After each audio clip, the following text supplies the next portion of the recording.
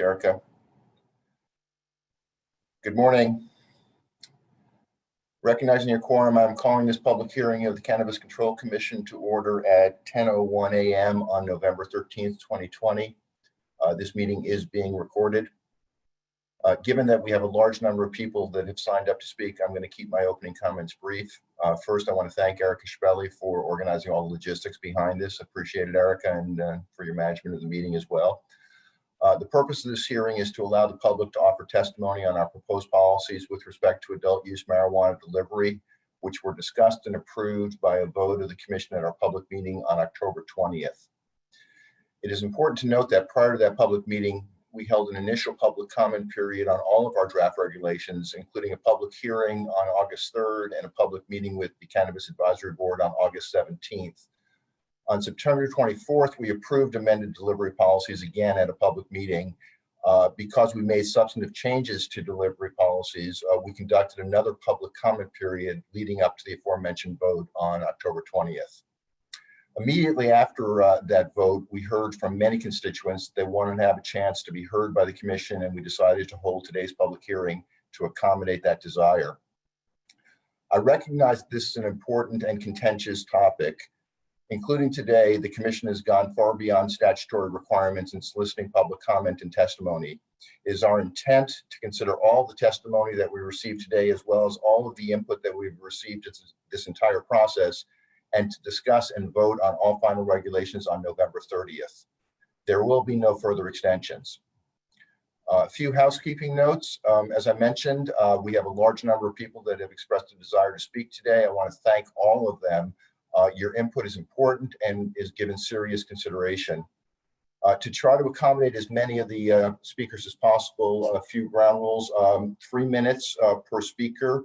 I will enforce that assiduously to make sure that everybody that wants to speak, or as many people as possible, can speak. But I ask you to help me by please respecting the others who wish to speak by staying within the 3-minute time frame. As this is a public hearing, you are free to speak on whatever topic you wish, but the only open policy issue at this time is delivery. So it is my hope that this will be the focus of today's testimony. When it's your turn to speak, I will call your name. I want to apologize in advance for any mispronunciations on my part. When I call your name, you need to be in the Zoom meeting at that point in time. If you are not, you will be passed over. Erica will promote you to a speaker and turn on your microphone, but it is up to you to turn on your camera. You're welcome to do so, but you are not required to do so. The commissioners are here to listen. We will not be answering any questions. And then finally, we are going till 4 o'clock, but we will take a 15-minute break at 11:30, a 30-minute lunch break at 1 p.m., and another 15-minute break at 2:45.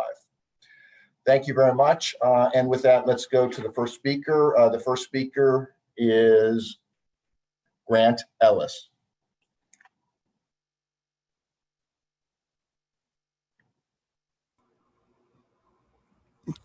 Hello, Mr. Chairman. Can you hear me? I can, Grant. How are you this morning? Good. I cannot turn on my camera, just letting you know, but I can talk. Well, then go ahead and talk. All right. Thank you, Mr. Chairman, for the time today and the opportunity to make a comment about the existing delivery regulations. My name is Grant Ellis, and I'm a disabled and homebound medical cannabis patient in Massachusetts. To begin, I wish to extend my sincere appreciation to all of the commissioners and the staff for the time, effort, and dedication that has gone into the current round of regulatory revisions.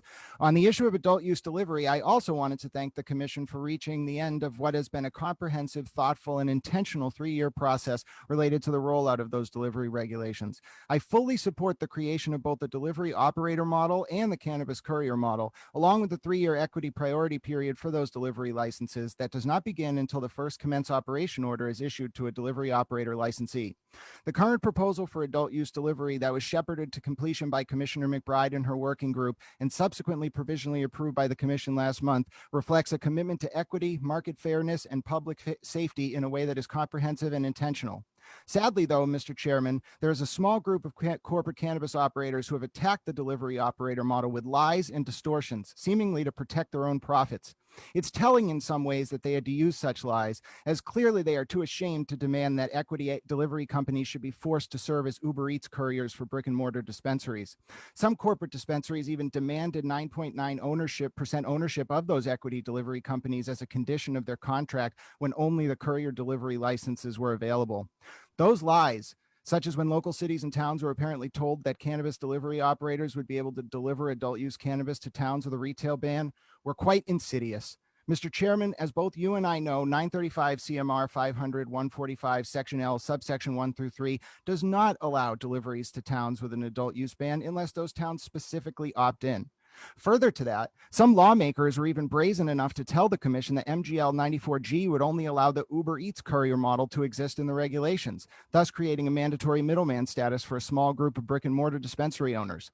Not only do I feel that claim is misguided, I would also like to point out that a similar message was sent to the city of Cambridge by some of the same lawmakers, no less, Mr. Chairman, suggesting that MGL 94G Section 3A1I would ban a city or town from having an equity-only priority period for adult use host community agreements that excludes non-equity owned medical dispensaries.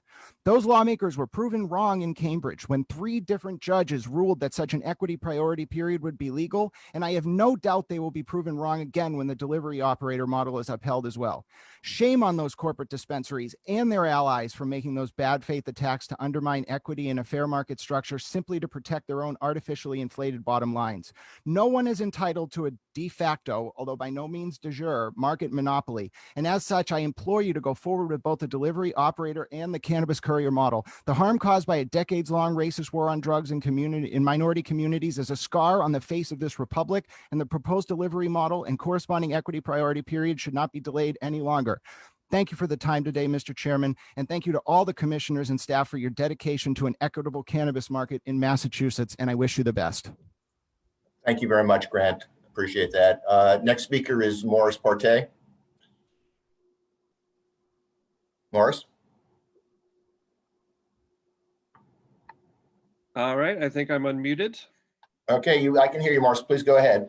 Terrific. Thank you so much, Chairman Hoffman and Commissioner McBride, Commissioner Title, Commissioner Flanagan, Executive Director Collins.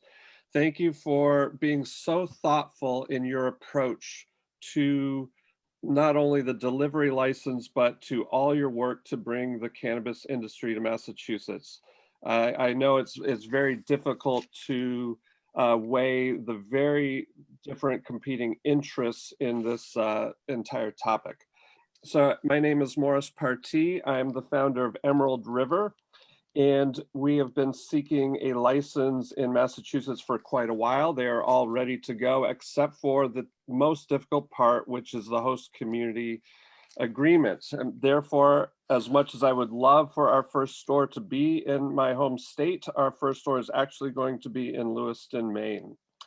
But turning back to delivery, it is fascinating to me that so much of the push is that it came from municipal officials. Therefore, I reached out to my state representative as well as state senator. My rep is Aaron Vega, Senator John Vilas, and I even reached out to Amherst Town Councilwoman Elissa Brewer, who you'll hear from in just a minute. They were very responsive in listening. They wanted to understand, hey, what is this thing that the commission has created? Because they were all involved in the early days of the enabling legislation 3 years ago.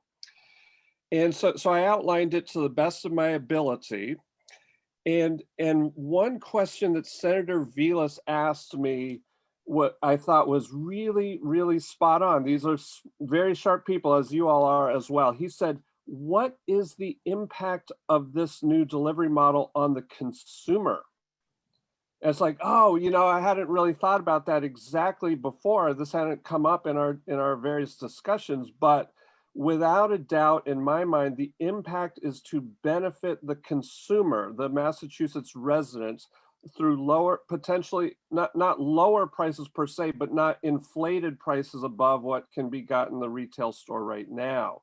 as well as, to me, the bottom line of the delivery regulations as you proposed it, is that this will benefit the entire cannabis community throughout the Commonwealth by strengthening, quote, the little guy. It provides pathways into the industry just like you want it to, but by creating more choice for the customer, it's just going to strengthen the cannabis industry and grow it throughout the Commonwealth.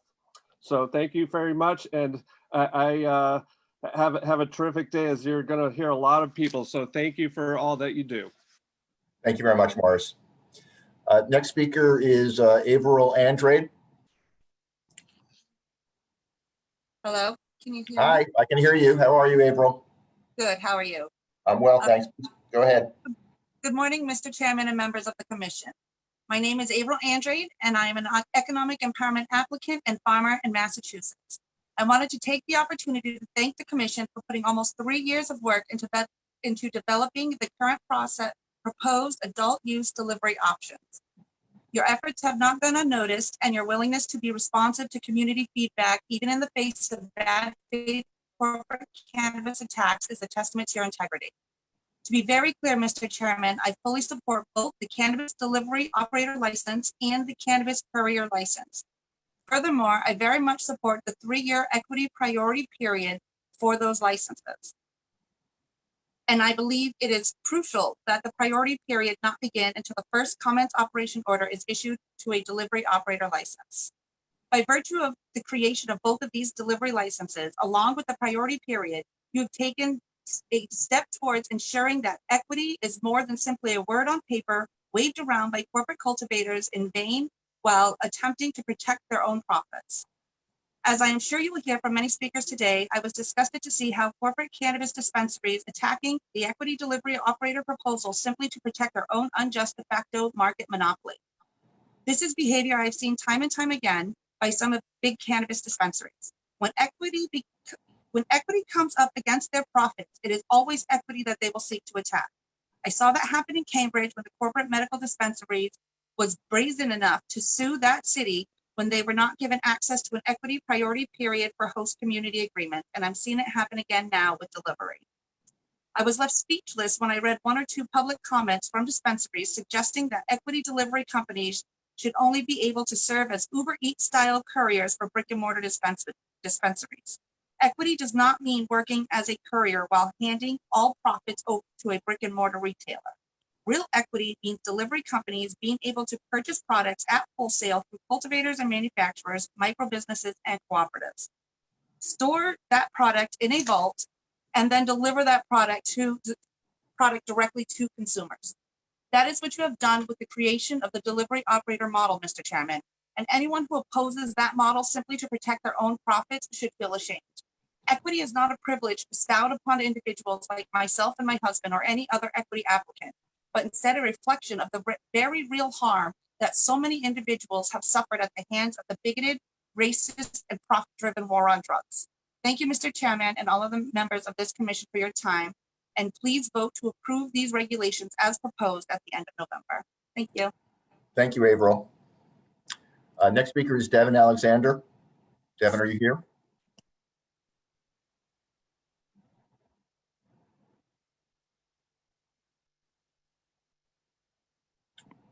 Hello.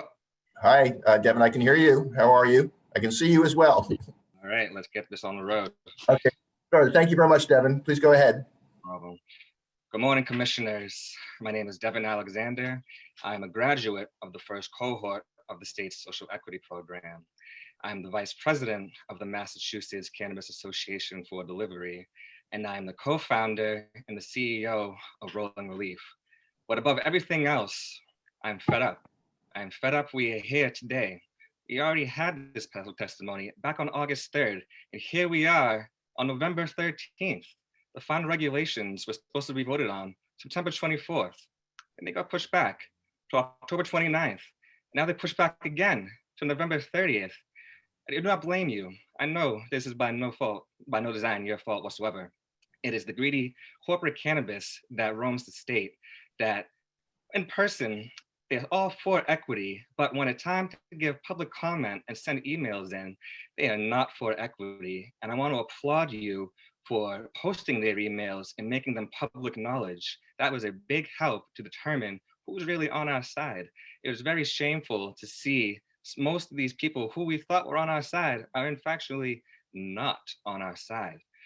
Back when the courier model came out, there was no uproar. Nobody had a thing to say when it wasn't financially feasible. And now, with the help of Christopher Fevery, Aaron Goins, Janelle Goins, Grant Smith, and Morris Partee, and the rest of the wonderful community we have here, we created the marijuana delivery operator license, which allows us to wholesale and store our products overnight. We've come control of our own destiny, and that has upset a lot of people. For whatever reason, I'll let you decide. These delivery license types are meant for equity applicants for the first couple of years. The majority of equity applicants are minority-owned businesses. We aren't allowed the same repackaging, which I can live with, and we got our license type knocked down to only 2 delivery warehouses. When they want a brick and mortar, they can have 3 dispensaries, but we're only allowed 2. Where is the equity in that? What is the root word of equity? Equality. Equality for all. Level the playing field in Massachusetts. We are a guiding force for all the states that have legalized recently. I had someone from New Jersey hit me up last night, and I told them the situation we have going on, and they say, "Why are you still in Massachusetts? Why are you living there?" It is my state. It is my home. I'm not going anywhere. Let it be known. We will not budge, and we will not give up the fight. Thank you. Thank you very much, Devin. I just want to acknowledge for the first 4 speakers, I thank you so much for staying within the 3 minutes. I really appreciate that, and appreciate the value to all the other people that want to speak. So thank you very much, Devin, and the other speakers thus far. Next speaker is Elissa Brewer. Elissa, are you there? Yes, good morning. How are you, Elissa? I'm great. Thank you so much, everyone.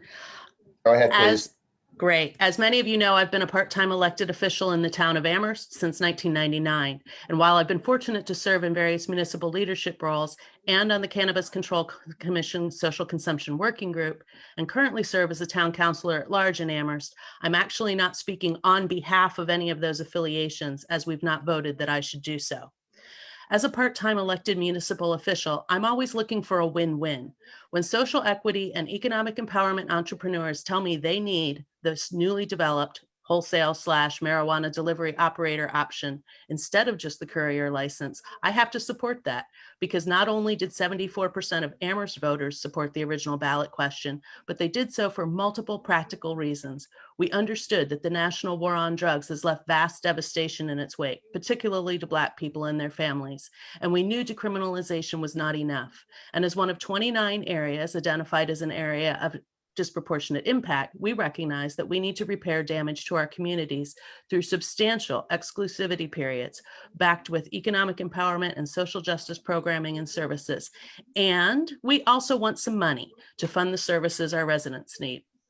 Anyone who intends to provide marijuana-related products and services in our town is positioned to benefit financially from our significant prior and ongoing investment of hundreds of hours by both paid professional staff and volunteer elected and appointed board members.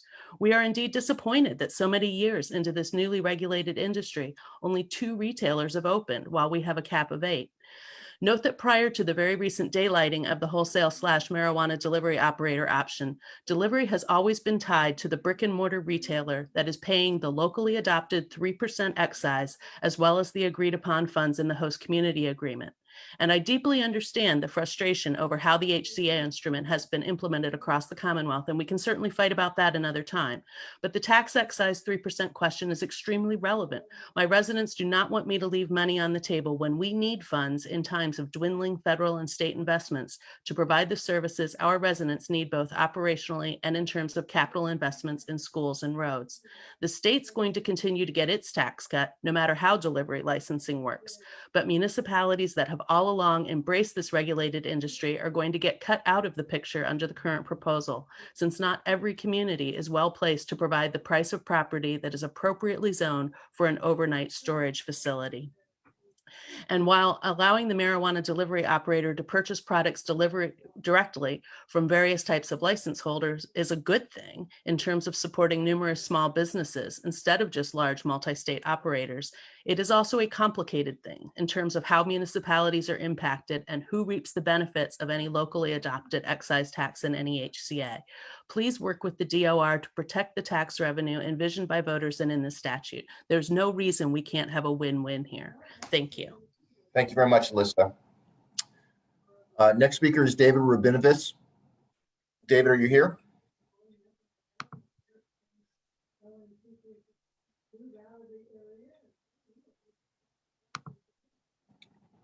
David?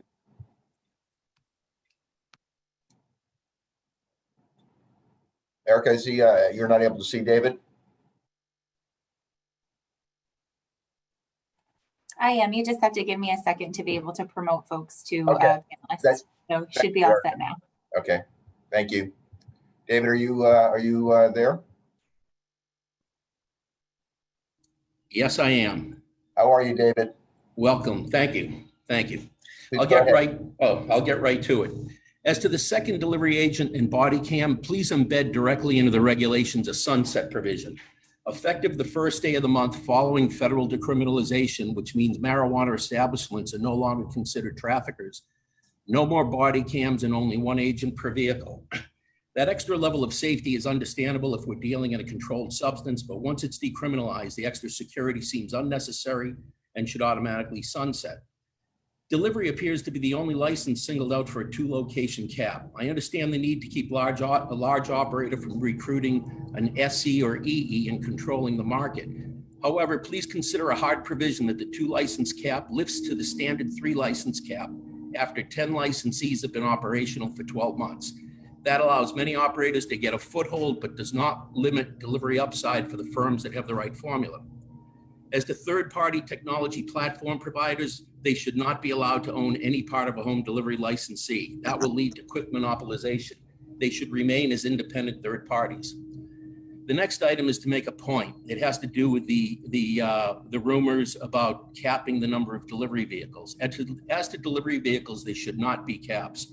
However, if there are going to be caps, please consider that they flow both ways. There should be comparable limits on more brick and mortar retailers.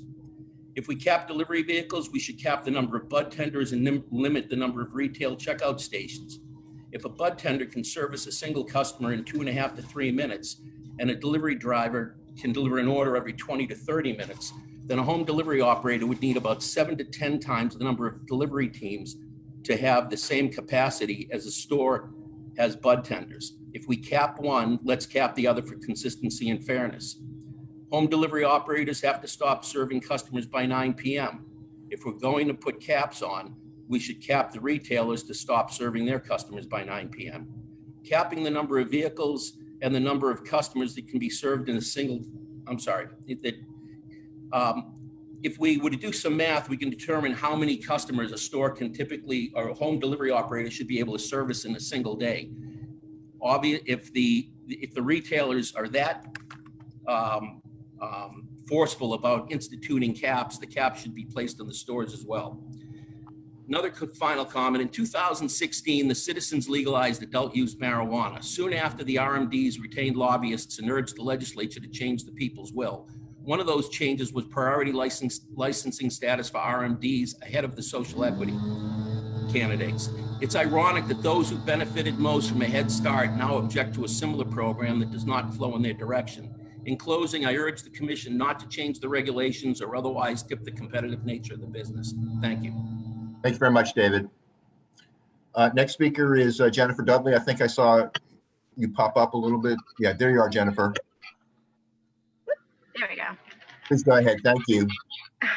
Good morning, Mr. Chairman and members of the commission. My name is Jennifer Dudley, and I'm a grassroots cannabis activist in Massachusetts. Having watched the commission carefully and thoughtfully spend 3 years preparing and adapting its regulations for adult use delivery in the Commonwealth. All of the commissioners, along with the staff, deserve a substantial amount of recognition, thanks for the time and effort that was put not only into these delivery regulations, but also the rest of the regulations that have been updated over the past few months. On the delivery regulations specifically, I would like to voice my support for the current format for adult use delivery as proposed by the Commission, ensuring that both the cannabis courier license and the cannabis delivery operator license are created is crucial to ensuring an equitable and fair marketplace for consumers, equity applicants, and small businesses alike. As we have all seen firsthand, when only the Uber Eats style courier license was available, certain brick and mortar retailers use their artificial mandated middleman status to demand that equity delivery companies not only give up all of their profits on every retail sale, but also some equity delivery companies were told that they would need to give up 9.9% of their company to be able to deliver for a brick and mortar retailer. Mr. Chairman, that predatory structure is why some corporate cannabis operators have been willing to use lies and bad faith propaganda to undermine the rollout of the cannabis delivery model. It's clear that some of those companies are only willing to support equity when they can find a way to profit and monopolize that structure. We saw that mentality rear its ugly head in Cambridge, and we are seeing it rear its head once again today with the relations to those delivery proposals. I'm sickened that some of these companies feel that equity delivery should only be allowed to work as an Uber Eats courier for brick and mortar stores. Only through the creation of the cannabis delivery operator model alongside the cannabis courier model can the Commission truly create an equitable and financially viable format for adult use delivery in this state. In conclusion, I support the creation of the cannabis delivery operator license, and I support a minimum of 3-year equity priority for all delivery licenses. And I hope those few individuals planning to speak today in a desperate attempt to undermine these proposals simply to protect their profits feel the shame as they realize the community, the general public, and the commissioners see through that transparent and disgusting behavior. Thank you for the time, Mr. Chairman, and thank you again to all the commissioners and staff for your work to establish an equitable and fair cannabis industry in Massachusetts. Thank you, Jennifer. Thank you. Next speaker is Blake Mensing. I think I saw your head pop up. Blake, are you there?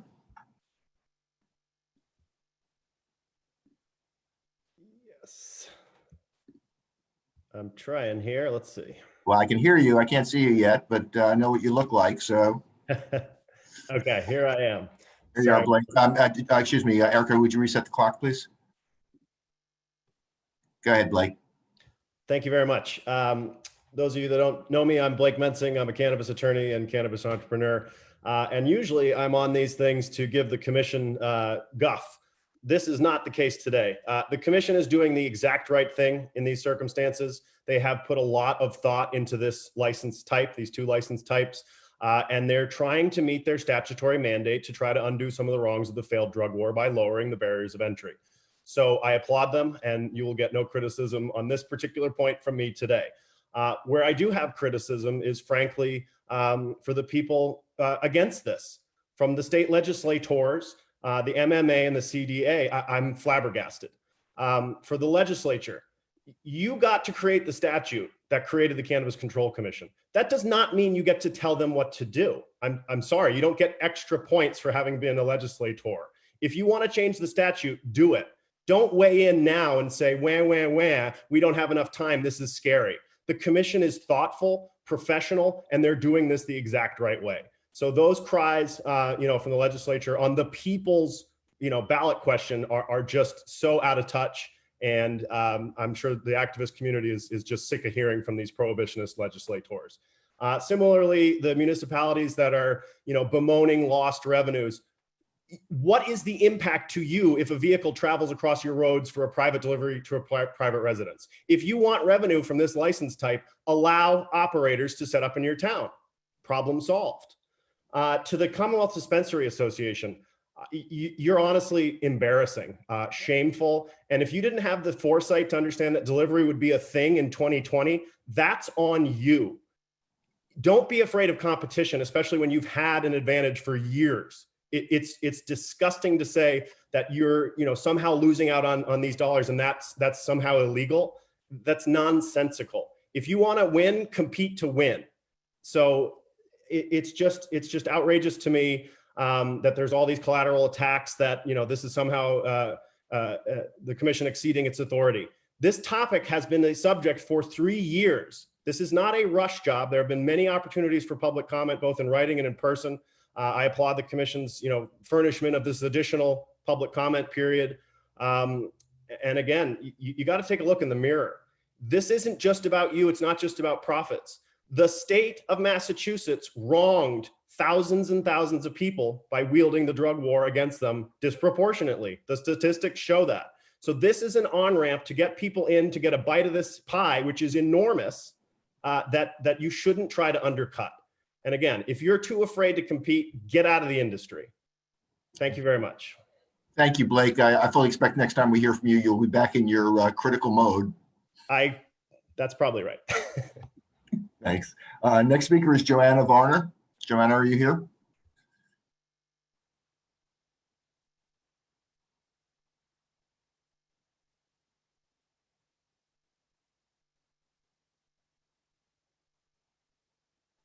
I don't see Joanna on here. I've unmuted the two phone participants just in case one of them is Joanna, but I don't see her on at the moment.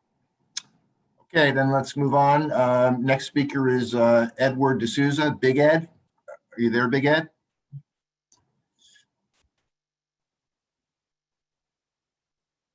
Just give me 1 second, Mr. Chair. Sure.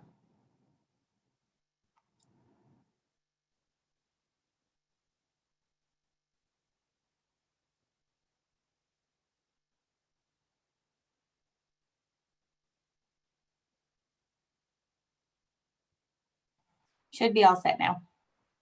Pardon? We should be all set now. Okay, so again, the next speaker is Edward De Souza. Are you there, Ed? Hello, can you hear me?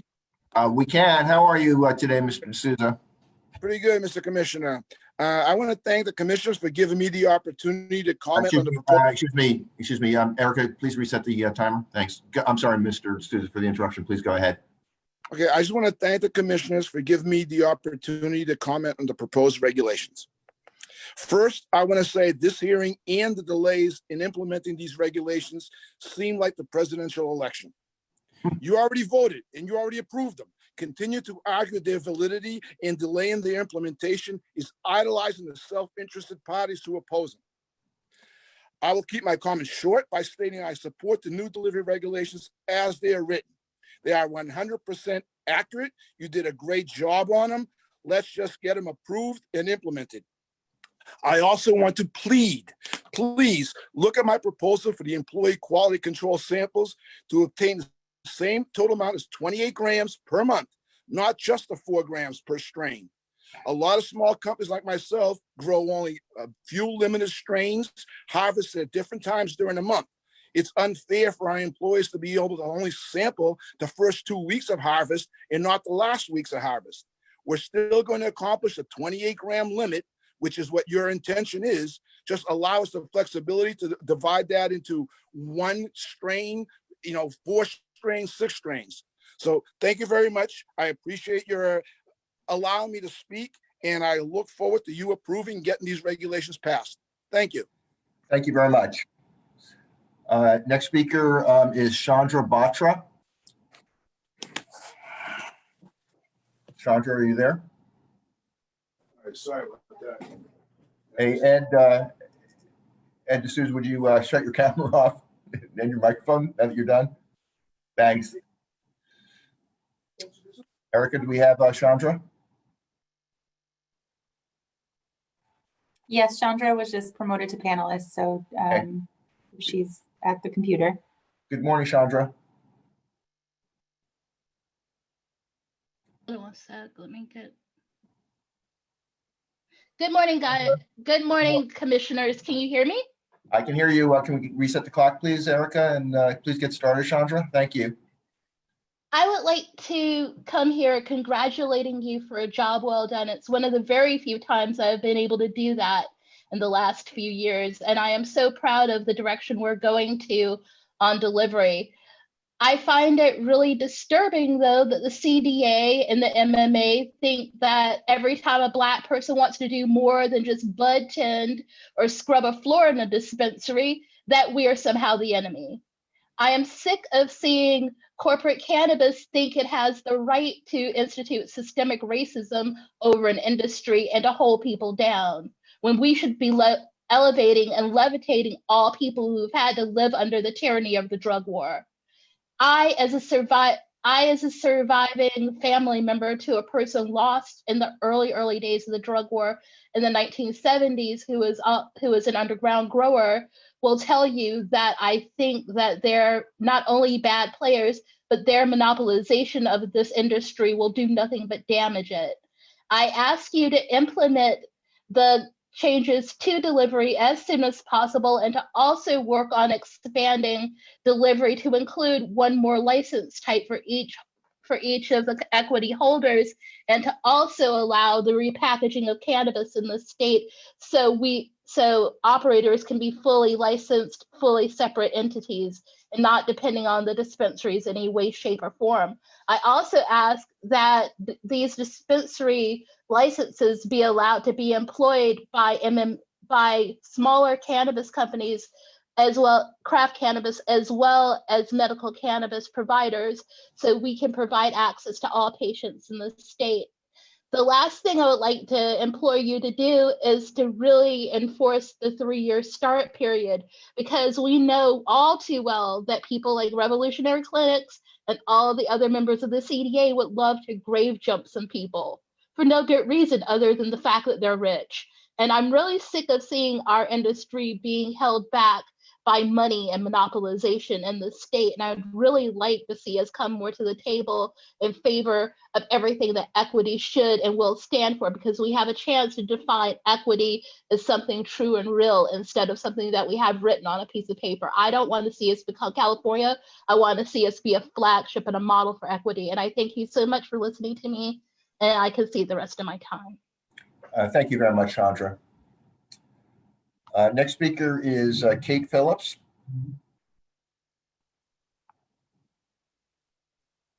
Hello, good morning. Good morning. How are you, Kate? I'm well. How are you? Can you guys see me okay? Great. Hear me okay? I can see you. I just need Erica to reset the clock. So just give me a second. Erica, by the way, Erica, thank you so much. I know it's crazy behind the scenes. So thank you for what you're doing to make this work as well as it's working so far. Thank you, Erica. I need 8 arms right now, but we're good. Go ahead. Well, good morning. My name is Kate Averill, recently married, formerly Phillips. I want to thank the Commission for allowing me to share with you some of my thoughts and experiences in relation to the regulatory changes being proposed. A brief summary about my background so you know what I'm talking about here.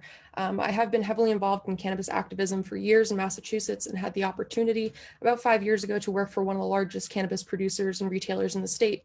Since then, I worked for 2 licensees across 5 locations, have successfully created and taught the first CCC social equity training participants courses, and now work directly with licensees of all types. I have a particularly unique insight to the situation while previously working alongside equity applicants, as well as being able to see inside many operations here in Massachusetts. In doing so, I was able to see how the regulations can impact businesses, from investors and executives to managers and entry-level staff, as well as the community impact on advocates and consumers alike. Today, I stand before the Commission to back the recommendation to keep social equity and economic empowerment applicants a priority in the discussion of delivery licenses. As many brick and mortar locations have been in existence for years through the medical program, then jumped on the first wave of applications and was able to open their own adult use stores, we saw the same profile of ownership translate across both programs. In building a truly equitable program, we strive to change the face of cannabis license ownership to better reflect the demographic of cannabis consumers. This license type in particular allows for a unique model that allows less or requires less overall capital and resources for an entrepreneur to enter the market. With the existing restrictions on maintaining majority ownership status, it has created a problem that many equity applicants have struggled to gain access to financial resources without predatory agreement terms. These existing large brick and mortar retailers have the resources and income revenue to wait to expand into this license type after an initial priority period while still maintaining a high margin. Since the inception of the medical and adult use programs, retailers in Massachusetts across categories have consistently had the highest priced products per milligram, and may I add, without the sort of quality or consistency that other refined markets have demanded from their licensees. By allowing equity applicants to have the option to purchase wholesale product and repackage on their own without brick and mortar, this will continue to allow equity to have an advantage. The delivery license will allow equity owners to directly reach consumers in the most tried and true way of cannabis purchasing, home delivery, and allow margins for more adequately priced cannabis products. Allowing delivery licenses to repackage wholesale purchase products will help these already disproportionately affected owners to have a better chance of succeeding in this program. Quite frankly, Massachusetts has the opportunity to be a leader in social equity and adjusting this program to meet the needs of its consumers and businesses that participate.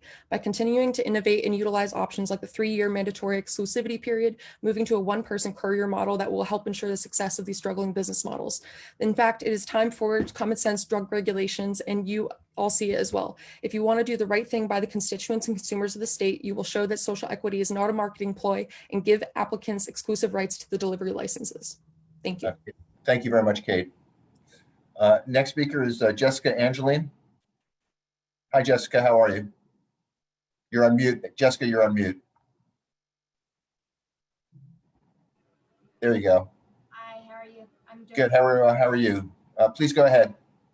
Good morning, Mr. Chairman and members of the commission. My name is Jessica Angeline, and I'm a cannabis advocate and activist in Massachusetts. Jessica, could I ask you to speak a little more loudly, please? I'm just having a little bit of a hard time hearing you. I'd like to firstly thank the commissioners and staff for the time and effort that has gone into the current round of regulatory revisions. It is wonderful to see the commission's 3-year process related to the rollout of the delivery licenses finally come to fruition. The intentional focus on equity throughout the course of that process is commendable. There is no question that Black and Brown communities suffer disproportionately at the hands of a decades-long racist drug war. As a result, the commission was right to fulfill at least a portion of its equity mandate by creating both the delivery operator and cannabis courier licenses. I applaud the commission for being willing to create a 3-year equity priority period during which those licenses will only be available to equity applicants. I cannot say that the spirit of positivity extends to the shameless tactics I have seen deployed in a futile attempt to undermine the current proposed delivery regulations. When corporate cannabis entities have to lie to local cities and towns in order to attack this proposal, it's clear that they know they have lost on the merits of the argument. Some cities and towns were told that delivery operators could deliver to towns with adult use retail bans. I looked at the regulations, and 500.145 section L subsection 1 through 3 makes it quite clear that no delivery can occur in a town with an adult use retail ban unless that town specifically opts in. These lies are being offered in bad faith for only one reason. Corporate cannabis operators will not publicly state what we already know to be the case. A strong structure for equity delivery and fair competition within that market undermines their existing de facto monopoly. I'm insulted that these corporate operators feel entitled to demand that equity delivery companies serve as only Uber Eats couriers, handing all of the profits of each retail sale over to the brick and mortar dispensary. That predatory structure, slapped with the label of equity, is a microcosm of the hostility that big cannabis demonstrates towards an equitable and fair market structure.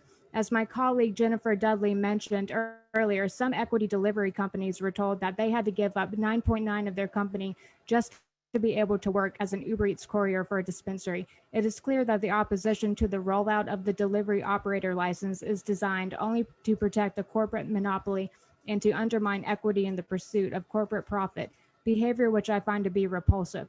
I'm grateful for the time you have extended me today, Mr. Chairman, to allow me to voice my support for the cannabis delivery operator license for the 3-year equity priority period and for the rest of the delivery regulations the Commission will be voting on at the end of November.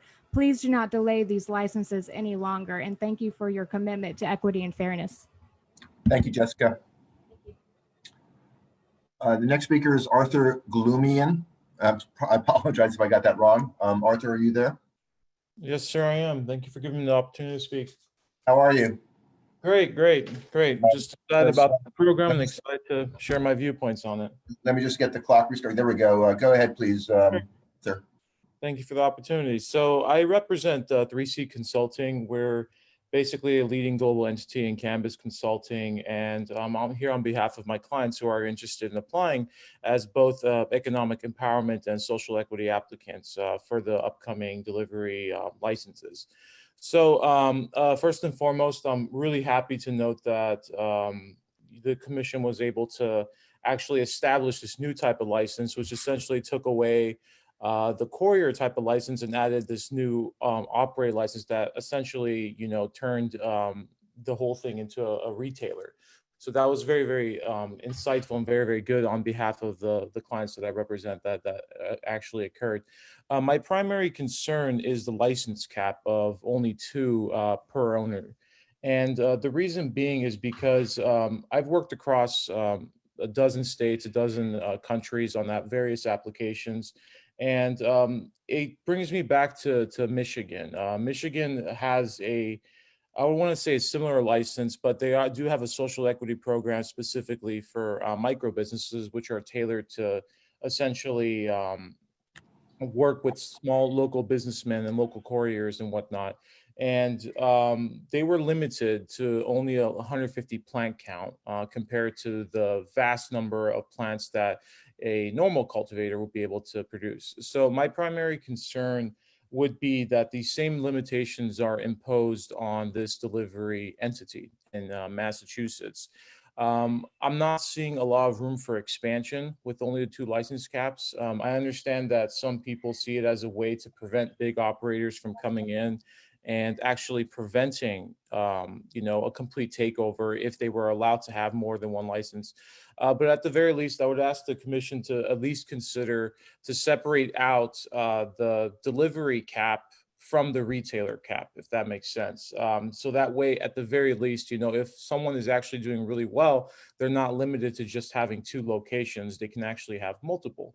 It's that incentive to actually do well, to strive, and to have the capacity to expand that's going to allow these individuals to flourish for times to come. So that's my primary concern. And another concern is whether or not we're going to have these regulations and the application up by the time December ends, given the fact that most people who submit an application before December get some type of priority when it comes to the waiting. So those are my primary concerns. Other than that, I'm very, very excited about this program and very grateful for the opportunity to speak about it. Thank you very much. Thank you, Arthur. Appreciate it. Next speaker is Goldie Piff.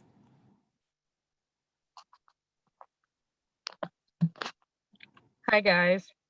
Hi, Goldie. How are you? Can't see you, but I can hear you. So please go. Perfect. So we've made $1 billion here in Massachusetts, $1 billion. And it's meant absolutely nothing to our cannabis community and those around us. I'm sorry, I'm all nervous. Take your time. We've been screaming that we can't breathe. The Black cannabis entrepreneurs have been, from the very start, screaming that we're being smothered out by these big businesses. How dare these same business operators, cannabis operators, suggest that Black businesses should only be an Uber, not just Black businesses, but, we should just be an Uber Eats courier type for brick and mortar dispensaries. This isn't equity. That's more like sharecropping. Mr. Chairman, we will not stand for it. This is our last go around. We've fought at every stage from the beginning, and we've been told to hold off and wait. EEs wait for SEs, SEs wait for the delivery to come. This is our golden egg. And then we see it get watered down time and time again. I'm hoping the small number of people that'll come up and speak against our delivery, you understand where their position really lies. Just like what happened in Cambridge, we're really fighting for equity here. And to bring equity, we need a chance, a fighting chance. And the only way to get it is by issuing the 2 licenses. 3-year period is a great start. And that's just the bare minimum. I'm sad that we have to be here basically begging and explaining why we need this so bad. We are Massachusetts residents. We are fighting for our own communities. We're up against Big Canna, and having them poison our municipalities has made it very, very, I can't even say difficult, damn near impossible for us small guys to get through. We're asking you to take a stand and push back against them and let them know their bullshit is not being heard anymore. It's time for us to take a real stance and really let this affect those of us that have been affected by this war. Everyone keeps saying the war on drugs. we need to make this change. We don't have time to wait. It's now or never. Thank you. Thank you, Colby. Eric, if I'm right, the next speaker is Mike Crawford. Is that correct? Yes, that's correct. I just need to go ahead and promote him to panelist. Hold on just one second.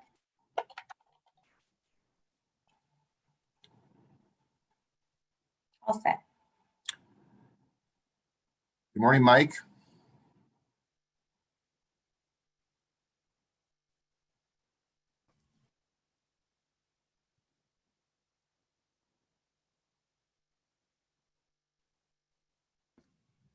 Hi, can you hear me? We can hear you, Mike. How are you? Oh, great. Thank you. I know we don't have much time, a lot of speakers. I want to thank the commission for all the work that you're doing recently, especially for caregivers. I'm a 20-year advocate for medical cannabis patient. I'm an athlete, a cancer survivor. I have a bad back and I have some side effects from cancer when I was younger. I lost a career over cannabis. I was arrested for just like 1 gram before decrim happened for medical cannabis. So I've suffered like a lot of people have suffered. So this is really personal to me. I also want to say that I want to definitely offer like a public apology to Commissioner McBride. I think you've done excellent work. All of you have recently. And I was definitely a little too publicly critical in the past of some things, but I want to talk about this because I definitely support the 3-year equity period. I support the delivery operator licensing. I think there's too much power with the RMDs right now. I'm also a journalist, talk show host, and we talk to a lot of patients and a lot of recently employees. And there's been a lot of abuses over at the RMDs. They haven't done a good job on medical. They haven't done a good job on legalization.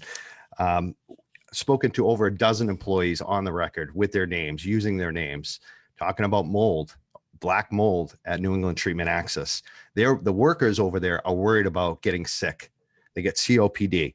So we're talking about the group here, the group of dispensary owners who are against this. They haven't done a good job for their employees. If they want goodwill from this community, they should start with what they're doing right now. They should look inward. And that goes with the, basically the CDA, we've also noted, other complaints. There's been over a dozen complaints, labor complaints filed by the UFCW with the National Labor Review Board. We've noted lawsuits, discrimination happening. A lot of bad things are happening at these dispensaries. So as a patient, as a consumer, I want to be able to tell my patients that we can trust the medical system here, that we can trust even the recreational system for patients. And I think the best way to do this is the 3-year equity period for delivery operator licenses in the wholesaling. It opens it up. It allows the smaller guy, and it especially allows the people who have actually been victims of this. So I ask you to definitely support this. I really thank you for your time. And we definitely, as patients, we support the 3-year equity period, delivery operator licenses, and taking some of the control, the monopoly away from the RMDs who had the head start on medical and had the head start on legal. Thank you for your time. Thank you for allowing me to speak today. Thank you, Mike. Appreciate it. Next speaker is Stanley Horton. Stanley has withdrawn. Thank you, Erica. The next speaker then would be Veronica Santarelli.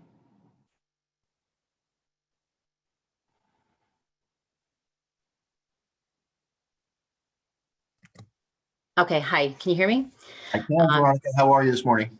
I'm good, thank you. Thank you, honorable commissioners, for the opportunity to speak and all of your hard work thus far. The national cannabis community is watching how Massachusetts regulates its social equity program. Thus far, the program has been delayed over 3 years, crushing the spirits of the worthy participants of this program.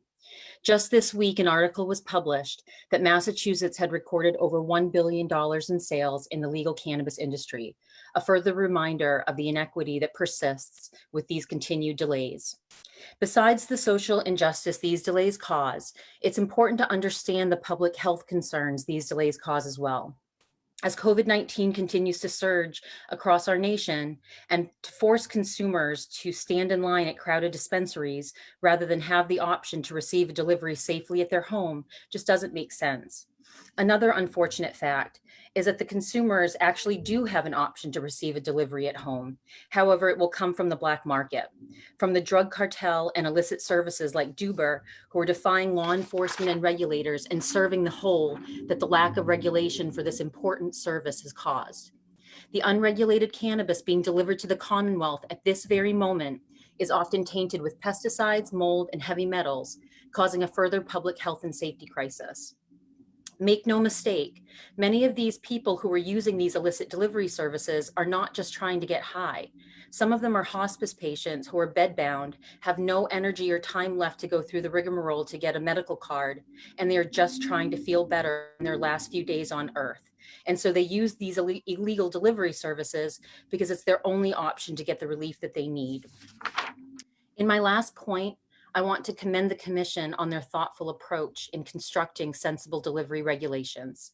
These regulations incorporate some of the best aspects of other legal delivery programs across the nation and are strengthened even further with heightened security requirements. These regulations ensure safety, visibility, and transparency. They are well thought out, and the time has come to allow the social equity program to thrive. I implore the Commission to not allow any further delays and to push forth the vote on the 30th. Not only are the dreams and hopes of social equity participants at stake, it is also a matter of public health and safety. Thank you so much for the opportunity to speak and for all your hard work. Thank you, Veronica. Next speaker is Catherine Rifkin.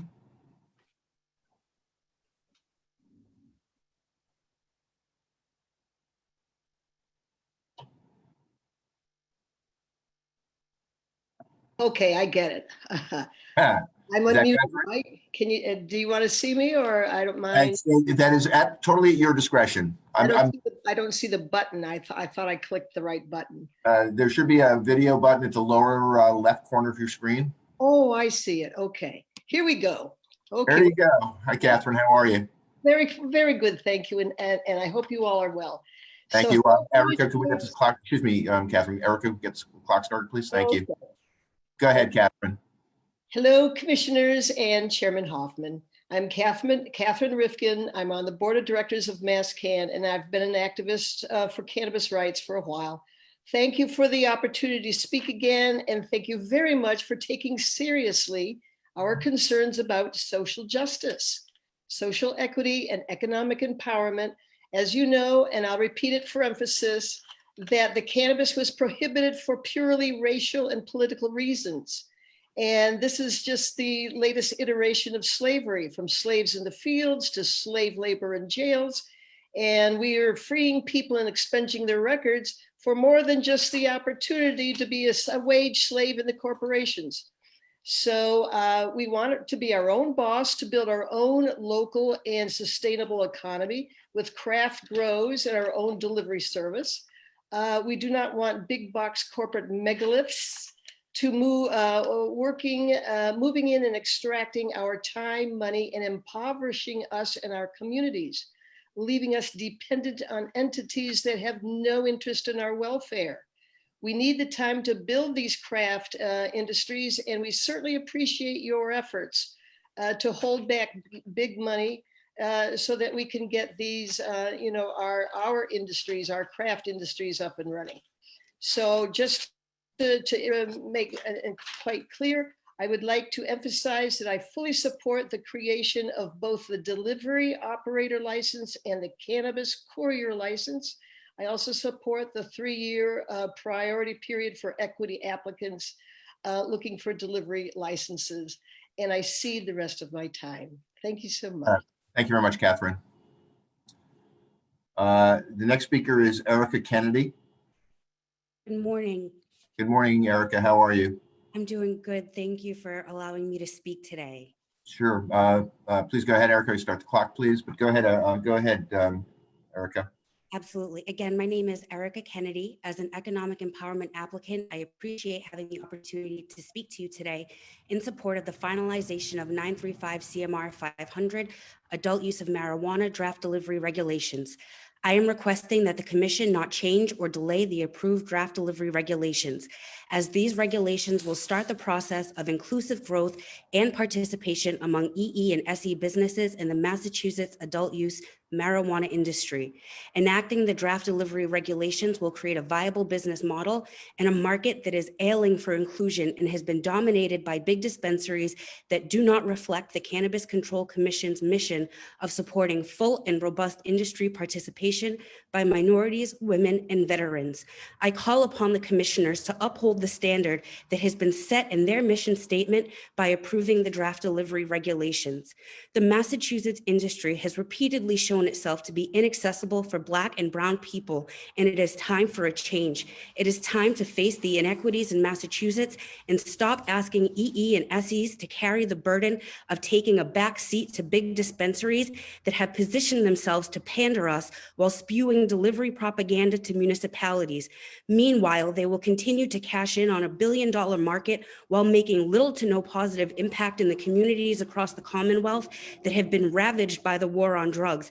And they have no idea the feeling of fear of having a family member predestined to be in the pipeline to the Plymouth County House of Corrections. The entitlement and privilege that permeates off of the efforts to stop delivery is unpalatable, and it is felt in the consistent pushback. It is suppression disguised as opposition. I, for one, am tired of you asking us to come to the table only to expect us to choke on the chance to actually succeed.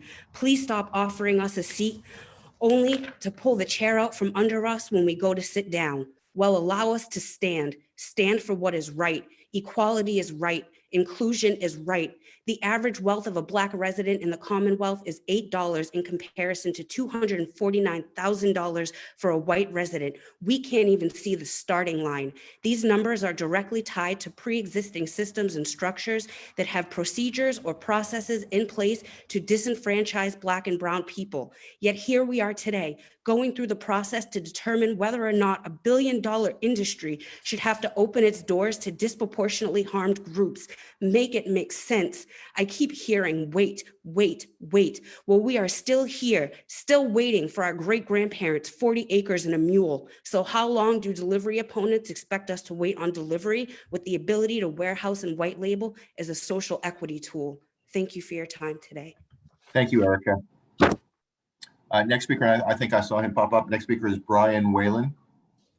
Brian, are you there still? I'm here. Good morning. Please get started. Go ahead. It says unable to start video, but I'll go ahead anyway. Okay. Good morning, Mr. Chairman and Commissioners. I'm Brian Whalen. I'm a certified public accountant and lifelong resident of New Bedford, with the exception of serving 6 years in the nuclear Navy and a couple of years operating the Hoover Dam. I actually taught cannabis tax and accounting to one of your recent social equity cohorts. So as a CPA, I have exclusively served the cannabis industry in 9 states in CFO, tax, accounting, and advisory roles, where I've seen social equity programs in other states become a recipe for financial ruin for participants. I believe the Cannabis Control Commission's pure intent is to affect social equity, so I can only imagine the veiled threats from corporate greed raining down on the commission in $1 billion industry. This round of comment should not have been necessary, so it's an inflection point where the CCC can bend or break under pressure or fulfill the mandate of truly leveling the playing field. Speaking of disproportionate impact, delivery is the hardest hit vertical by the onerous federal tax law 280E, which allows no deductions or credits for a cannabis business other than the cost of goods sold. Producers and manufacturers can get nearly all expenses into the cost of goods sold and deduct them for tax purposes. Deliveries, on the other hand, cannot write off labor, vehicle expenses, rent, or any ordinary or necessary business expenses. This creates phantom taxable income or profit you never made but pay tax on. This is why having a second driver requirement pushes a delivery business to the fringes of economic viability. It's a $60,000 plus per vehicle per year expense that cannot be written off. Note that California has been operating for years with a single driver. The way a delivery business overcomes 280E is A, high margins, and B, economies of scale. The greedy corporations realize this, and if they succeed in pressuring the commission, a delivery will not have the bargaining power to obtain fair wholesale prices or the operating efficiency to compete. It will be nothing more than a federally illegal DoorDash overpaying our taxes. But more importantly, corporate greed realizes that if we are limited in size and scope, we will not be able to raise adequate capital without giving up a large portion of equity. Valuations will be capped by regulations forcing us to part with equity. Maybe equity that these corporations acquire at a discount before they pressure us to pay a premium for their wholesale products. Will Massachusetts be America's model for social equity, or will the CCC check a box and hand the delivery keys to corporate greed? They're pretty quiet today. I thought that they were the ones that asked for delays so that they could make their important comments public, but I'm not hearing that. Thank you for your time. Thank you very much, Brian. Next speaker is Luke Whalen.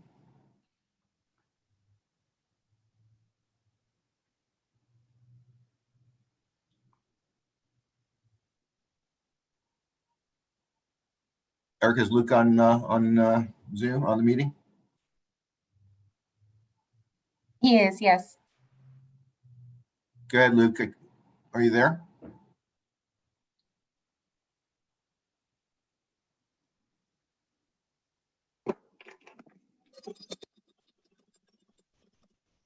Luke?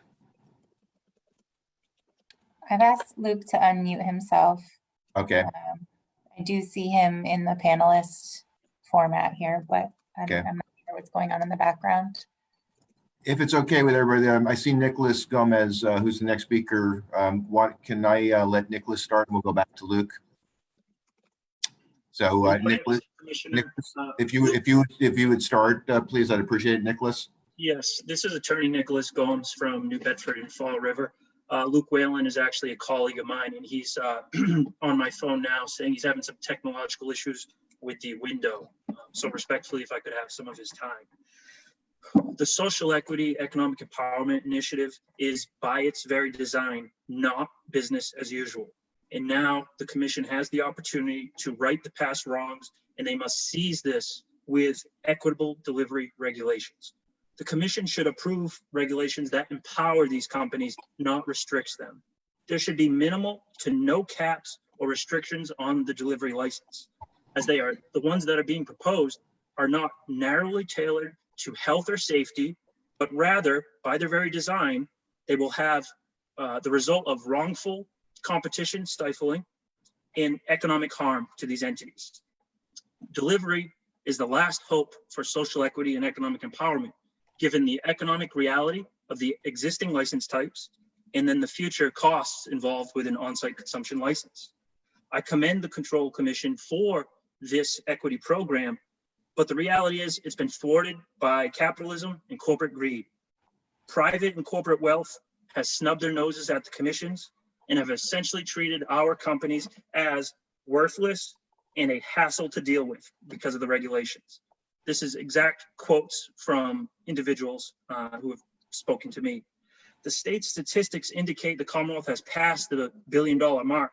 And I ask you rhetorically, how much of that percentage went to social equity and economic empowerment?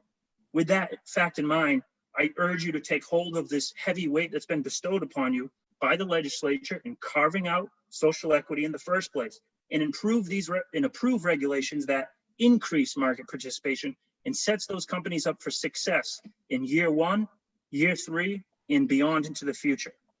The inclusion of too many restrictions is akin to the Supreme Court case of Plessy v. Ferguson, where it was constitutionally found for the separate but equal doctrine.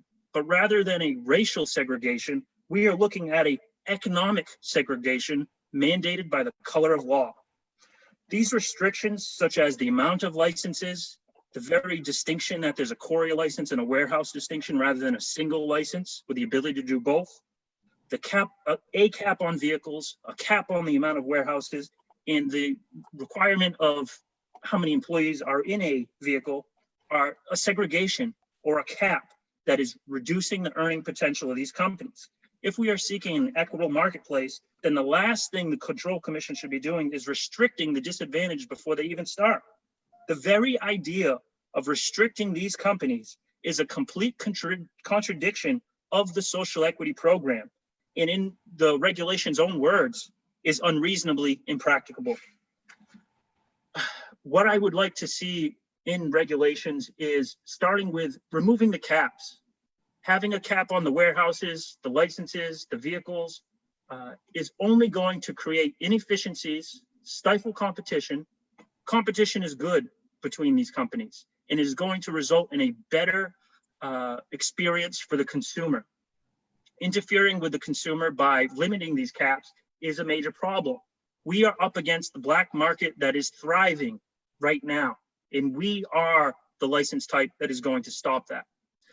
The requirements of 2 marijuana agents in each vehicle, although from a good policy standpoint of security, is not needed with all of the additional safeguards that are already in place, including GPS, a secure control communication of the vehicles have locks, surveillances, alarm, as well as body cams, third-party tracking, and then internal operational procedures manifest in logs. This will negate the need for the additional person to sit in the vehicle.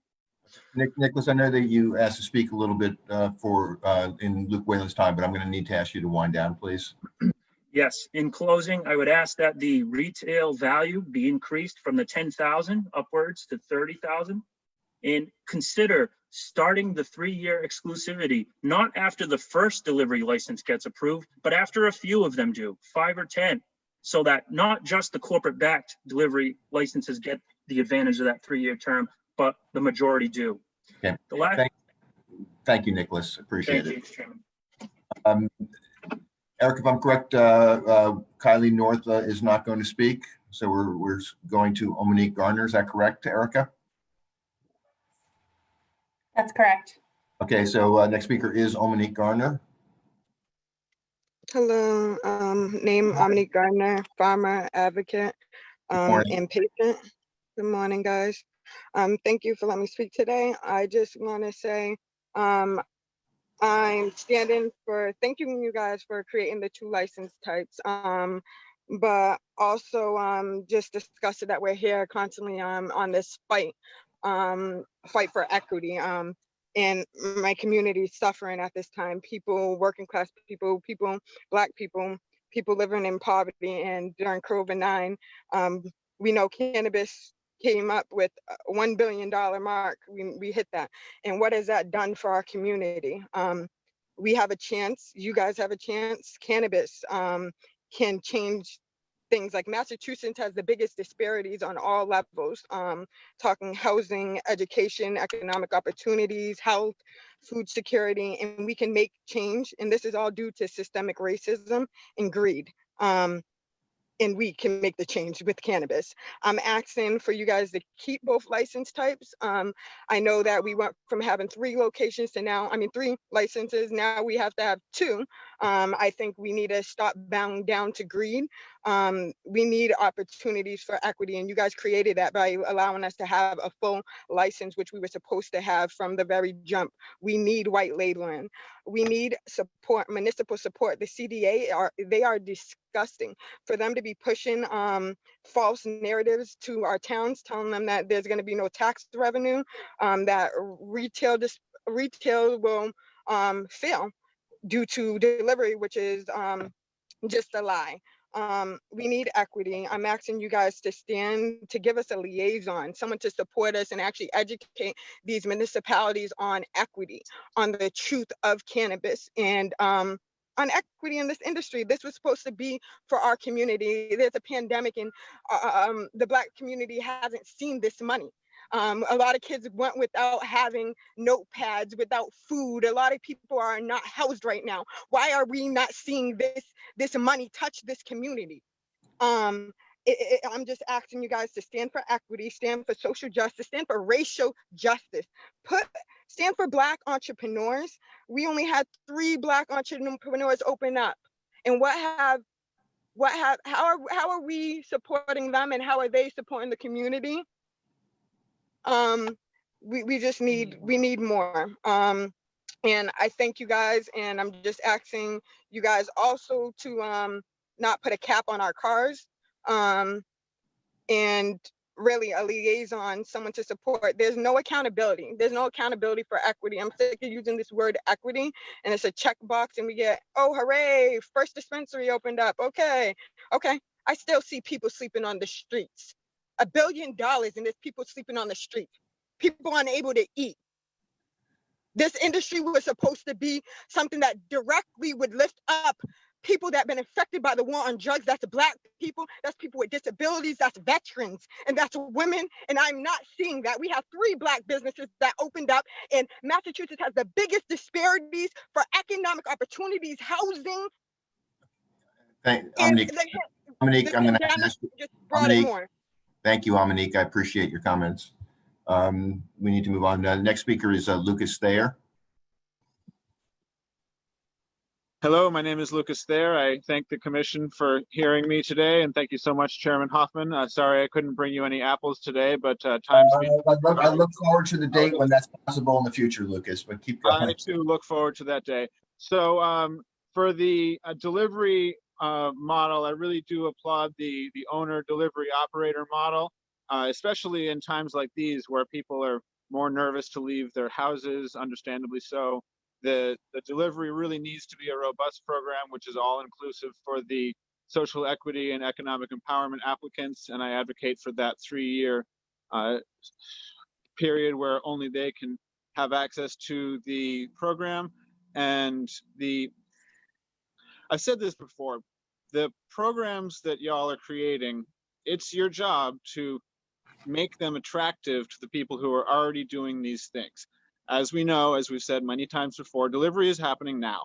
Delivery is happening all over Massachusetts without regulation, taxation, testing. And really what you guys need to do is make it an attractive program for the people that need it the most.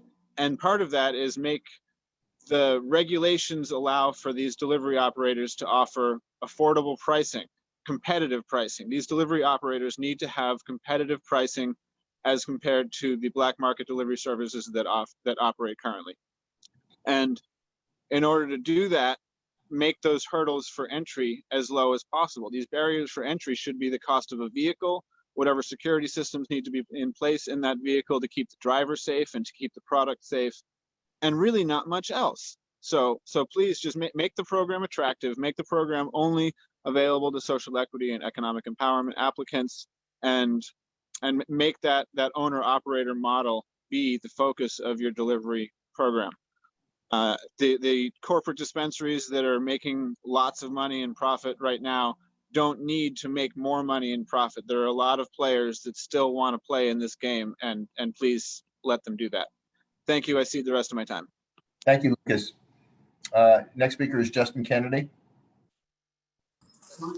Good morning, commissioners. Good morning, Justin. How are you? Erica, can you get the time, please? Go ahead. Okay, go ahead, Justin.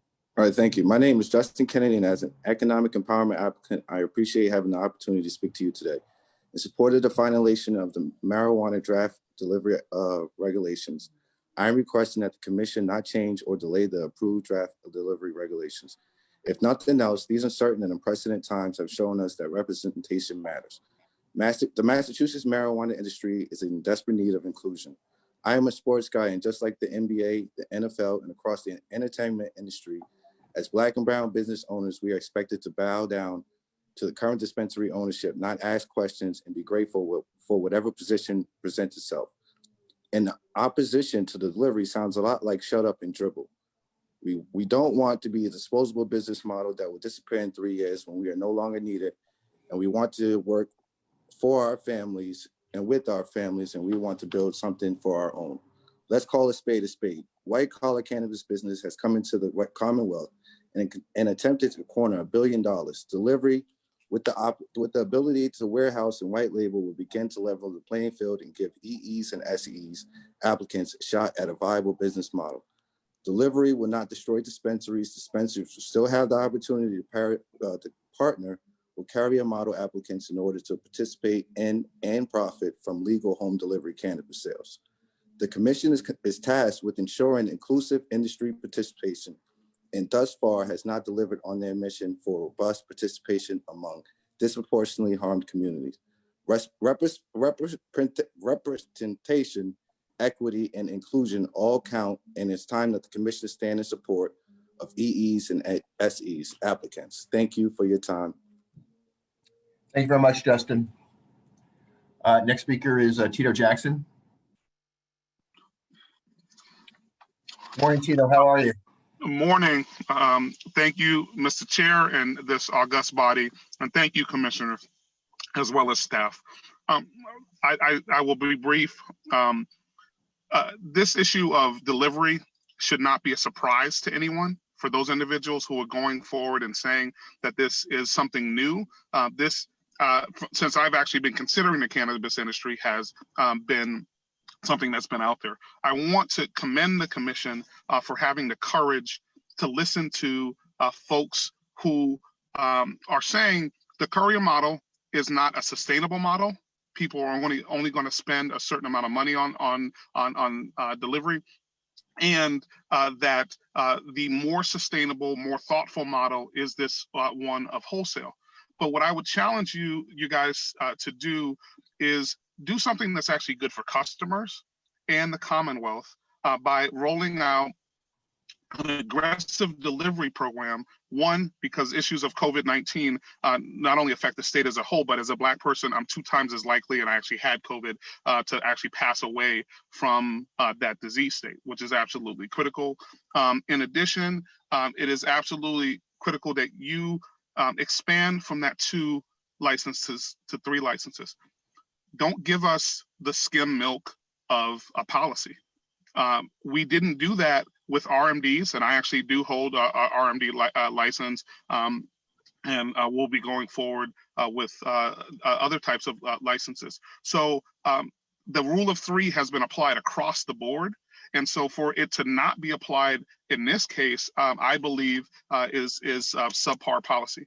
And let me speak to as a former elected official, let me speak directly to my friends in the MMA, towns, cities, and legislative leaders. Understand, delivery is happening right now in your cities and towns through the medical program. So this component that this is brand new, and by the way, let's also be very real that the illicit marketplace and the cannabis marketplace that pre-existed is still going on, and it's actually happening in your cities and towns. So if you want to have the revenue, there's a way for you to have that revenue. Be the town of choice that delivery with wholesale want to locate. Have zoning that helps them, and actually have some type of concierge service that helps them. You can have the revenue that fill the hole that you're going to have, because we know at the state level, there's a between $4 and $8 billion hole. And this is one of the ways that you could actually do it, because you get 3% of our revenue. In addition, I think it's absolutely critical that the 3-year priority status stay. That this concept of delivery with wholesale continues. And I think we should not have limitations that our friends who are RMDs, like myself, have. We got 3 licenses, unlimited ability to grow, as well as manufacturing. And so the other piece that we also need to— I need to ask you to wind down, please. Okay. The one other piece that's absolutely critical is making sure that these delivery licenses have access to product, because access to product is an issue across the industry. Thank you for this opportunity, and continue to operate with the courage that you have had in the past. Thank you. Thank you, Tito.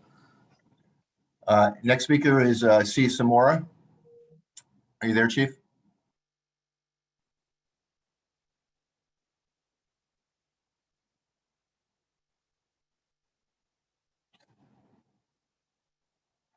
Erica, is Mr. Samora here? Yes, and he has been promoted to panelist. Okay. Good morning. Hi, can you hear me?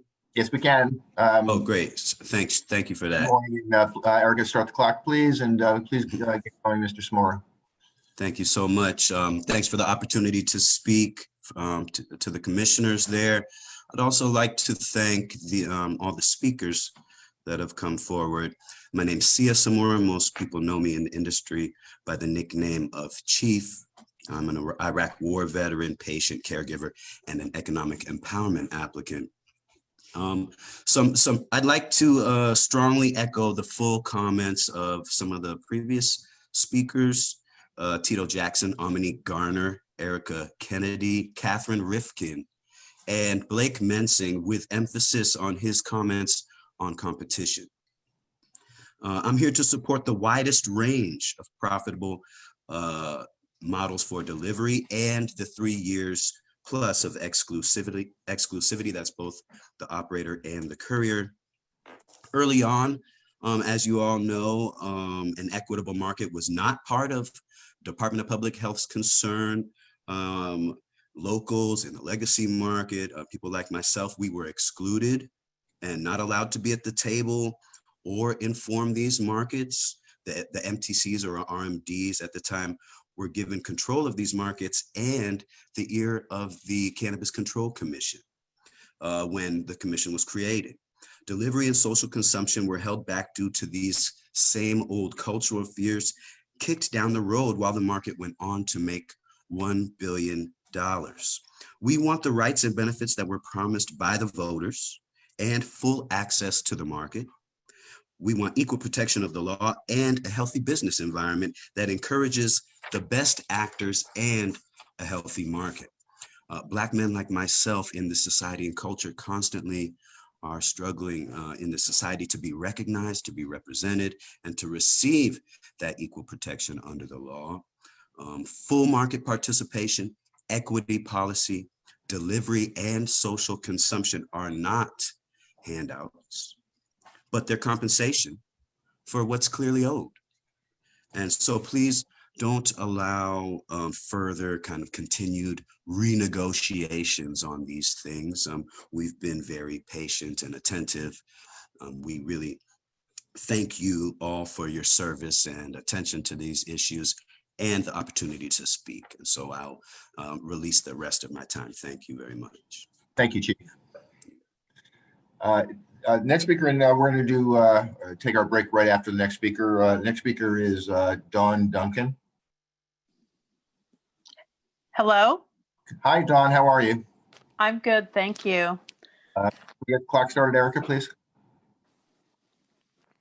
Thank you, Chairman and Commissioners, for the opportunity to speak today. As a person with a background in public health policy and many years of legislative advocacy, I know that the work you all do is difficult, and I sincerely appreciate it. My name's Dawn Duncan. Today I'm here as a member of the current social equity cohort. I speak as an Indigenous person. Indigenous people are people. They live here. Their children go to school here. They have families here. Indigenous people are supposed to be empowered by this very commission. The delivery license is meant to help Indigenous people.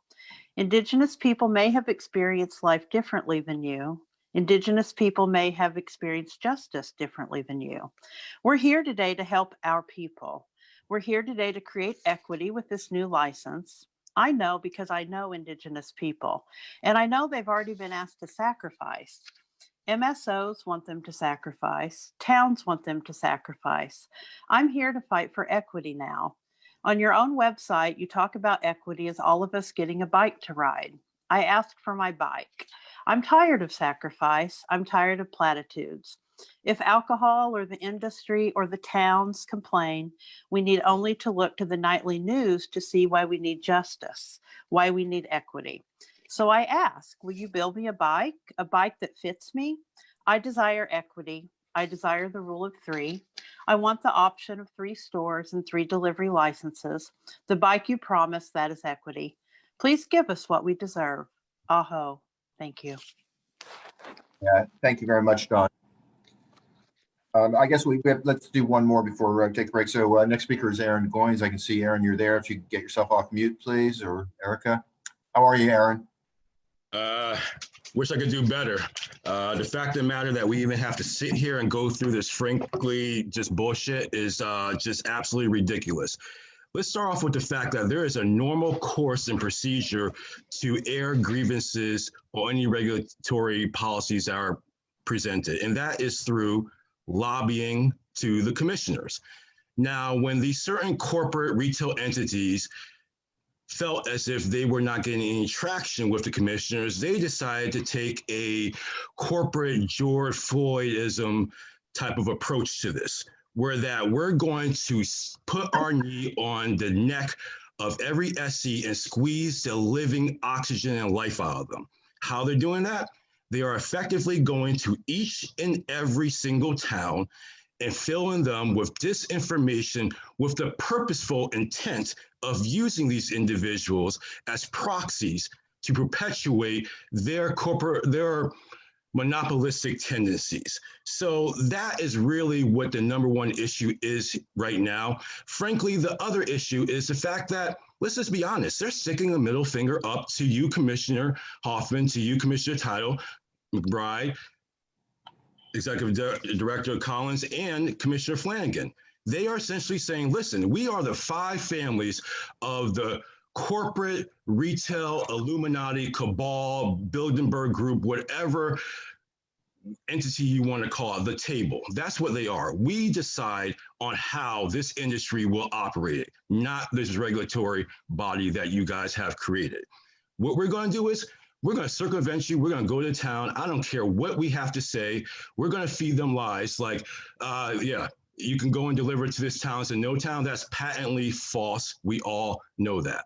Second of all, there is this false understanding out there about taxation.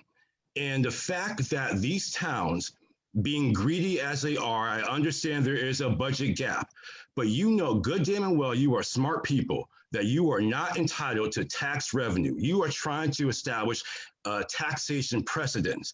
If you are in such disgust over home delivery operating in your town and you not collecting any tax revenue, then you should be equally, if perhaps not even more disgusted with the fact that every single day, UPS, FedEx, Amazon come into your town, even the next town over, the pizza delivery guy, they're not paying taxes and they're operating in your town.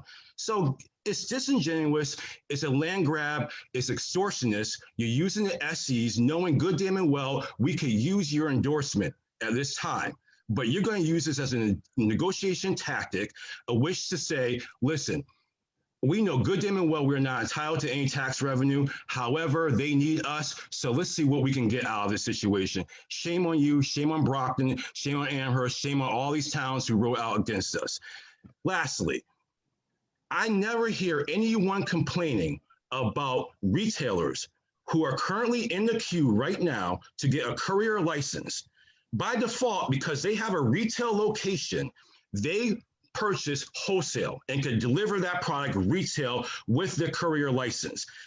If everyone is so afraid about Amazon, you have people in the queue right now with a retail location and the ability to get a courier license who are well positioned, more so than any WDL, to take over the state. That's why we need 3 locations, not 2, not 1, but 3. They can operate. They have a list of customers as we speak that they can operate on day 1. So let's get this market even, flat playing field for everyone to succeed. Okay, thank you very much, Aaron. We will take a break. I would like to reconvene at 11:45, which according to my watch is 12 minutes from now. And the first speaker up after we resume will be Christopher Fevery, followed by Daniel Berger. But we are on break until 11:45. Thank you.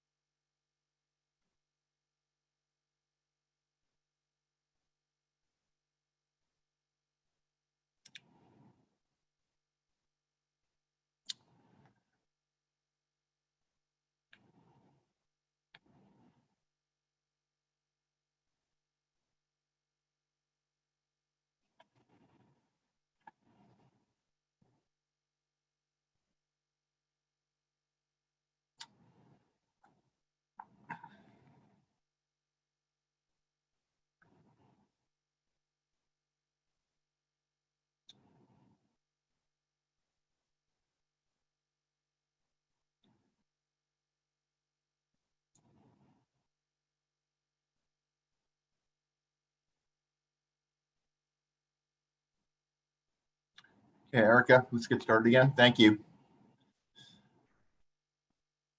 I'd like to just make a couple of very brief comments before we get started. Again, one is that our next break will be a half-hour lunch break at 1 p.m. Second, I think I mentioned earlier, I want to thank people that have stayed within the 3-minute time limit. There have been a few people that have run over. I really ask the future speakers to stay within 3 minutes and not require me to cut people off. So I really appreciate that. And then finally, I'd just like to add a request. This is a public hearing. I would appreciate it if everybody would keep their language professional and polite as we go forward. The next speaker is Christopher Fevery. Chris, are you there? Yep, I'm here. Hi, Chris. How are you? I'm doing good. I can't share my video. That's okay. Again, I know what you look like. So let's get started. Oh, there you are. You're sharing now. Yeah, thank you. Okay, Eric, you start the clock, please, and go ahead, Christopher. Thank you. So my name is Christopher Fevery. I'm the co-founder of Your Green Package, a delivery company based here in Massachusetts. Also the president of the Massachusetts Cannabis Association for Delivery, otherwise known as MCAD, and the VP of Operations of Plymouth Armor Group, the largest cannabis cash transporter in the state. So, I want to say first off, thank you to the commission and, Executive Director Sean Collins for your effort on the delivery regulations. I think we can all agree that we're a bit tired of talking about delivery over the last 4 months, but you guys have been working on these delivery regulations at this point for 3 years. So, really what I want to do during my time is to address a few points, really from the opposition standpoint of, why there should be no delivery. I think, I want to say thank you to everyone who has spoken already in support of delivery. I think, we all know why there should be delivery. I mean, there's been $1 billion in recreational sales in Massachusetts at a time where social equity can have a small piece of that market, right? If we look at California, Oregon, Nevada, delivery represents 20 to 30% of that market size. When now social equity has that opportunity, it now is, all hell breaks loose, right? The CDA, other organizations are fighting back to say, well, we want to stop delivery and we want to keep delivery companies as sharecroppers to the retailers. And really, that's not fair. It's just something that's not equitable. At the end of the exclusivity period, and I've talked to retailers who said this, was they say, well, Chris, at the end of the exclusivity period, even though you're helping us right now as a courier, we're going to, pretty much want to either buy you out or we're going to just say, end the contract and do it ourselves. And therefore the courier is now dead. With the wholesale delivery operator model, that allows social equity applicants and delivery companies to choose their own destiny, build their own customer base, and actually have a viable business. Now, when it comes to caps on vehicles, there should be no caps on vehicles at all because dispensaries don't have caps. And no one told Netta, hey, Netta, you have thousands of customers coming through your door. We're only going to limit you to 100. Everyone should have an ability to serve as many customers as they want. And the idea of having caps is insulting. I mean, I've heard caps of 3 vehicles per delivery company. When some of these same organizations that are doing medical delivery, some of them have 6 vehicles. So the hypocrisy is really outstanding. The idea that delivery companies will kill retailers. I mean, there's alcohol delivery right now. How many of you use it? You can ask yourself that, but look at it this way. You still go to a liquor store down the street and that's going to be the same thing for cannabis retailers. And also too, retailers can partner with couriers. And it's just, it comes to a point where there needs to be a level of reasonableness from the people who are currently operating in this space. Delivery is a needed thing. People don't like going outside. I mean, there's COVID. So how are you trying to stop delivery when you literally have people not comfortable going outside?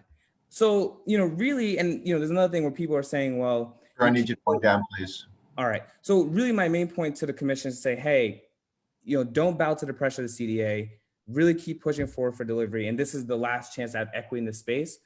So really want you to vote in favor. So I release my time.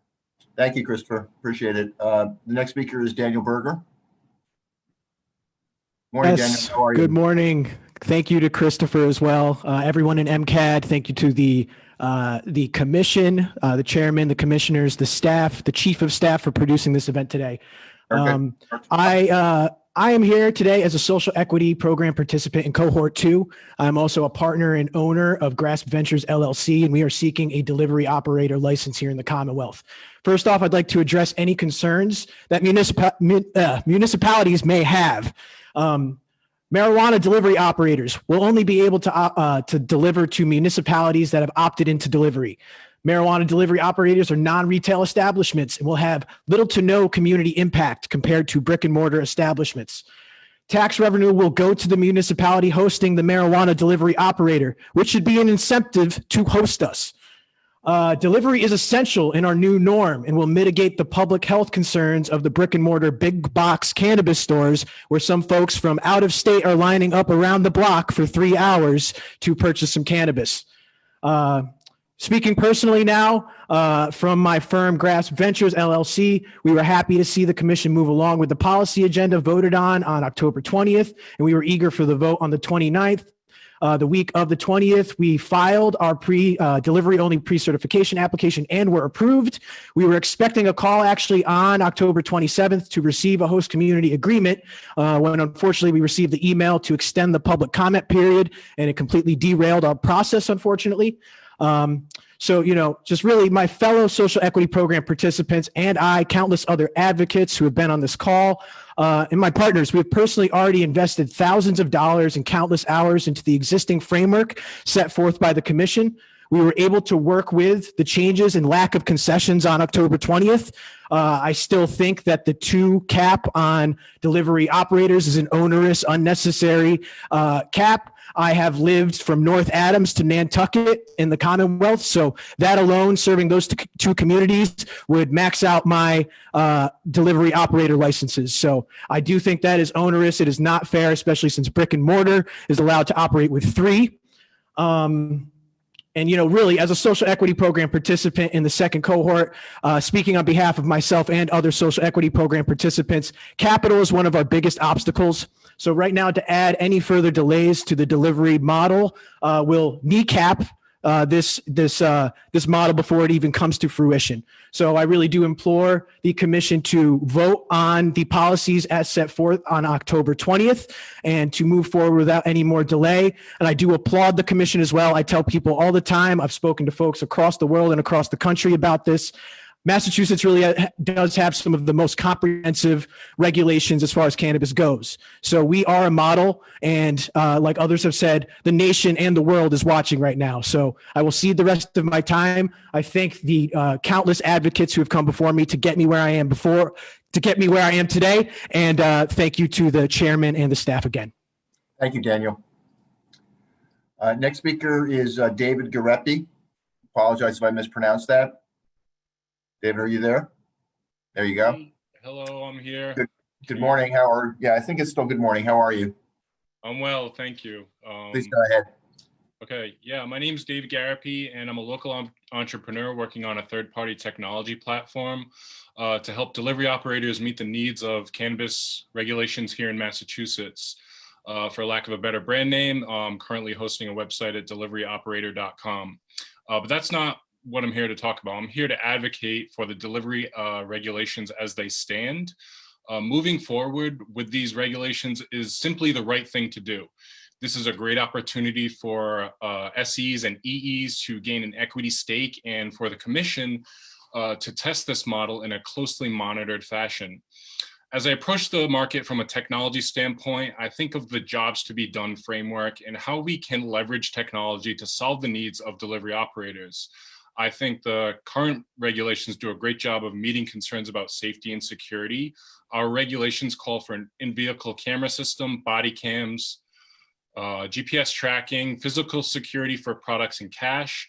These requirements are on par with the security requirements I saw as an auditor working for some of the largest banks in the country. A few days ago, I read an article in the current issue of the Harvard Business Review. The article discusses the overwhelmingly positive results that a diverse workforce has on profits, innovation, and engagement among employees. However, The crux of the article is that diversity and inclusion programs ultimately work in the long term when underrepresented groups are raised to positions of power. And I believe that we can do that with the social equity program and the proposed delivery operator license today. We should repair some of the harm done by the war on drugs by giving these people an equity stake in the cannabis industry. We have an opportunity additionally to be a model for other states voting on legalization of cannabis now. The success of our social equity program can show them what is possible. I want to thank you for your ongoing efforts, and this concludes my testimony. Thank you. Thank you, Dave. Next speaker is Corey Brown. Mr. Brown isn't present, Mr. Chairman. Thank you very much, Erica. Next speaker then would be Steve Bowman. Is Steve here? I'm here. Can you hear me? We can, Steve. Go ahead, please. Good morning. Good morning. I just want to say thank you again to the chairman and commissioners for putting this together. I also I represent a company called Graham Delivers that's working on a delivery company here in the state of Massachusetts. We definitely want to support all the changes and the regulations. Steve, I apologize for interruption. Can we get the clock started? Thank you. Go ahead, Steve. I apologize for the interruption. That's okay. No problem. I just want to reiterate what everyone's been saying. That we definitely support the draft regulations and the changes that you folks have made. I know that you guys have put a lot of time and effort and thought into this. We certainly appreciate that and also take that very seriously. There's been a lot of speakers here today that have spoken in regards to the delivery operator license. I want to speak a little bit for a second on the courier license. When we started this venture, we thought there was only a courier model license that was coming out, and that is how we've set up and established our company. There's a lot of people on here talking today about big cannabis, large operators, national companies coming in. There's also a lot of dispensaries and a lot of cultivators out there that want to find partners to be able to do delivery and home delivery. And we have found that there are a lot of dispensaries that want to work with a company like us. We have found a lot of dispensaries that see the value in being able to do home delivery with their customers. And we want to continue to move forward with that model. The wholesale model or the delivery operator license is definitely a bonus and definitely something that our group and other groups will benefit from down the line in the future. But like I said, we established ourselves as a cannabis courier company, and that's what we want to continue to do. Our biggest frustration at this point is that all the continued discussions, meetings, votes, commentary that's going on is focused on the wholesale model, and we want to focus on the courier model. And that is now holding us up. This license has been available or has been in law for 3 years. You worked on it years ago. And we just want the opportunity to complete our application to get operating in the state of Massachusetts, because we do have dispensaries that want to work with us. We have discussed with dispensaries the opportunities and how to make this model work for them and how to make it work for us. So we really hope that coming out of this today, that when you folks vote at the end of this month, that is going to allow the courier model to go through and allow us to set up our operations and begin operating, hopefully by the end of this year. Thank you very much for your time. I appreciate it. Thank you, Steve. Next speaker is Mike Bray. All right, can you guys hear me? We can hear you, Erica, if you start the clock. Beautiful. Go ahead, Mike. Good afternoon, commissioners. Thank you very much for this opportunity to comment on these extremely important draft regulations relating to home delivery. I am the co-founder and president of Deep Roots Craft Cannabis. We're a provisionally licensed micro business. I strongly believe that adopting this delivery model as proposed will bring more consumers into the regulated market. We're talking about a different subset of the market in which consumers will increasingly opt for dependable and safe sources of products over traditional underground services. I don't believe for a second that this will cut into the bottom lines of brick and mortar dispensaries in any significant way. Not that that should matter, but that's the fact. Deep Roots will be a wholesale provider of craft cannabis. We see direct-to-consumer delivery service as a major benefit for smaller, locally owned cultivators and manufacturers such as ourselves. Working with a retailer who is not bound by brick and mortar geographically allows us to expand the reach of our brand significantly. In 2016, the citizens of Massachusetts overwhelmingly approved Question 4 that called to legalize marijuana, but to regulate it in ways similar to alcoholic beverages. To date, that mandate has yet to be fully realized. This delivery model will be the first step towards living up to the full requirement of Question 4, not just in regulating in a similar fashion as alcohol, but ensuring that legalization benefits those disproportionately impacted by the war on drugs. The formal approval of the draft regulations as written would be a great step for the Commission to meet its obligation under Question 4. I thank you very much for your time and yield any remaining. Thank you, Mike. Appreciate it. Thank you. Next speaker, and I apologize, Ruben Sadie, did I get that correct?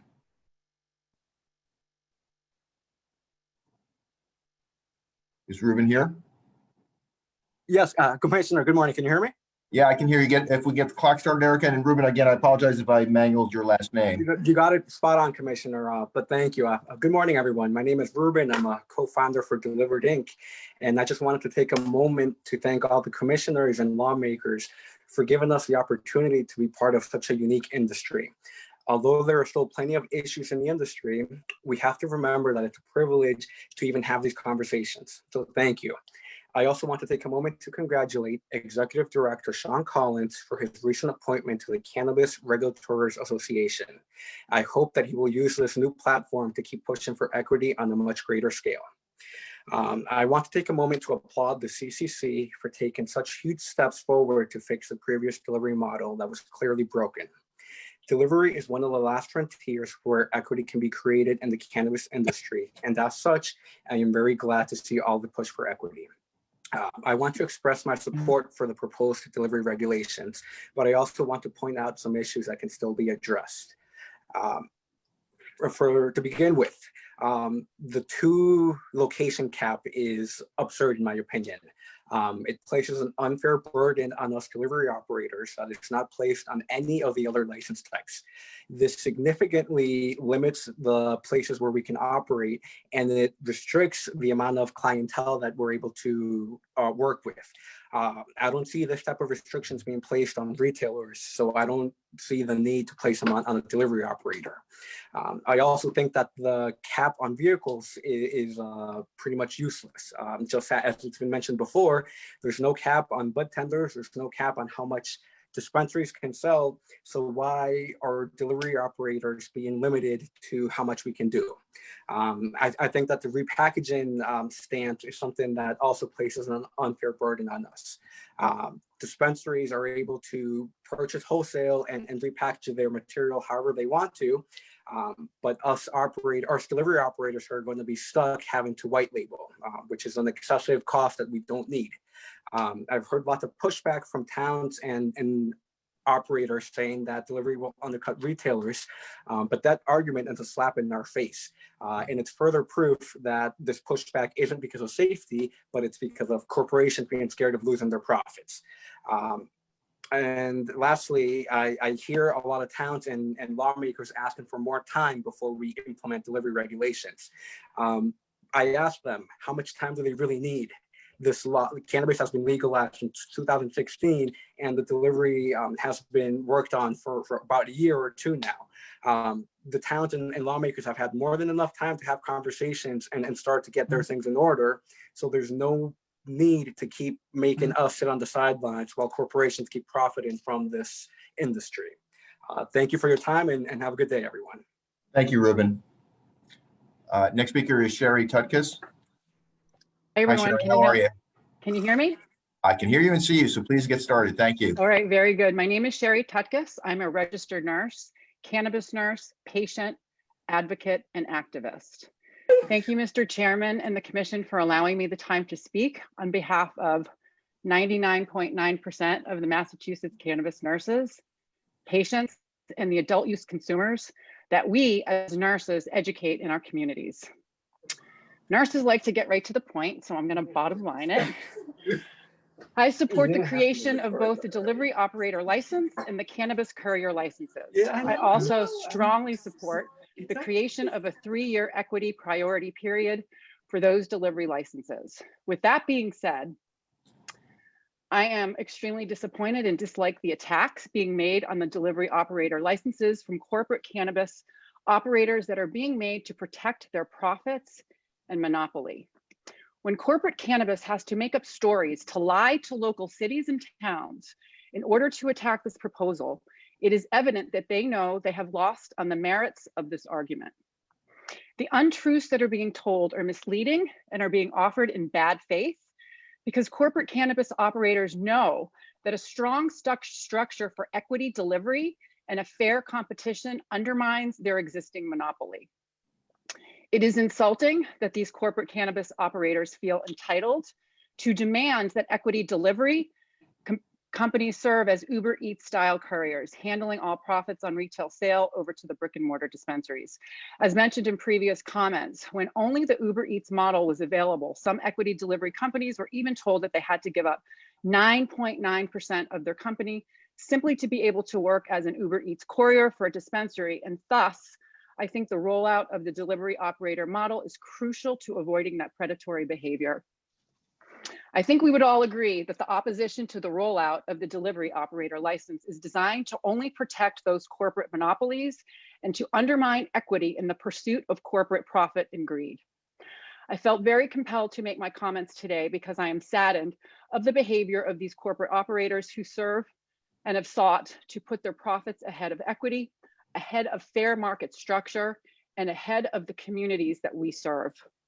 Again, thank you, Mr. Chairman and members of the Commission, for the time you have extended me to voice my support for the equity, for the delivery operator license, for the 3-year equity priority period, and for the thought-out delivery regulations that the Commission will be voting on at the upcoming meeting at the end of November. Please do not delay these licenses any longer. And once again, thank you for your commitment to equity and fairness. Thank you. Thank you, Sherry. Next speaker is Peyton Schubrook.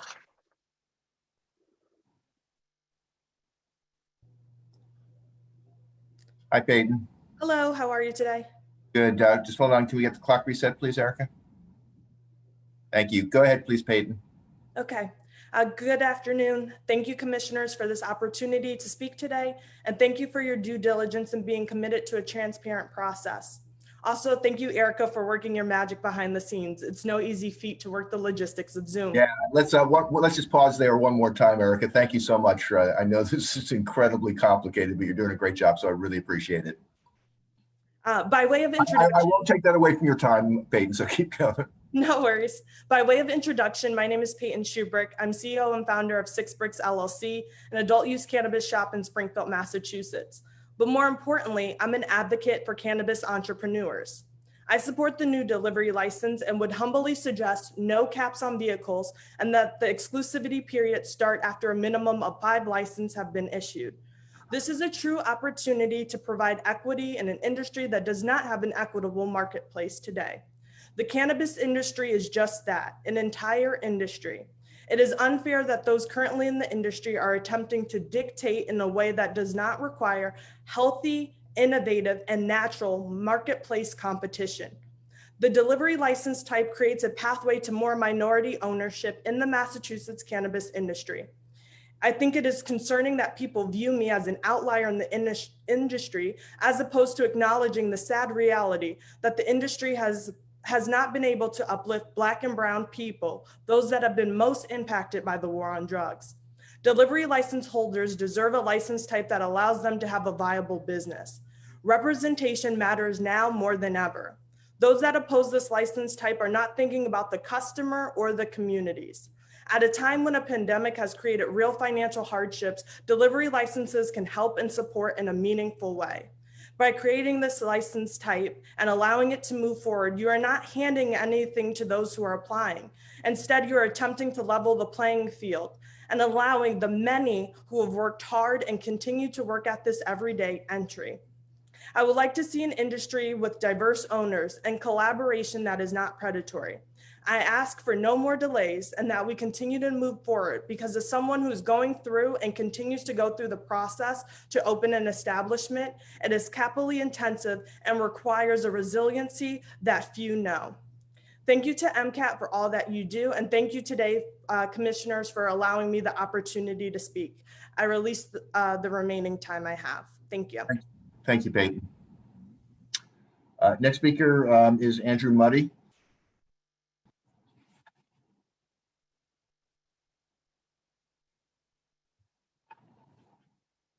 Hi, Andrew. How are you? You're on mute, Andrew. Andrew, you need to unmute yourself. There you go.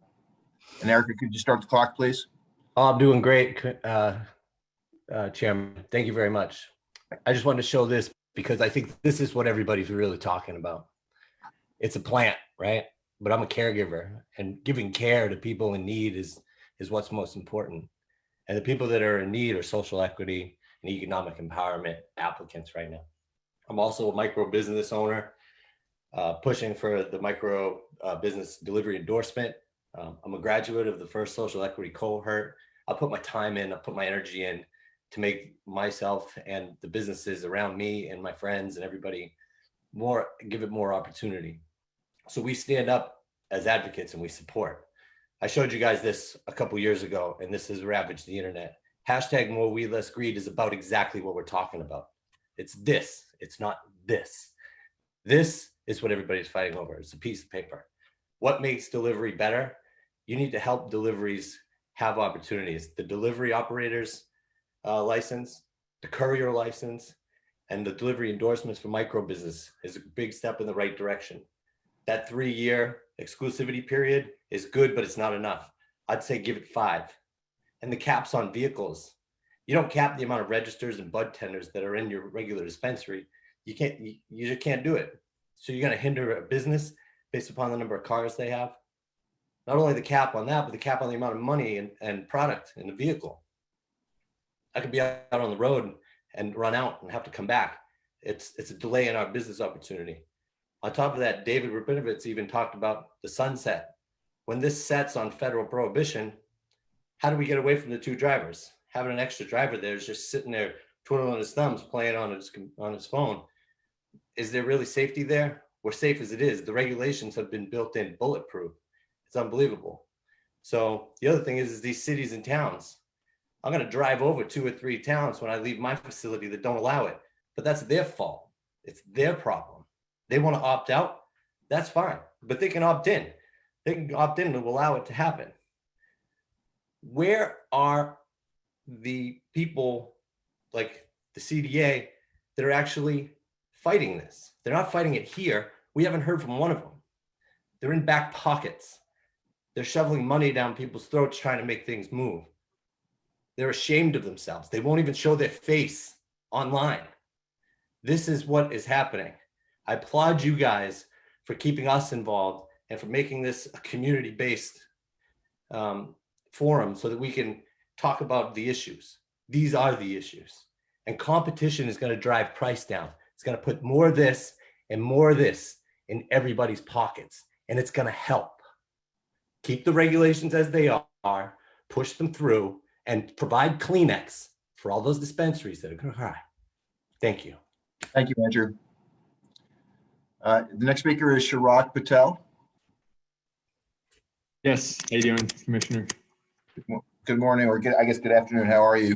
Yeah, good afternoon. All right, so good afternoon, commissioners and participants on this call. My name is Chirag Patel, and I started in the cannabis industry at a very beginning in 2018. I currently hold 2 retail licenses, and the commission has come a very long way in its early phases, and I commend the CCC for coming so far and having advanced so quickly even with the troubling times. I've been in the retail space since I was a child, working and growing up in an immigrant family which has owned small businesses in the state for over 25 years. There are 2 models that are being proposed here. There are some insights I would like to provide which have been overlooked throughout the entire discussion. Wholesale delivery licenses might be a good approach, but there are some legitimate flaws. As a small business retailer, I'm okay with SE and EA getting wholesale delivery licenses. However, the fear is what will happen after the 3-year exclusivity period. You will see a massive increase of large corporations coming into the scene. These companies are not confined to the geographic locations of the warehouse. Rather, the market is the entire state. These future companies have the capital to sustain a business model where they'll make losses every year to undercut the market to wipe out the competition. A great example comes from the liquor industry. Total Wines is a national company which enters the local community with a large footprint. Small business owners within a 10 to 20 mile radius of that store are significantly impacted, and many of them are closed down due to their inability to operate at a loss or sell products at cost. This is the fear I have as a small dispensary owner. This fear should be of all business owners, including the SC and EE applicants. Will you be able to compete when the wholesale price of the product is $50 and the large corporation is delivering these products for $50? How will you be able to compete? These large companies will invest millions into cultivation operations and their overall delivery infrastructure. So please keep that in mind before approaching wholesale delivery model. A courier model, however, can work. It will work if there's sufficient fees on delivery as an upcharge and retailers participate with profit sharing. I, as a dispensary owner, will be willing to share some of the profits with the delivery sales so that they're profitable. I see delivery companies as a valuable partner and would like to partner up with them to increase value for both our businesses. This can be even enforceable from the CCC, and I would be okay with it. Promoting courier delivery should be in the interest of all retailers due to the increased sales and overall revenue. Sharing some of the increased revenue of the retailers should not be a problem. Similarly, like Drizzly companies and the like, does this for the liquor industry. Liquor stores share some of their profits with the delivery companies in order to promote their company and to promote increased sales. It might be worthwhile to approach the delivery with courier only and see the impact it has on the industry. If the commission decides to pursue wholesale delivery license, please bear in mind the overall picture of the license and not just opening a temporary opportunity to SE and EEA. As a small business advocate, I am always in a battle with big businesses. And in fact, that is what we are here to achieve. The core and fundamentals of business is what needs to be understood. Thank you for your time and look forward to the outcome. Thank you, Sharad. Appreciate it. Next speaker is Lorna McCafferty. Good afternoon, Lorna. How are you? Good afternoon, Mr. Chairman, Commissioner Title, Commissioner McBride, and Commissioner Flanagan. My name is Lorna McCafferty, and I'm the clerk of the Massachusetts Cannabis Reform Coalition, here in my personal capacity as a grassroots cannabis activist and advocate. To begin, I would like to thank all of the commissioners and staff for the time and effort that has been put into the current regulatory process.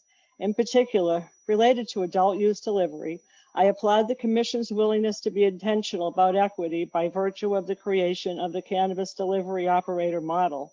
The exhaustive process that has occurred to create, refine, and adapt the two proposed formats for adult use delivery is a standing testament to your willingness to protect public safety, begin to address the inequities present in the current market, and create a marketplace that is fair and not defined by regulatory monopolies.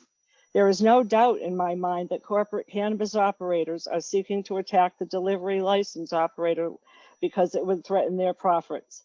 That mentality of putting corporate profits and corporate monopolies ahead of equity is outdated, out of touch, and blatantly evil.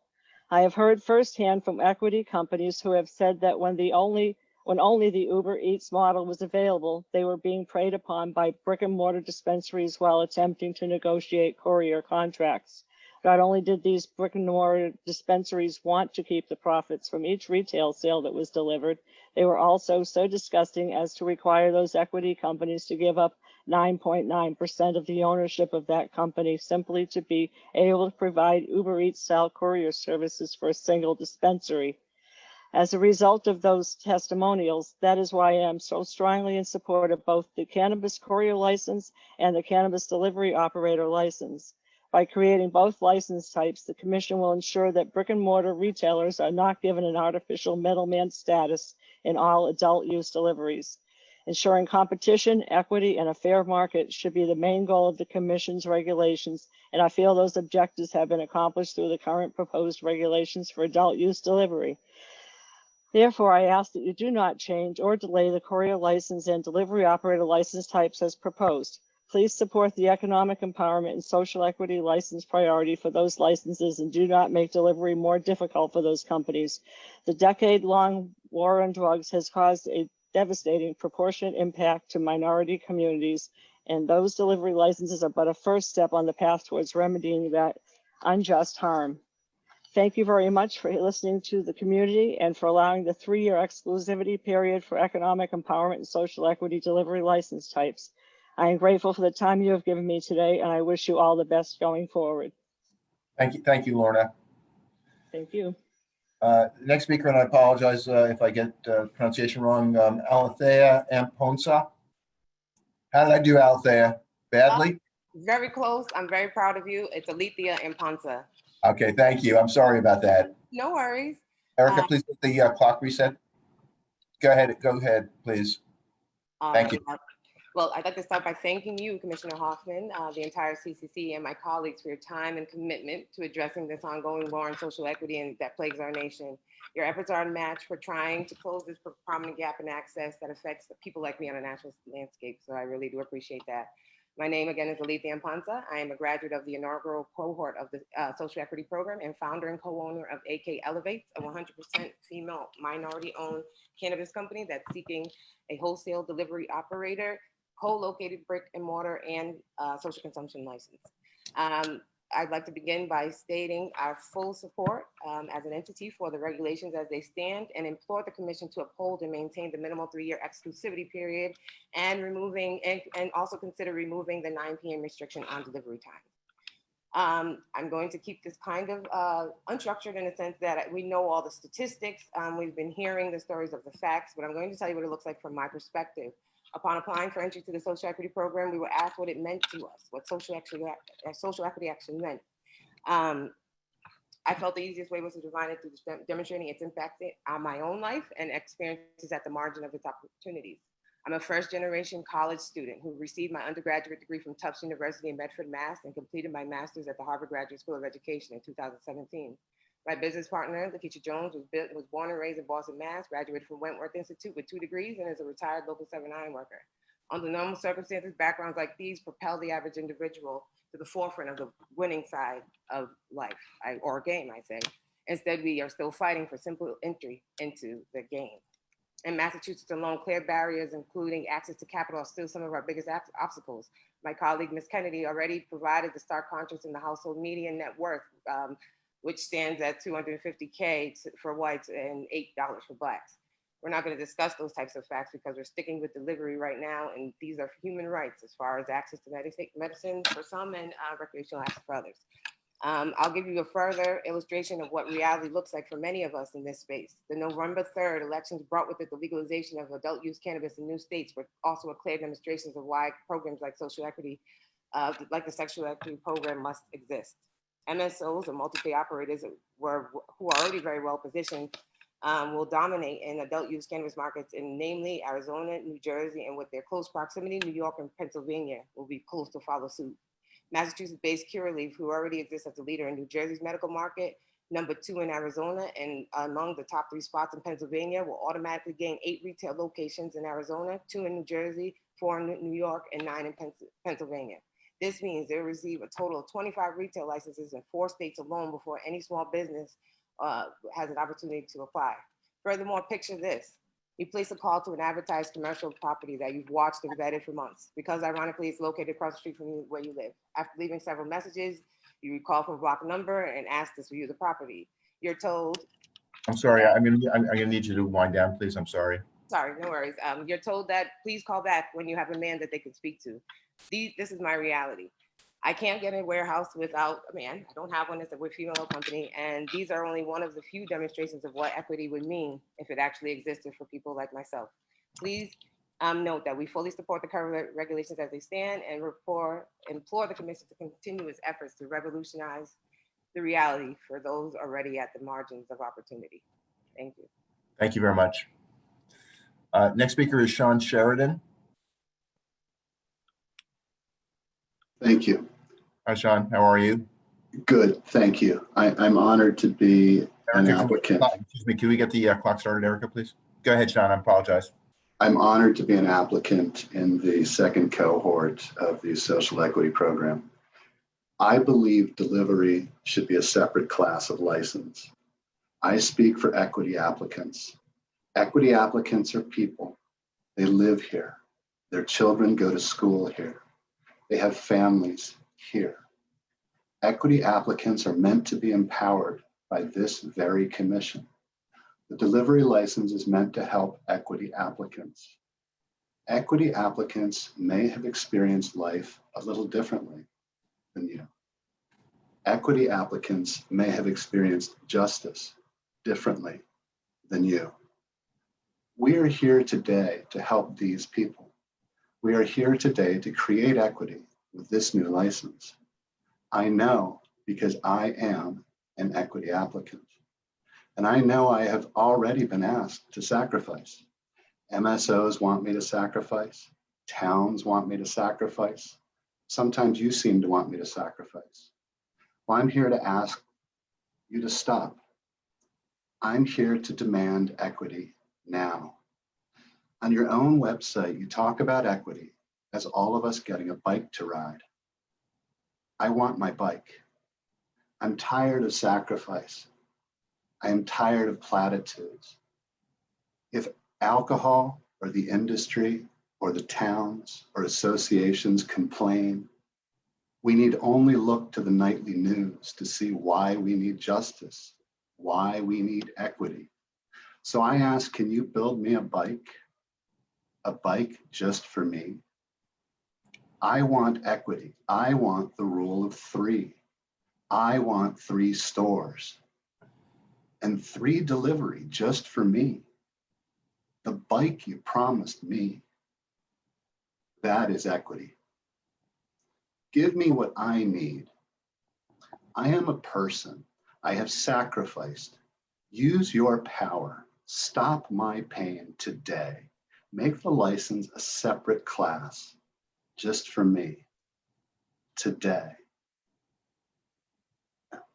I don't mean to ask you to delay. I think it's really important that you move forward with this program. I'm asking that you consider whatever you can to separate the licenses from the others, to not take away our retail stores. Going forward, you won't do that to an MSO. Don't do that to me today. Thank you. Thank you, Sean. Next speaker is Cynthia Mompoint. Hi, Cynthia. I think you're on mute. Okay, excuse me, can we get the clock started, please, Erica? Thank you. Go ahead, Cynthia.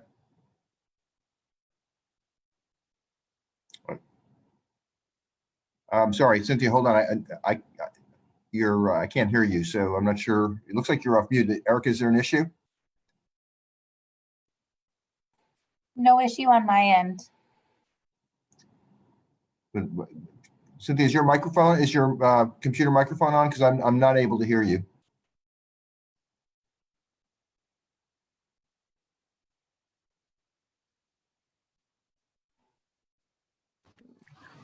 One more time. Okay. Yeah, we're good now, Cynthia. So if we can get this clock started, please, Erica. Cynthia, apologize for that. Please go ahead. Thank you. Good afternoon. My slice of the American pie. America decided she wants to get things right. Massachusetts residents voted to be leaders in the nation in this cannabis industry. Legalization, home grow, caregivers, and no lottery, just an ownership cap to give the citizens a chance to enter this lucrative opportunity. We took a step further and even legislated equity, first in the nation. For 3 years, you made us wait.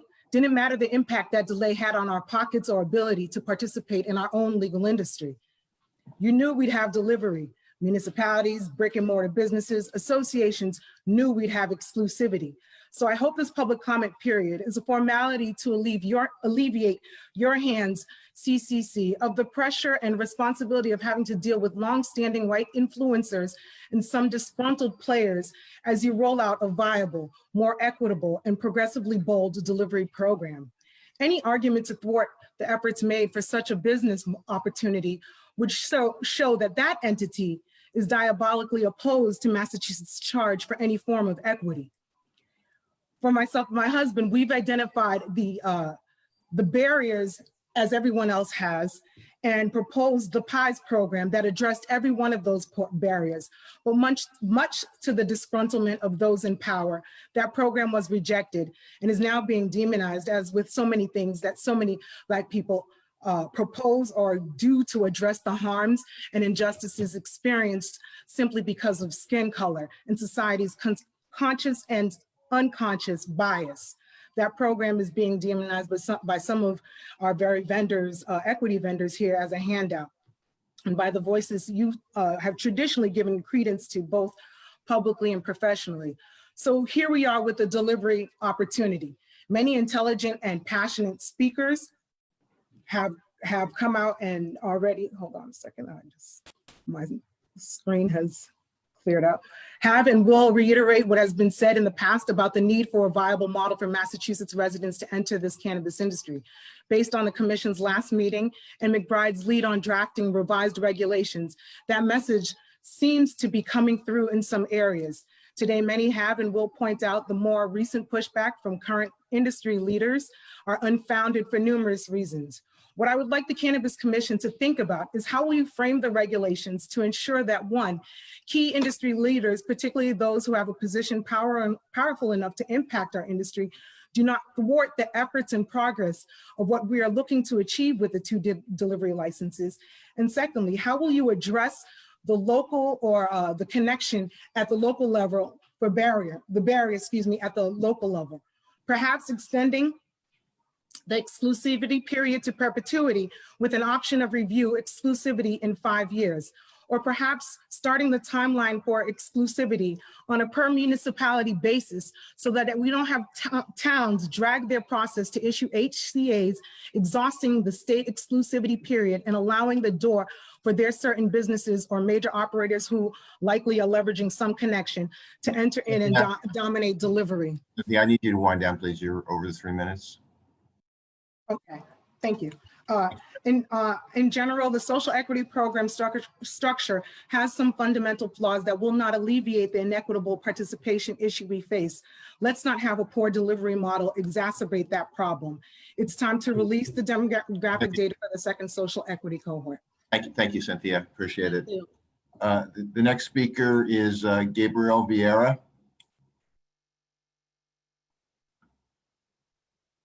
That person is withdrawn.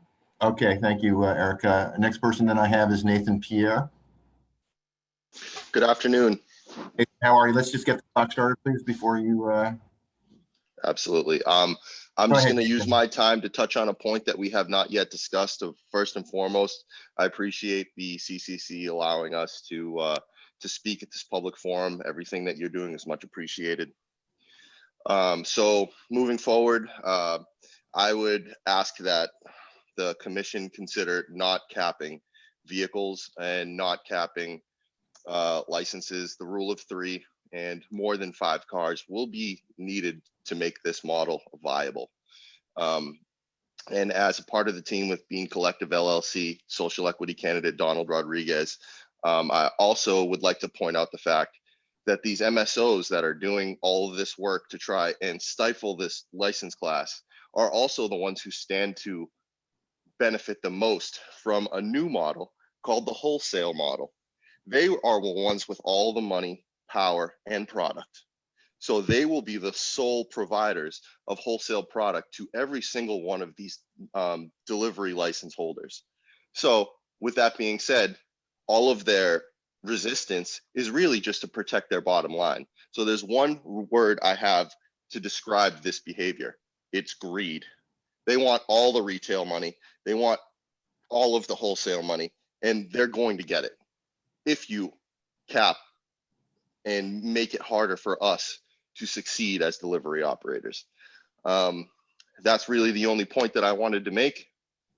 I concede the rest of my time, and I appreciate you guys giving us the opportunity to speak. Thank you, Nathan. Next speaker is Scott Brodsky. Hi, Scott. How are you? Good. How you doing there? Thank you very much for the time. Excellent.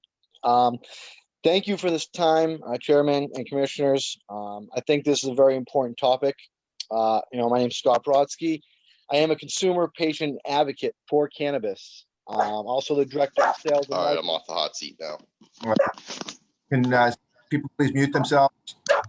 I like dogs as much as the next guy, but Yeah, that's sorry. That's my puppy. I figured he would. I'm sorry. I thought it was somebody else, Scott. If it's your puppy, it's your time. Go ahead. And Scott, you got to take yourself off mute. There you go. All right. Thank you for this time. You know, and having, as I was saying, a consumer patient advocates for cannabis, and also the director of sales and marketing for the Harvest Cup. And having this opportunity with the Cup has shown me the cannabis community here is widely diverse and made up of people from all walks of life that have found ways that this plant has brought benefits to their life. And you know, we have strived, but sadly, the industry here in Massachusetts does not reflect the community as was intended with the creation of the economic empowerment and social equity applicants to have a step up and share of this industry. And now we're talking about another license in this industry that will attempt to do what retail, cultivation, processing, manufacturing have failed to do largely by allowing equitable access to the industry. And as we look to the regulation requirements for these delivery licenses, let's remember that we are talking about regulating a substance that has never caused the death of a single human in its history. And now we are discussing the regulation around simply being able to warehouse and then transport to the consumer this very substance. Every regulation that is imposed in the name of safety is additional costs that will be imposed on the business. These costs that create the barrier to entry that have made other licenses almost unattainable for many. So while many today have advocated these regulations have been imposed for a while now and should be pushed through, I do feel that we need to make sure that we get this right. Pushing through regulations that are highly overregulated or do not allow us to the same level of opportunity in the industry as a retail store would be an effort in futility and a waste as to what has been accomplished so far, like an addition of the wholesale so far. So gladly, we have the addition of the wholesale delivery license. And while this addition starts to make this license more viable business model for a small business owner, there's still regulations that will continue to hold back these growth of these companies. Such regulations are caps on vehicles, a second driver mandate, the 9 p.m. cap. There should be no time cap at all. As you know, there could be a consumer who has suffering from condition and might want to call a business to see if there's delivery available, and they should have the ability to do so. I agree that the exclusivity period should be 5 years, you know, even longer than the 3. And also, secondly, I know my time here is almost end. I will cap quickly. Just to comment on the fact that Drizzly, you know, it's not a delivery service. It's an e-commerce site that liquor stores use. So therefore, they don't actually provide any delivery. That is on the earnest of the retail establishment, which is that liquor store, to service that delivery. Okay. Thank you for my time here. And again, thank you. I do hope that we can find a great balance here for everybody. Thank you, Scott. Next speaker is Darius Montero. Darius.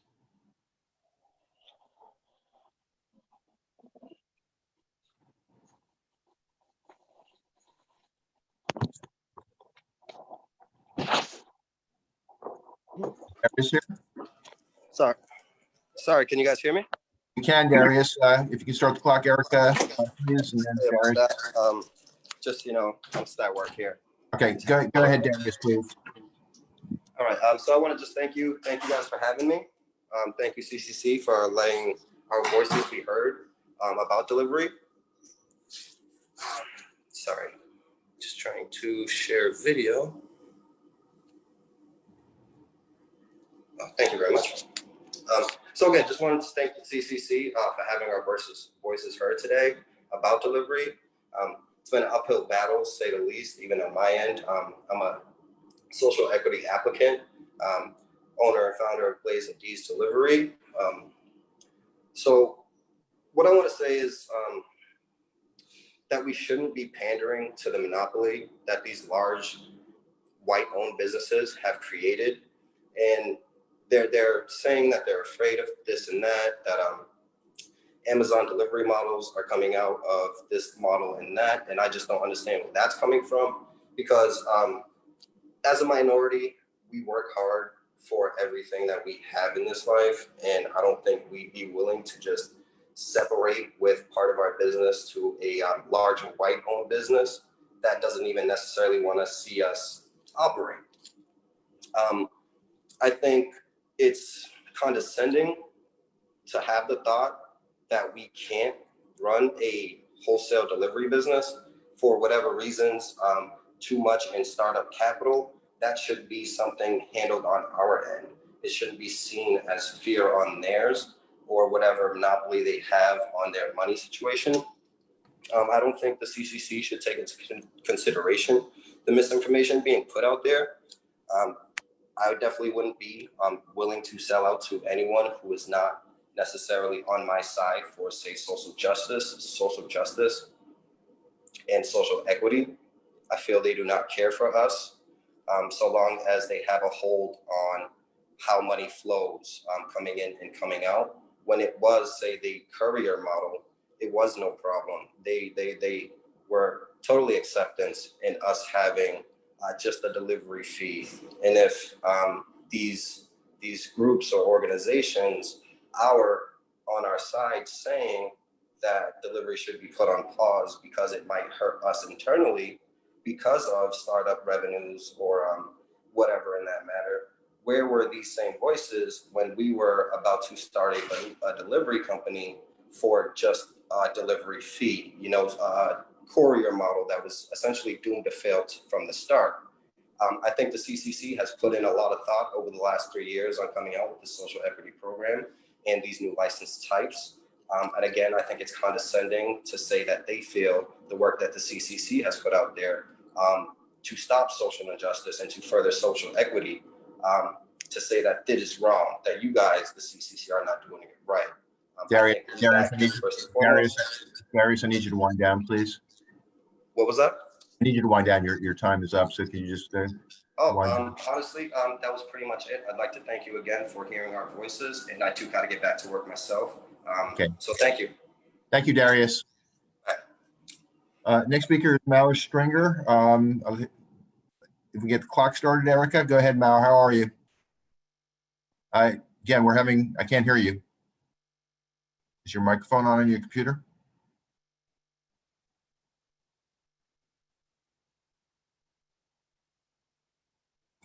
Still can't hear you.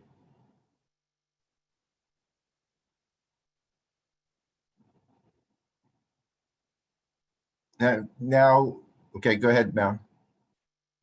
No. Mao, we can't hear you.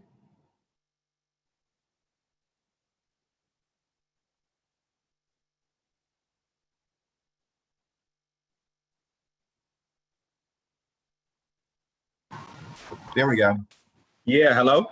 How are you, Mao? Now we can hear you. Get the clock started, please, Erica. Awesome. Okay.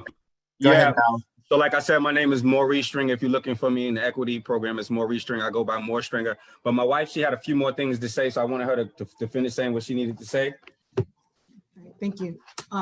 In general, as I was saying before, was the social equity program structure has some flaws that will not alleviate the inequitable participation issue we face. Let's not have a poor delivery model exacerbate the problem. It's also time that the CCC release the demographic data for the second social equity cohort. And what I'd like to conclude with are 3 numbers and a question for the Cannabis Control Commission. The first number, 48, which is the current number of retail brick and mortar locations. Everyone has already enumerated countless reasons why these and those to come will not be shut out of the industry or suffer through the delivery license, and so I won't. 549, the days from when priority licenses were identified to October 2019, when the CCC acknowledged the illegal priority status to MSOs that took advantage of the RMD route and paid to play in Massachusetts. Equity participants are still dealing with the brunt of that offense. In 84, the number of days since the CCC's General Counsel Bailey, CCing Hoffman, Title, and Collins, sent my family a threat letter to have law enforcement come after my family and deem us unsuitable to be in this industry because we do not, and to quote your words, behave, and by behave meaning how we speak up and out about the unjust way that key players have ponied social equity in cannabis at the expense of those harmed the most by the war on drugs. And still, no apology for your insensitivity. So my question to you in all of this, in your delivery regulations, your response to me and my family, is this your message to those harmed the most by the war on drugs in Massachusetts. Yeah, and I just want to reiterate what my wife said in a different manner. To me, this is a false flag, another perpetuation of equity being addressed when it's not. If this license type was just allowed to be for everybody, if everybody could get this license type and we address the barriers of entry through the PIES program, like my wife and I suggested, like my wife developed the program, the PIES program, we could mitigate the barriers of entry, which will still remain once this license becomes viable. The barriers of entry have been identified by everybody who looks at equity as the issue for equity program participants. So nobody's addressing the barrier for entry except this woman right here, this beautiful Black woman, Cynthia Mompoint. Okay, thank you very much. The next speaker is Jensen Maya. Again, my apologies if I mispronounced that. That was close. Mejia. Hello, Commissioner. Yeah, I'm Chairman. truly sorry. I really apologize. Can we get the clock reset, please, Erica? Jensen, go ahead, please. I would like to start by thanking the commissioners, Commissioner McBride, Commissioner Title, Chairman Hoffman, and Commissioner Flanagan for all the work you have done. Last time I spoke on the public meeting, I had some specific asks. I asked that we do set up some kind of wholesale delivery license, as I had not heard that pitch before. You guys pre-approved something to that effect. I asked that this not be considered a retail license, as it would not even be a starting point for us social equity participants. That was done. I want to thank you for that. There's been clear initiatives taken in a very short time frame to try and address an issue that other folks have discussed for in length already, but there is an issue here. And I think that there's an effort being done to get this corrected. In my personal experience, I've noticed that we hedged our bets, so we talked to a lot of different towns, and we feel we're going in the right direction now. But all of a sudden, when these regulations started coming out, I had two towns had serious concerns about the tax implications. Now, I'm bringing this up specifically because multiple towns had the same issue that they wanted to discuss with us. So we got them on the phone. They're saying, hey, this is going to hurt tax revenue here. And we're thinking to ourselves, wait a minute, what are you talking about? We're trying to bring this business into your town. You're not going to get hurt by this. Other towns maybe. Why are you concerned about other? They weren't concerned. This is somebody poisoned the well, fed them some information, misinformation, and they ran with it. They didn't even understand what they were talking to us about. These are the town managers. They have no idea what's going on. They're being told what to do. They're pawns to someone else, or they're beholden to someone else. I don't know. But ultimately, it's not us. It's not you guys, the commissioners. It's not you, Mr. Chairman. It's somebody else. I don't know who that is. You folks maybe don't know who that is. But what we can do is we can say, this is not okay. You have to let these people operate in your town, find out a way to make that happen, because I don't know what your powers are there. But ultimately, what's happening is you're going to come up with whatever regulation you come up with. That's great. None of these regulations, bylaws are actually set. So it's going to take some time. You're going to have some smart SEs to be able to actually get this process done, get it through. So I'm sure you guys have seen this and other people have seen this, but most of these SEs probably haven't. So the issue here, again, is the municipalities' bylaws are not ready. They're not going to let us change them. They're not, who's going to do that for us? And based on the wording and how everything's done, every single municipality has this issue. So nobody's talked about that. I hope the commission will do more to clarify how it is that the municipalities are going to be able to conform their rules to what you guys are doing in order for it to actually work and for some of these SEs to actually get going. And I mean, some of these SEs that are not as sophisticated as some of the ones I've spoken today. Again, I want to thank you for everything you've done for the equity participants. And I feel like we're going on the right track. Thank you. Thank you, Jensen. Next speaker is Jason Cragholm. Well, hi, Commissioner. Thank you so much for having me. Hold on one second. Get the clock started, please. Thank you. Go ahead, Jason. Great. Thank you very much, Commissioner, for having me. My name is Jason Cragholm. I am a founder, CEO of QualScore, and I'm a minority Latino-run business. And one thing I didn't know when I started this 2 years ago is that I'd be talking to the Commissioner right now. And what's changed about my perspective when I'm starting a business is it was first me, and now it's turned to we. And I think about others, employment, community, prosperity for all. And I think that's the real goal here, is to inspire hope for people, give them entrepreneurship because they can really learn a lot about the world through entrepreneurship and skills. So you have the opportunity to really, rectify some wrongs in the history, with slavery, the war on drugs, the wrongfully accused. I obviously want to take this time just to tell you that, we know it's going to take time, and just give it your best effort this go, and potentially lean in the favor for minorities.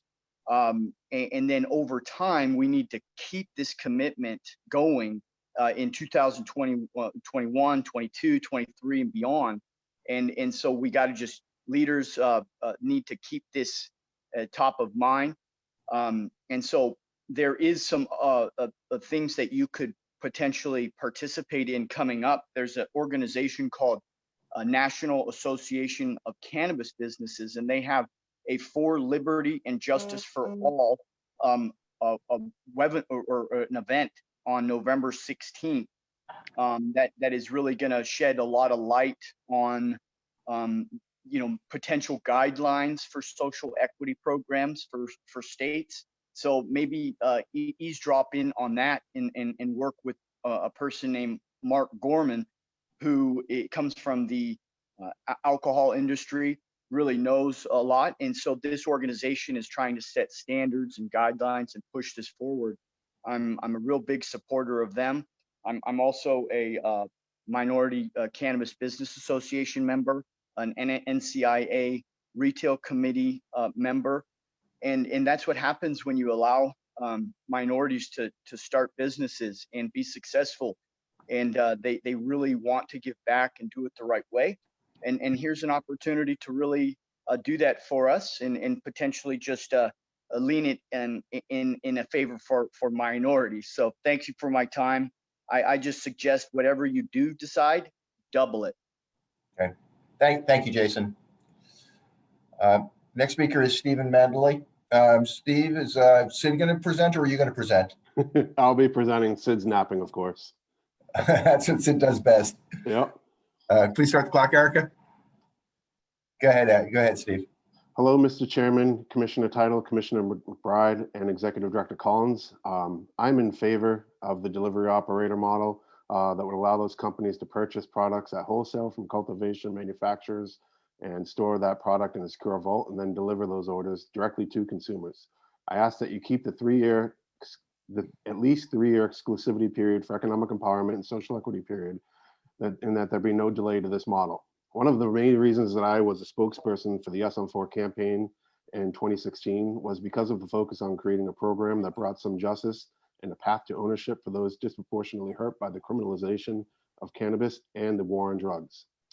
As a member of a board of selectmen in a town that is greatly benefiting from tax revenue of an adult use cannabis retail establishment, I ask that my fellow elected members of municipal government across the Commonwealth take a stand against businesses, organizations, and associations that promote greed and stand in the way of social equity and empowerment, and instead seek to work with those social equity and economic empowerment applicants. And that is all I have to say. Thank you. Thank you, Steve. Next speaker is Brandon Pollock. Hey, Brandon, how are you? Hey, doing well. Good afternoon, Chairman. Hold on a second. Can we get the clock started, please? Go ahead, Brandon. Thank you. Thank you. So good afternoon, commissioners. Thank you for your consideration of everyone's opinions today as it relates to the proposed delivery regulations. I also want to thank all the other participants in today's meeting for expressing their views. It is great to hear from so many passionate folks on this important topic. And of course, thank you, Erica, for putting this together. I can only imagine the logistical challenge this has been. As CEO of Theory Wellness, which began operating in the early medical cannabis days here in Massachusetts, I have seen firsthand the evolution of this industry and greatly appreciate the need for innovative and aggressive approaches to solve for the lack of equity in the marketplace. The proposed WDL model seems to be the best option the Commission has to move the needle on equity and create real opportunities for a diverse set of entrepreneurs to build wealth.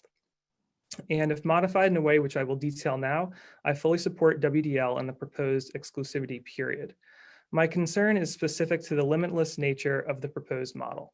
I think the commission is extremely close to creating an excellent program here, but by not placing effective size limits on these businesses, there's a high probability that the program does not actually achieve its goals.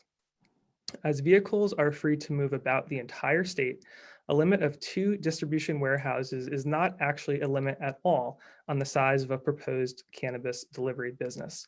With a limitless fleet size and 2 smartly placed warehouses, a single organization could deliver to the majority of the residents in the Commonwealth.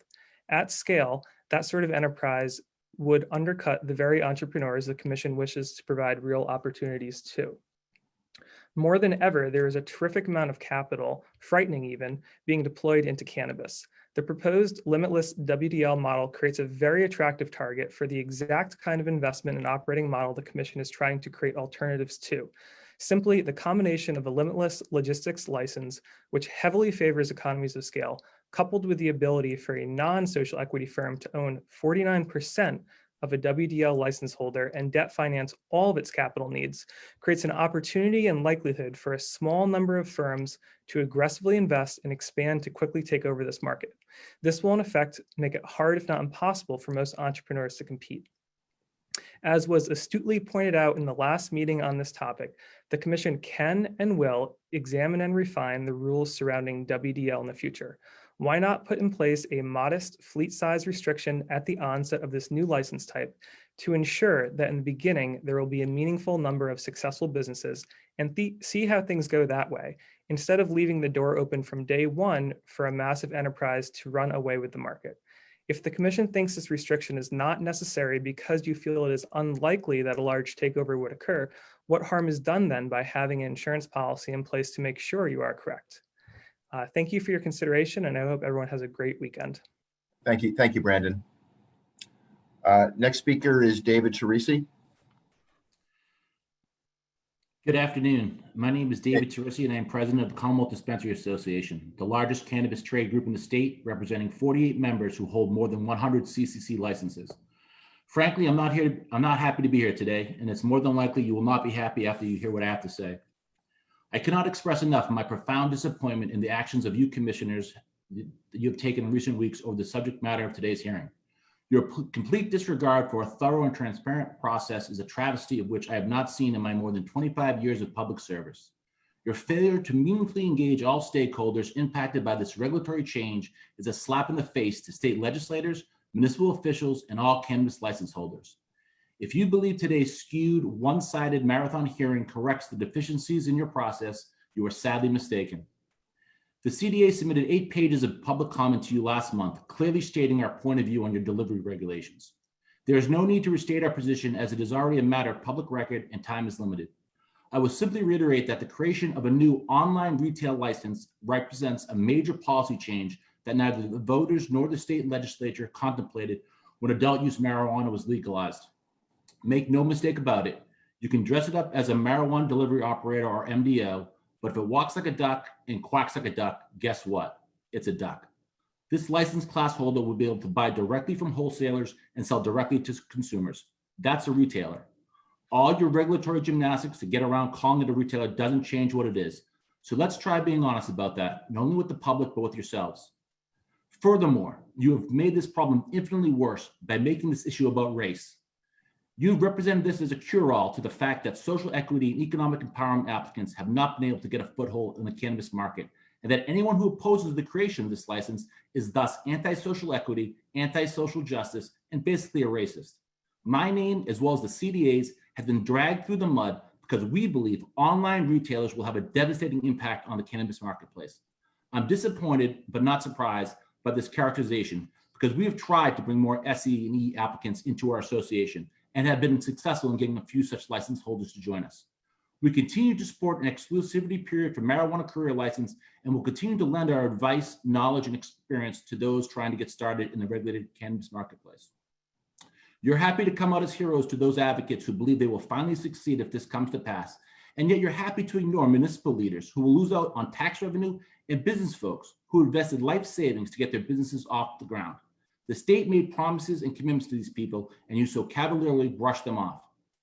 I have little expectation that today's hearing will change the direction you are heading in, so I won't be holding my breath till November 30th. If you do come to realize the mistake you are making, then I suggest you implement the other regulatory changes you have discussed, including the marijuana courier license, and put off the online retailer MDO class until you put together an inclusive working group consisting of municipal officials, delivery advocates, existing retailers, and SE applicants, and try to understand each other and come up with solutions to this issue. Thank you and good afternoon. Thank you, David. I think we're going to take a break now. It's I've got 1 minute before 1. We will be on recess till 1:30. And just to give a heads up, the next speaker that I have on my list is Jonathan Batras. So we will reconvene at 1:30. Thank you.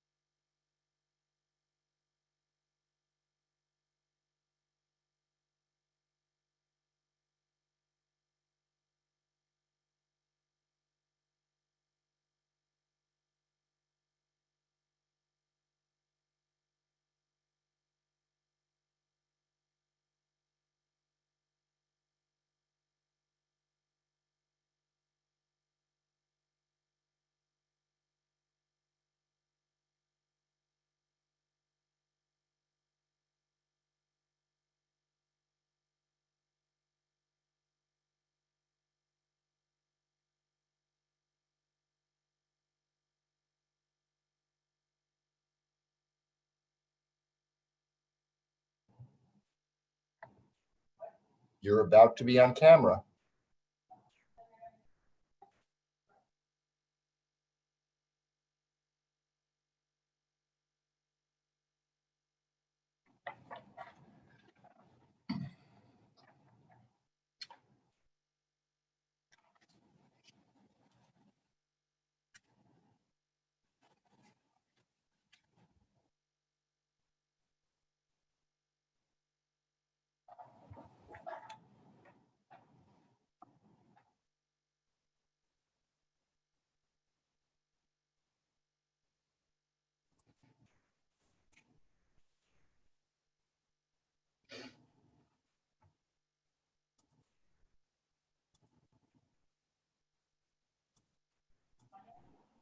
Yes.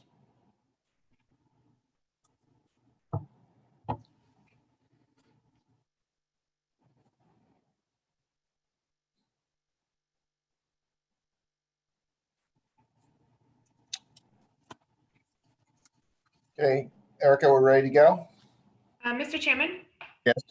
I just want to note that I have to drop off early due to a previously scheduled speaking engagement, but I will watch all the rest of the comments later on the recording.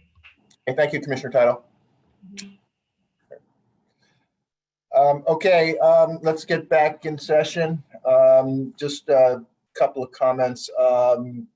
We are doing this, I think everyone knew this, but just to make sure, we're doing this in the order that people signed up. Erica has communicated with everybody that was confirmed speaker, and we're going to certainly get through all the confirmed speakers. I think based upon the progress we're making right now, we'll probably make a little bit of a dent into the waiting list. Once again, though, the more people can confine themselves to the 3-minute limit, the more people we're going to be allowed to speak today. So I appreciate everybody doing their best to stay within 3 minutes. Let's get started. The first speaker is Jonathan Batras. And again, Jonathan, I apologize if I got that wrong. You got it. Thank you. Please go ahead. Erica, start the clock, please. Thank you. Okay. Thank you. Hello, my name is Jonathan Batras, and I'm an SC participant. I had a whole speech that I wanted to talk, but David Torsi, oh my God, what a disaster. This man is lying to municipalities about what is going on, and it's just not true. And then he's claiming reverse racism, blaming you guys, blaming the commission. This is ridiculous. I cannot wait for COVID to be over so I can get in front of this man and he doesn't have to hide behind a blank profile on the screen. So I just wanted to say that real quick. I did want to also thank Erica. She's doing an amazing job. She's out here doing all this different stuff. Thank you so much, Erica. Thank you to the commissioners and their staff for listening to the advocates and creating a new delivery license that is a step forward in the right direction of an equitable market. Even though Flanagan wanted to delay the process even further on our last meeting, as a collective, I appreciate you all. So thank you. I appreciate all for making the public comments available so everyone can see who is on our opposition and they can feel the public shame for perpetuating prohibitionist attitudes. Some of the oppositions can be summarized by whining that it's not fair to them, the big businesses. But the reality that is that it's supposed to be easier for the equity participants. That's the whole point of an equity program, is for it to be easier for them, okay? The other thing is the untaxed cannabis market in Massachusetts is expected to be anywhere from $2 to $7 billion. The illusion that waiting and constricting delivery will eliminate the untaxed transactions is laughable. We're treating this market like it's a well, and we're all in line for our turn to get water, when the reality is that this market is an ocean, and we will bring our buckets whether it's by your rules or not. By delaying delivery, we hurt those who deserve equity and consumers who don't have a plug. I'm not in the streets, but I'm close to the plug, and I'm telling you, the people buying, selling pounds and ounces do not want to cut you into their transactions unless you make it attractive to them, like Lucas Thayer, the Apple guy, mentioned before me. In conclusion, please continue with the regulations that have already been voted on. And David Torsi, you're right. I don't like what you had to say. Thank you. Thank you, Jonathan. The next speaker is Leonard Sanders.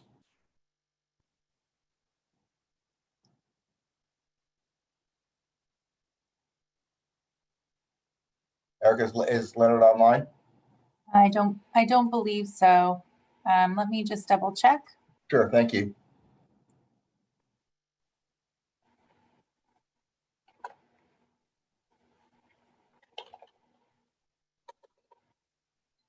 Oops, sorry about that.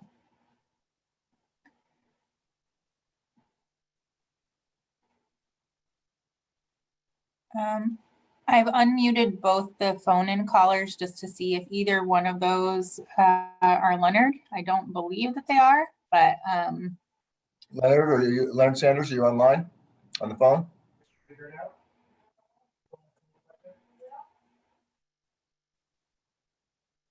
Okay.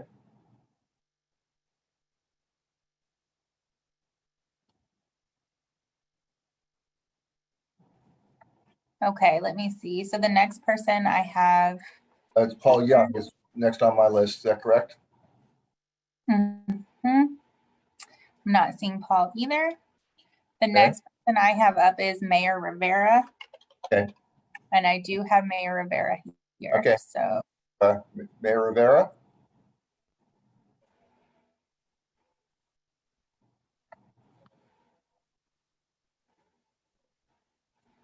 Mayor Rivera, how are? Hello. Hi. My name is Nuri. I'll be reading a letter on behalf of Mayor Dan Rivera. Can I just ask you to hold on for 1 second, please? Erica, can we get the clock back up, please? Sure thing. Thank you. Just 1 second. I don't see it. Yeah, it got closed out because an ad popped up, so I closed it out. Can you reopen? Go ahead. I'll run it in the background while I get it up onto the screen. Thank you. Please go ahead. Okay, could we have the speaker's full name? My full name is Norelli Herrera, and I'll be speaking on behalf of Mayor Dan Rivera. Thank you. Okay. All Please right. go ahead. Thank you. Dear Chair Hoffman, Commissioner Flanagan, Commissioner McBride, Commissioner and Executive Director Collins, I'm writing to express my concerns about the Cannabis Control Commission's proposed amendments to 935 CMR 500 adult use of marijuana. Following the legalization of adult use cannabis in 2016, there was a lengthy and rigorous process with cities and towns, state regulators, law enforcement officials, and brick and mortar cannabis dispensary operators to develop stringent regulations designed to ensure the safety of cannabis retail. I'm concerned that the wholesale delivery amendments you've proposed, as currently drafted, will remove significant layers of safety and oversight that are required of existing local retail and delivery providers. In addition, we are concerned about the unintended impact the amendments will have on the city of Lawrence, specifically the ability for a vendor who is sanctioned to manufacture and sell marijuana in one community to set up shop in Lawrence and deliver marijuana, medicinal or recreational, from a site within the city of Lawrence. The residents of the city of Lawrence have voted twice against the manufacturing and selling of marijuana within the city. Also, the Lawrence City Council and I have passed and implemented the needed restrictions since the different ballot initiatives have passed. Allowing for delivery licensees to deliver within our communities will undermine the will of the community. The city of Lawrence does not want to be the host community for a delivery licensee. We are particularly concerned that the expedited process that the commission has adopted will not allow for communities to receive the thoughtful guidance needed to create local bylaws and ordinances to accommodate or restrict this new license and that comply with CCC regulation amendments. Municipalities were not given the opportunity to provide feedback on this alternative warehouse-style delivery. Additional planning, including public safety and economic development plans, will be needed. We need time to develop zoning and other bylaw changes that will stratify the city of Lawrence's desire to keep the sale of marijuana from within the city limits. It is my hope that the commission will keep to the letter and the spirit of all the laws and ordinances as passed by the Commonwealth in all cities and towns, not just host communities, and make no amendments that will allow Cannabis Control Commission licensed businesses to do business in cities like Lawrence that have expressly prohibited it. It is important that the state not create a delivery model that bypasses local control and circumvents the current regulations. We appreciate the work the commissioners have put into this and other regulatory plans over the last several years. We hope you will continue to work with all communities to develop a stable, long-term model for the sale of marijuana, medicinal or recreational, that honors the intent of the voters in all the communities in the Commonwealth. Sincerely, Dan Rivera. Thank you very much, and thank you to the mayor. The next speaker is Daniel Napolitano. Do we have him, Erica?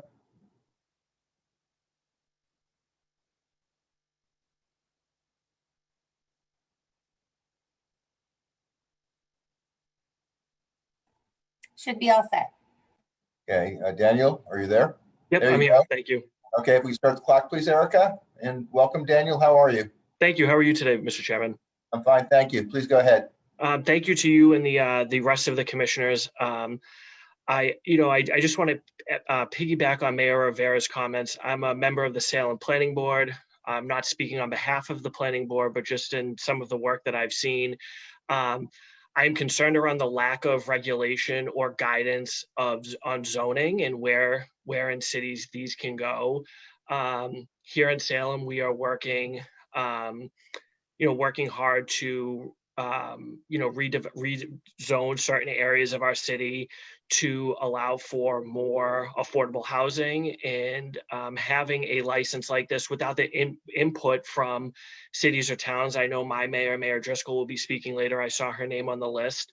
Is concerning to me that the commission is not talking to cities and towns before they put these in. Cities and towns are on the ground. They are our front lines when it comes to zoning and how something like this could impact a city, because every city's different and every town is different. So I think the commission should really work with the cities and towns to figure out how to make sure that this works for everyone. So, I know you've heard from a lot of people on other stuff, but I hadn't heard a lot about zoning and how this would affect, cities and towns and where in certain zones this type of license can go. I know there's strict zoning related to retail, but since this isn't retail, I'm just concerned that this can go anywhere in a city that, that might not necessarily be the best place for it to go. So with that, I will return the rest of my time. Thank you, Mr. Chairman, and the rest of the commissioners. Thank you, Daniel. Next speaker is Jordan Clark. It looks like, Jordan, you have a dog with you. It's a dog? Yeah, no, this is Rio. What kind of dog is that? He's a German Shepherd Labrador Retriever. He's my service animal, essentially. So we're in the process of training. If we could start the clock, Erica, and then Jordan. Awesome. Go ahead, please. Thank you. Appreciate it. So hi, my name is Jordan Clark, and I'm a graduate student at Northeastern. I'm also a social equity ancillary certificate holder and a medical patient seeking to leverage my data science background and open up an innovative cooperative cannabis research facility in Roxbury that is committed to producing transformative research at the intersection of behavioral health, economics, and restorative justice. So Chairman Hoffman, as I come before you today to speak on equity and delivery, I wanted to thank you for responding to my email where I asked for understanding to what legal protections I have as it relates to to ensure that I wasn't being discriminated against from the light view management where I live as a graduate student. I appreciate you clarifying that the only protections afforded to me as a medical patient is from fear of being arrested for possession or growing. As somebody who is clinically diagnosed by a neuropsychologist with post-traumatic stress disorder, clinical anxiety, and paranoia from long-term exposure to childhood trauma, it's great to know that, I can't get arrested, but it's really hard to find a peace of mind when I'm able to find a place for that accepts service dogs as a social emotional pet, but I'm not allowed to have possession of my medicine. And so as a law-abiding citizen who has invested hundreds of dollars in the Cannabis Control Commission's medical marijuana program, I'm worried about and understanding that your jurisdiction doesn't extend to real estate law. I'm worried that large segments of the areas of disproportionate impact might not be able to access the delivery industry.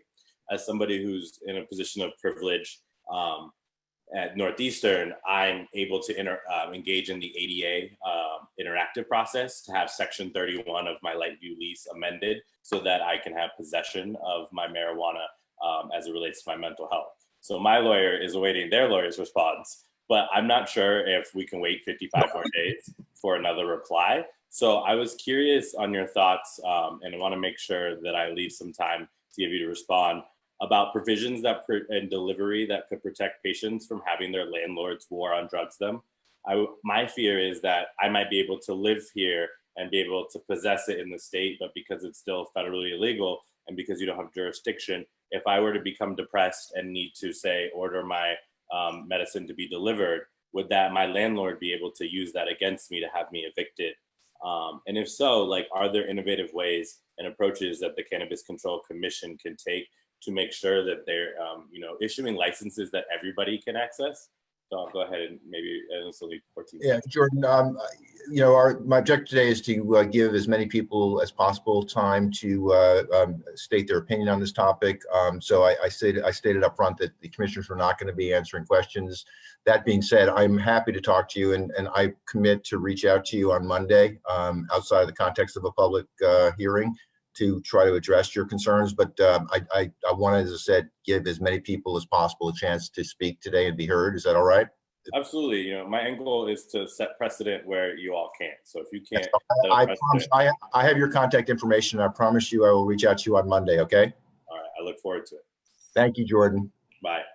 Thank you. The next speaker is Marion McNabb. Marion is unable to participate today, so the next person is Phillips Smith. And then thank you, Erica. You stole my thunder. The next speaker is Phillips Smith. Sorry about that. No problem. It's a collaborative process here, Erica. Is Phillips Smith online?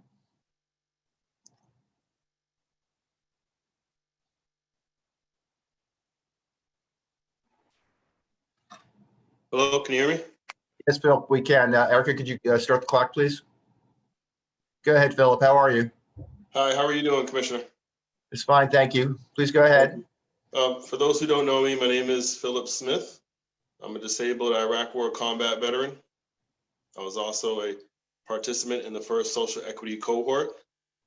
I'm the co-owner, founder, and chairman of Freshly Baked Company. We're a micro company located in Taunton, Massachusetts, cultivation, manufacturing, and home delivery. Let me start by thanking the commission for their thoughtful approach to home delivery. I think, the community spoke out and you listened, and I think we all appreciate that. I would hope that you would continue to take a thoughtful approach moving forward and not bow to the demands of big cannabis and fear mongering. I feel very fortunate, along with my partner, Jenny Roseman, who's a 9/11 first responder at the Pentagon, also a disabled veteran. We feel like the benefits that have been given recently to social equity applicants are probably the best in the country. And the delivery opportunity is probably, out of everything, the best.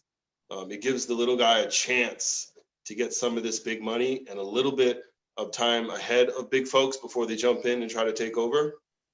So not limiting us would be great, because no one knows exactly what's going to happen in the future. But right now, for these 3 years, we have a chance to get a piece of this pie. So I would hope that the commission would continue to move forward and keep the regulations the way they are written.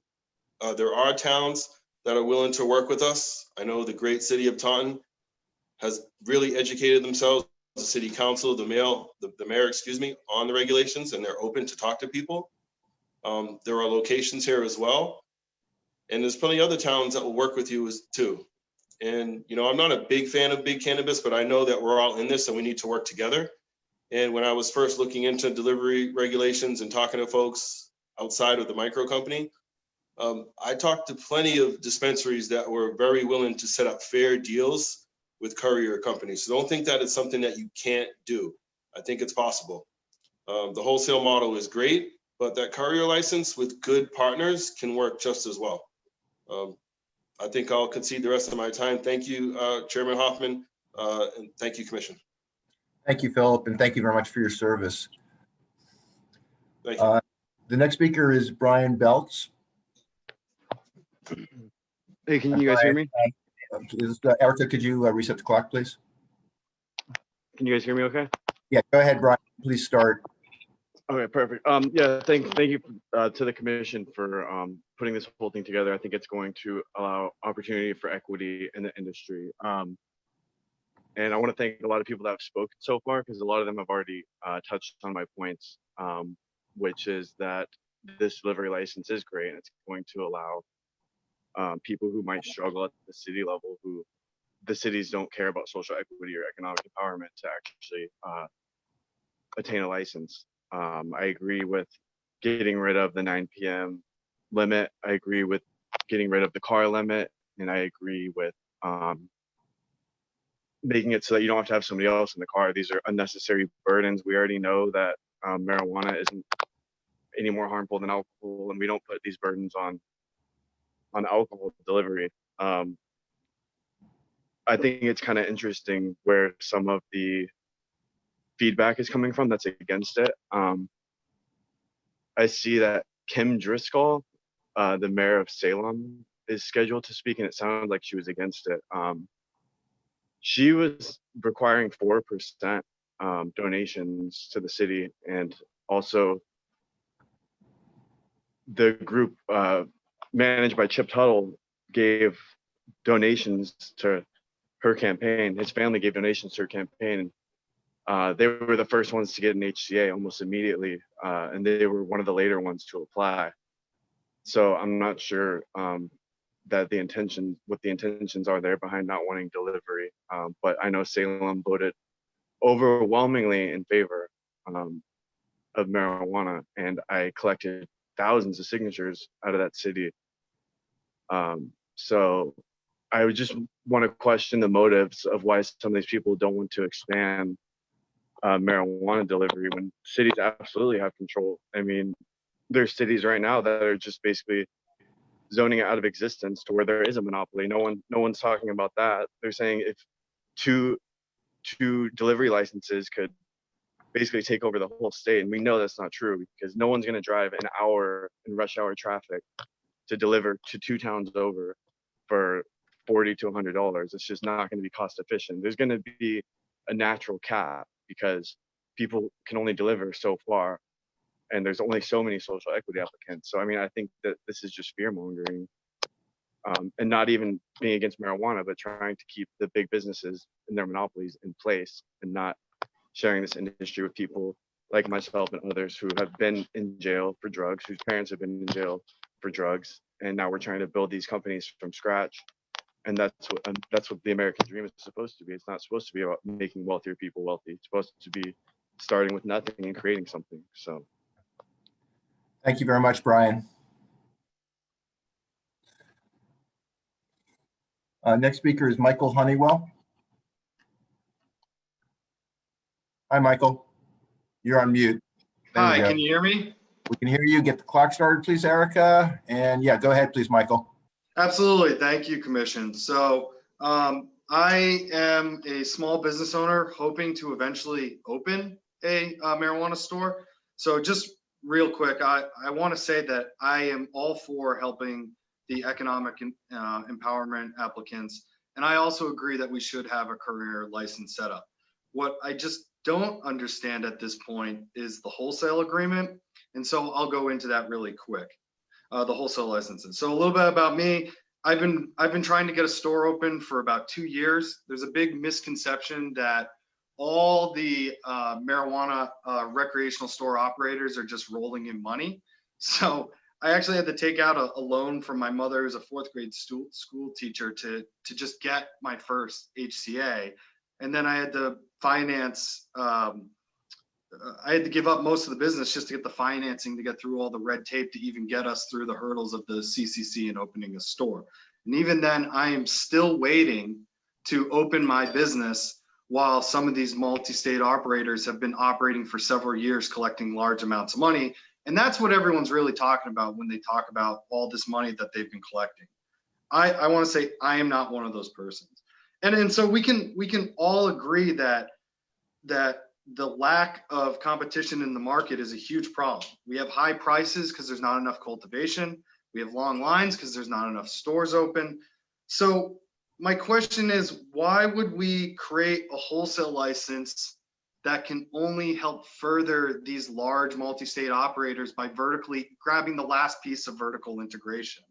And so, you know, a lot of people have talked about, well, it's going to give small businesses a chance. You know, let me ask this: if they're allowed to take 49% of the equity in these wholesales and 100% of the financing, how is that going to help? Especially if you thought the 9.9% was bad, this is going to be exponentially worse. And so it's giving people a 3-year head start to think that they have a chance what they'll inevitably lose out on. And I think that's unfortunate and it's not fair. And so, you know, I think a lot of people think the caps are going to hurt them. As someone who is absolutely over the moon that they cap the number of retail stores that these big businesses could get, it's the only chance I had as a small business to get into this market. And so if you think that uncapping is somehow going to help you in the delivery industry, it's just, there's never been that proved out in any other market. And so it's going to eventually consolidate. And so with the rest of my time, I just want to say, look, let's do the courier. Let's protect these other businesses, but let's not give them a chance for this mass consolidation. You want to extend the economic empowerment beyond 3 years? I am all for that. But let's not create an environment that's basically just going to, you know, signal that we're trying to help, but in a few years, it eventually ends that. Thank you. Thank you. And thank you for extending my time. Thank you. Next speaker is Jim Smith.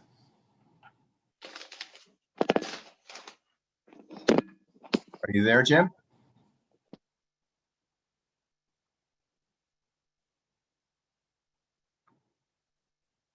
Erica, is Jim online? He should be, yes. I promoted him to a panelist, so provided he's at his computer. Thank you, Erica. Jim, are you there?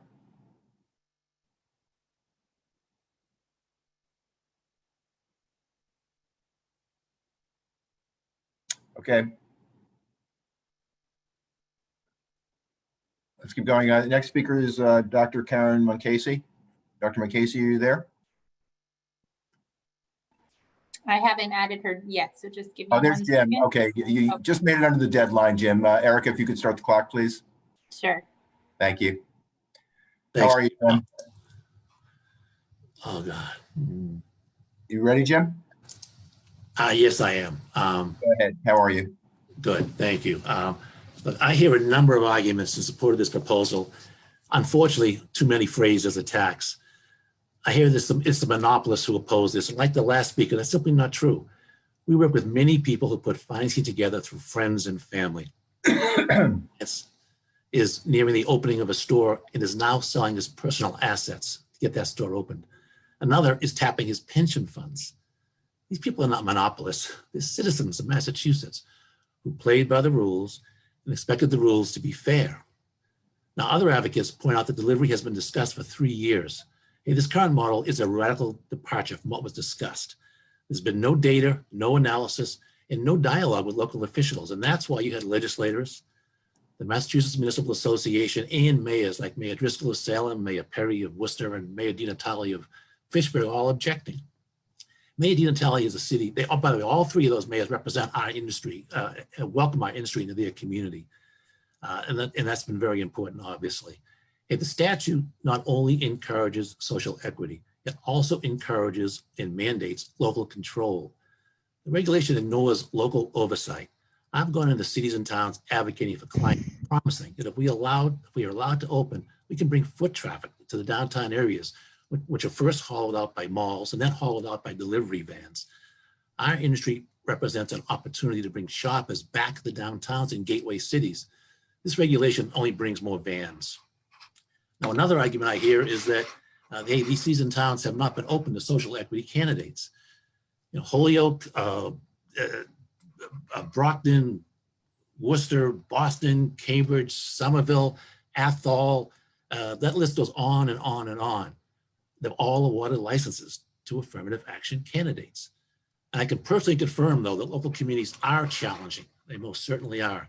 But you know what? They challenge all of us, regardless of background, ethnicity, or gender. And finally, we hear this is all about equity. I wish this proposal would help equity candidates. I'm afraid it won't. Large national interests already eye this market.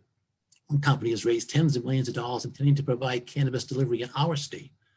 What chance will an equity candidate have with a couple of vehicles when a large corporate entity can purchase scores or even 100 vehicles and provide service from Pittsfield to Provincetown, and more importantly, dominate the important social media market?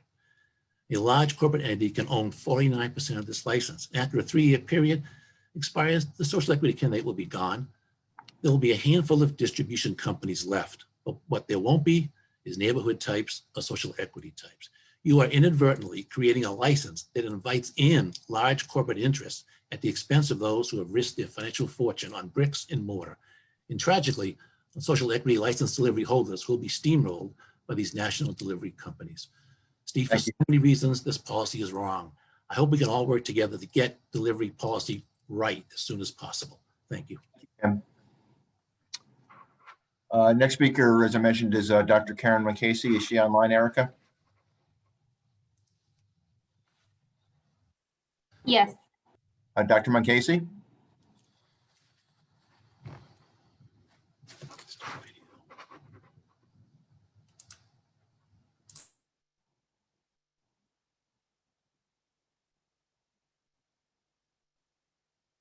Dr. McCasey, are you there?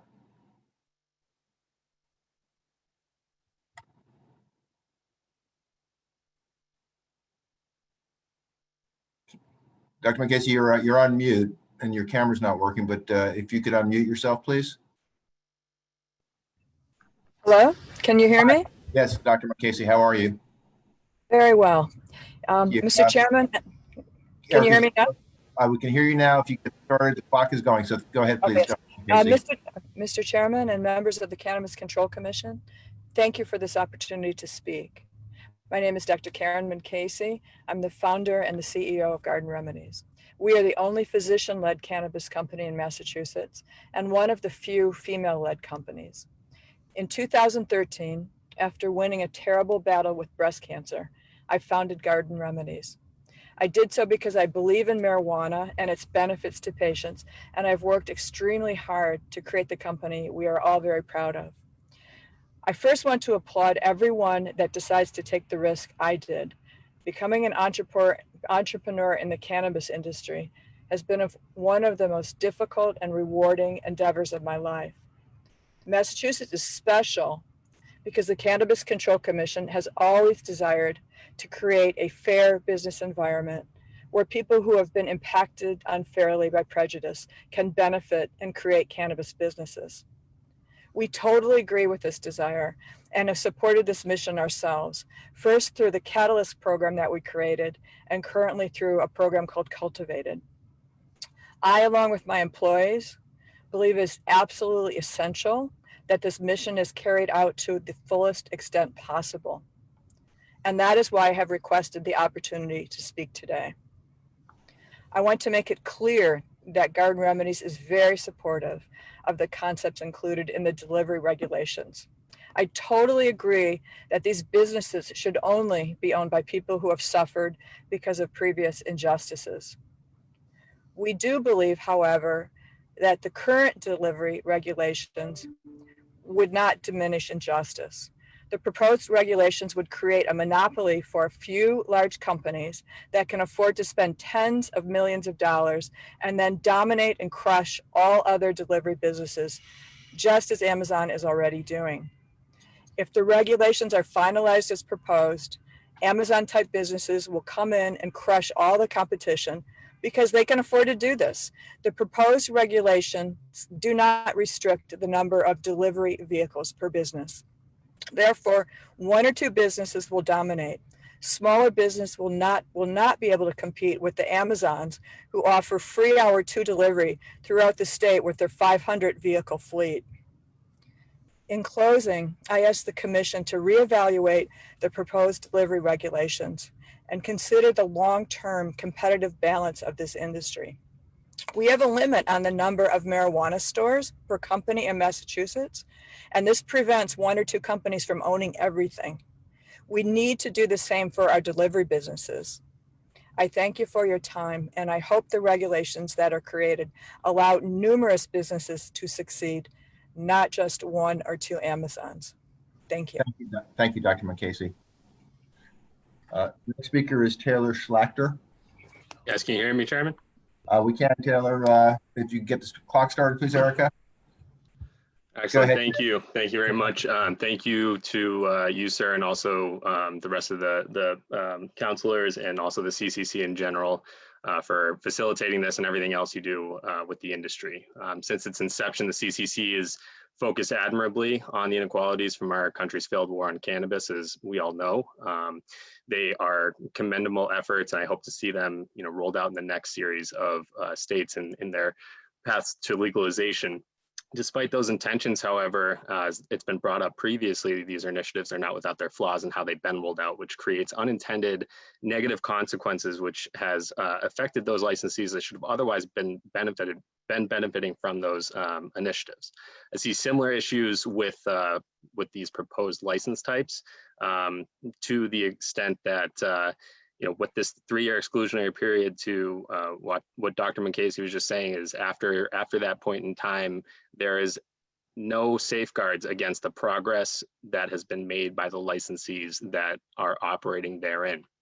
The regulations additionally surrounding these license types and some of the costs required to commence operations of such a business are onerous, and that has been brought up numerous times by many individuals here that are pursuing such licenses, both in delivery and elsewhere. So don't get me wrong, and I never thought that I would say this as a compliance officer, but I'm grateful for Massachusetts' highly regulatory approach to this industry, as I think it so far has spared us from a lot of the woes in the Western markets. But again, the unintended consequences of such high regulation are, among other things, lengthy waiting times for inspections, approvals, et cetera, which result in additional costs incurred to potential licensees. For example, if you're going to tell me that I'm going to get my license in November or have the final inspection and the following, it actually doesn't happen until December, that's a whole other month of paying rent, utilities, property, salaries, benefits for the workforce that is ready to start as soon as the commence operations is received, and other related costs that just pile on and despite best efforts continue to be a problem for all licensees that are or potential licensees. So concerns more specific to the proposed models, like it has been brought up previously, we're currently required to have 2 agents on board anytime marijuana or marijuana products are transported, be it for delivery, business to business, or what have you. So one agent can stay in at all time. And while no one should ever downplay the focus that we have on security in our industry, the reality is that those measures and regulatory requirements in place are superfluous in a lot of ways, as has been previously brought up. There are many instances where we do not hold other industries parallel to ours to the same standards. We've seen that during the shutdown with COVID and other such events. So I don't see why we should be expecting folks to have to adhere to that as well. And thank you very much for your time and for everything you guys are doing. I really appreciate it. Thank you, Taylor. Next speaker is Chris Mitchum. Hey, can you hear me? Yeah, we can hear you. If we can get the clock reset, Erica, please. Go ahead, Chris. Good afternoon. My name is Chris Mitchum, and I'm the CEO of DM Cannabis. We have a shop here in Worcester. I have deep respect for my regulatory partners at the CCC. The relationship between operators like me and regulators is indeed a partnership, and we truly appreciate all of your hard work. Thanks for organizing this and giving me the opportunity to speak. I've got 3 points to discuss. First, there's a lot of rhetoric about major cannabis corporations and monopolies pushing back against the proposed regulations. Data shows this to be a false narrative. There is no cannabis monopoly in Massachusetts. That would be impossible with the 3 license cap on dispensaries. Also, the vast majority of the marijuana retailers in Massachusetts are not major corporations. They're small, family-owned mom and pop shops like mine.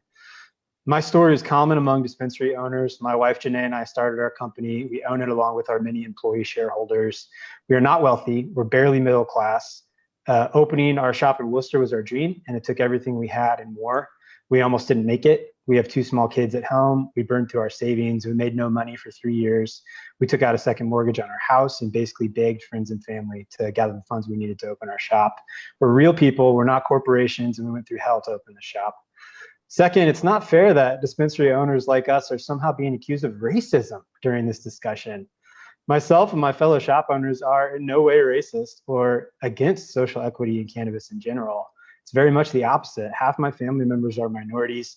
I'm not a stranger to the struggles that minority communities go through. They're very real and should be recognized, and we should be doing everything that we can to change our society's social dynamics. In fact, the reason my wife and I got into cannabis was because of our deep anger about the devastation caused by the war on drugs. We're activists ourselves. As a result of our passion, we've created over a dozen great jobs. We've focused on hiring minorities. Well over 50% of our employee population are from minority communities. These are great jobs. People start at $15 an hour with full benefits. So it's just kind of humiliating to be accused of racism. This wholesale delivery regulation is actually not going to be better for social equity applicants in the long run. It's much, much worse. This is what's going to create a monopoly in the industry. Social equity applicants are going to need capital. Big corporations have the money. Social equity applicants are going to be forced to sign deals that remove them in 3 years, and the state's going to be left with a few large Amazon-style operators. It's going to put me out of business. My employees are going to be, jobless, and it's going to be devastating. Commissioners, we're your partners in this. We've worked together to build a vibrant industry. You're about to pull the rug out from under us. If the wholesale delivery license is approved, it's probably going to go down as one of the biggest regulatory blunders of all time. Thanks for your time. Thank you, Chris. Next speaker is Mayor Kim Driscoll. Are you there, Mayor Driscoll? I'm here. Can you hear me okay? Yes, Mayor Driscoll, how are you? I'm great. Thank you so much for the opportunity today and for all the time you're taking. This has been a long day for all of you. Erica, could you, excuse me, Mayor Driscoll, Erica, could you start the clock, please? Thank you. Go ahead, please, Mayor Driscoll. Great. Thanks so much for the opportunity to offer a few comments. And again, kudos to the board for this extended public comment period. As a city that's worked pretty diligently and quickly to open cannabis, medical and retail operations in our city, we really appreciate the commission's efforts to work collaboratively with cities and towns to ensure that host communities have a role in the plan and design of the process for opening this new industry in the Commonwealth. We were on this journey together very much. I also want to applaud the CCC's leadership in the development of policies that provide a pathway to social equity within the marijuana industry. It's very important. I'm very supportive of social equity candidates and programs, and it's frankly really troubling that this issue feels like it's pitting city leaders who value equity against those seeking entry into the cannabis industry. As one community leader, we've worked hard to welcome cannabis retailers into Salem. We worked quickly to put in place new zoning to enable retail cannabis to move forward, followed a pretty diligent and professional RFP process that welcomed the industry into our community. And in partnership with the CCC and licensees, we've thought about and designed host community agreements that are, we think, respectful of and beneficial to our community. The process to receive final approval from the CCC, as you know, can be timely. It requires significant investment. And we really see cannabis operators who are on this journey as city partners. When they do well, we do well. As you know, an important goal, as you likely know, an important goal of these agreements is to allow communities to receive much needed revenue. The legislature recognized this by providing not only an opportunity for HCAs, but also included the provision allowing cities and towns to receive a 3% excise. Hugely important. I can't understand how these dollars, the importance of these dollars right now to our community during COVID. We have seen other local receipts, including hotels and meals tax revenues, really just tank during this pandemic. One of the local revenues and receipts that's remained stronger has in fact been our cannabis excise sales. It feels very much like this proposed delivery regulation could in fact really undermine some of the new businesses we have in our community, currently two, hoping for a third operator to be here. And a little bit like the ground is shifting and we worry about what that means, certainly not only for our bottom line, but for the businesses who are choosing to locate here. I hope you'll consider thinking about how this not only impacts operators, but how this change is going to impact municipalities in a new industry with a lot of a journey that we've been on together. to put a major change like this could certainly not only impact cities and towns who are relying on this revenue, but those that have made major investments to be included in this new business within our cities and towns. Thank you again for the opportunity. Thank you very much, Mayor Driscoll. So Erica, the next speaker that I have is Jigar Patel. Is that correct? Yes, at the moment, it doesn't appear that Mayor Leahy is on the line. Okay, and also, so we're skipping down to Mr. Patel. Mr. Patel, are you there? Patel, hi, good afternoon, Chairman. I'm here. Okay, thank you. Hold on one sec. Erica, can we get the clock started, please? Go ahead, Mr. Patel. Yep, so good afternoon, everyone. My name is Jigar Patel, and my retail company, Fevery Naturals, is a disadvantaged business enterprise. I thank you for the opportunity to speak at this hearing. I am currently in the process of building a dispensary in the city of Marlborough, which I've spent nearly 2 years to get to, and it will have cost around $1 million, which I'm raising from friends and family by giving up equity in my business.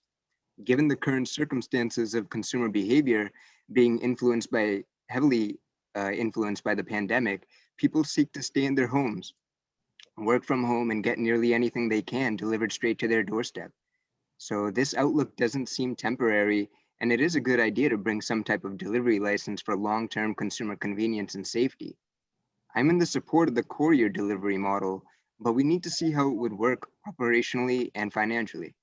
I want to team up directly with delivery businesses and figure out how we can both be profitable by working together.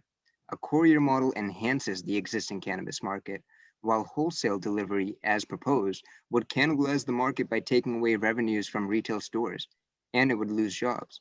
At the moment, I oppose the limitless wholesale delivery model because it doesn't prevent large businesses from entering the market after the exclusivity period.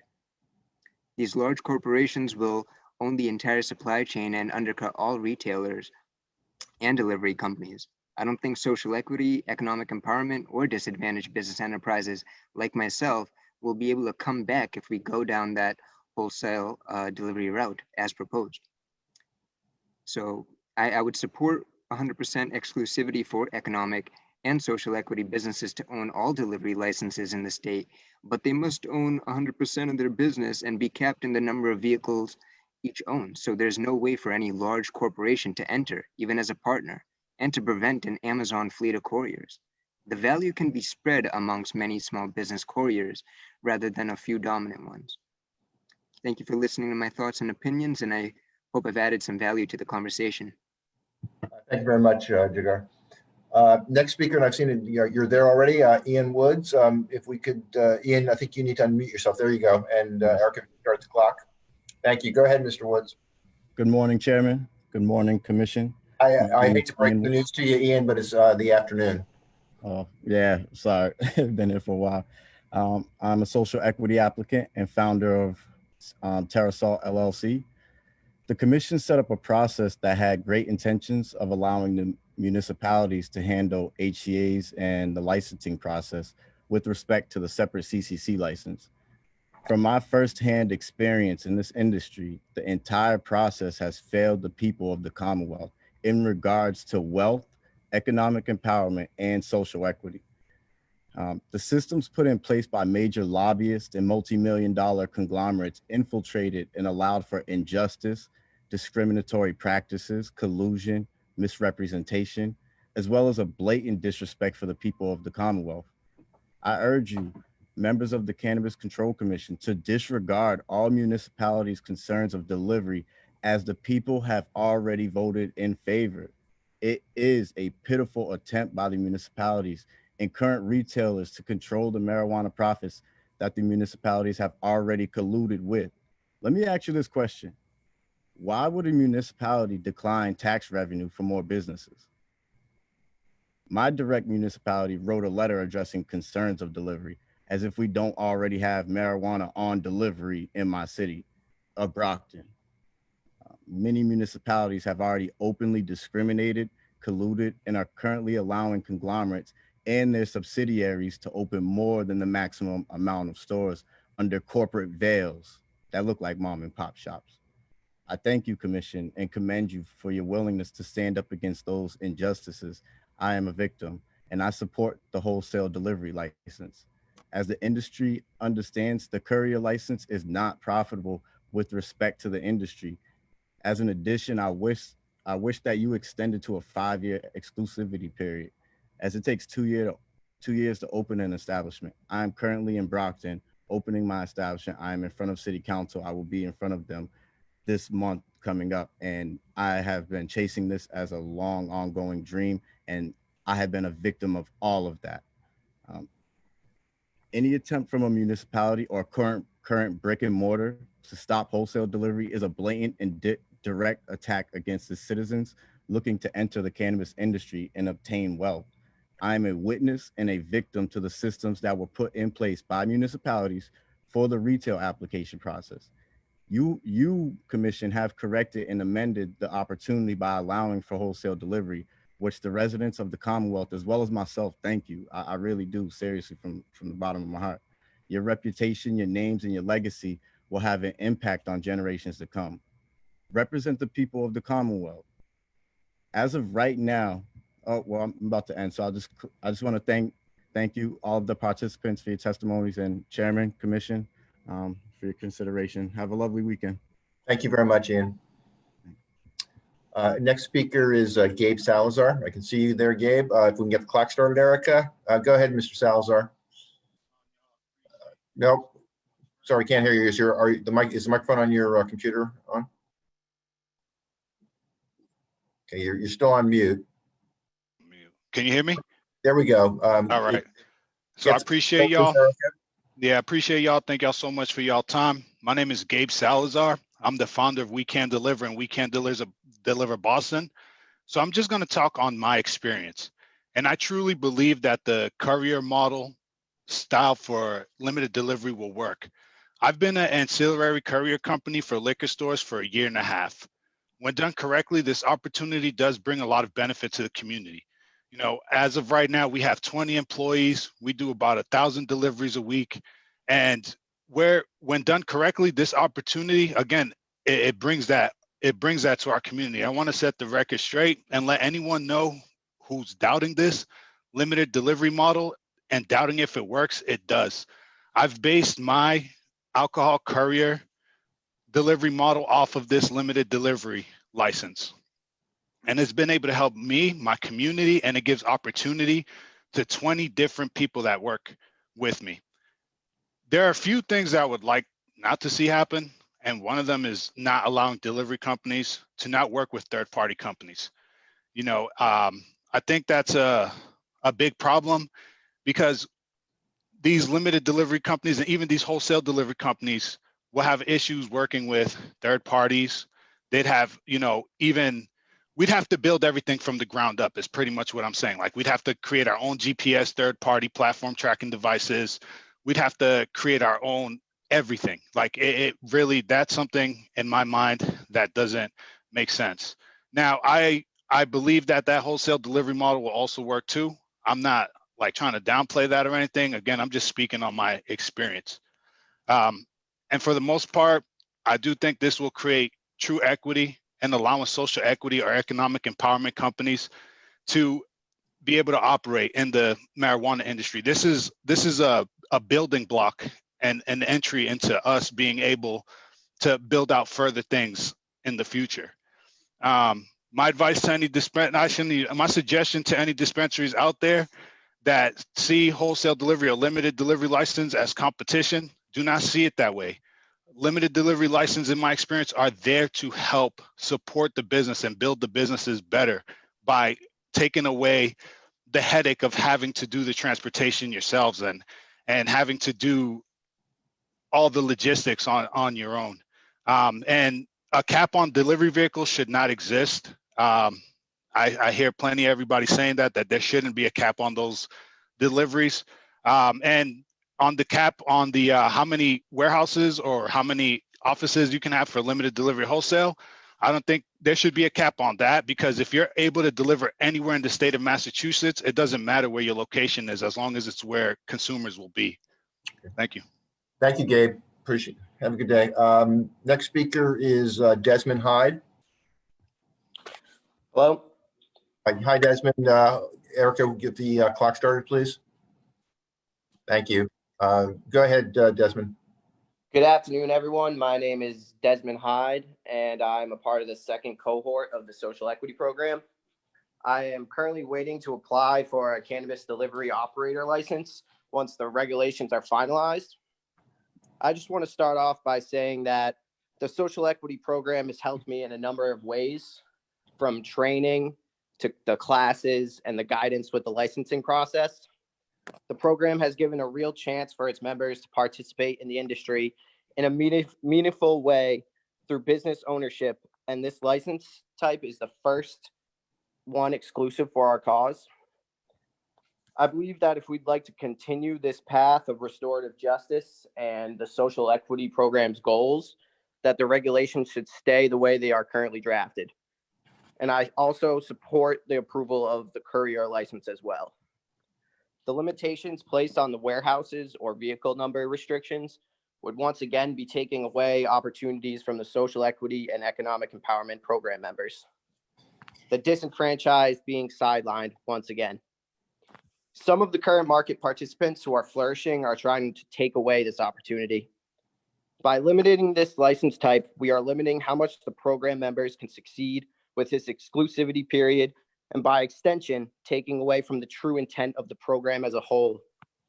The CCC and state already decided to give us a fair chance, and I don't think anyone wants to stop that. And I think we can all agree a delivery model is more necessary than ever during these times of COVID-19. We simply cannot delay this license type any longer. To echo some of my fellow social equity program members, I believe we should follow the rule of 3 in terms of number of stores. I think we should have no limitations on the number of warehouses and the number of vehicles. I think we should also increase the 3-year exclusivity period and remove the second driver law. Without these changes, the model becomes more and more economically unfeasible. To repeat what some of my fellow members have said, the cannabis industry fails to reflect the cannabis community as a whole. And I think with this opportunity of a new license type, we can change that. I would like to thank the commission for giving us the opportunity for public comment. And I would like to thank the social equity program again for the opportunities they have given me to work in an industry I am so passionate about. Thank you. Thank you. Our next speaker is Gabe Singal. Or is Gabe here?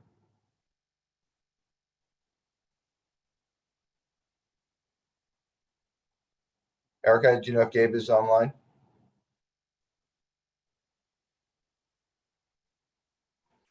Yes, I believe Gabe is a call-in, and I've unmuted.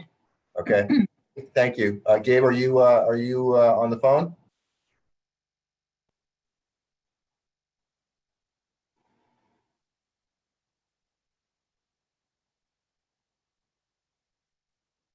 Gabe, one more chance. Are you there?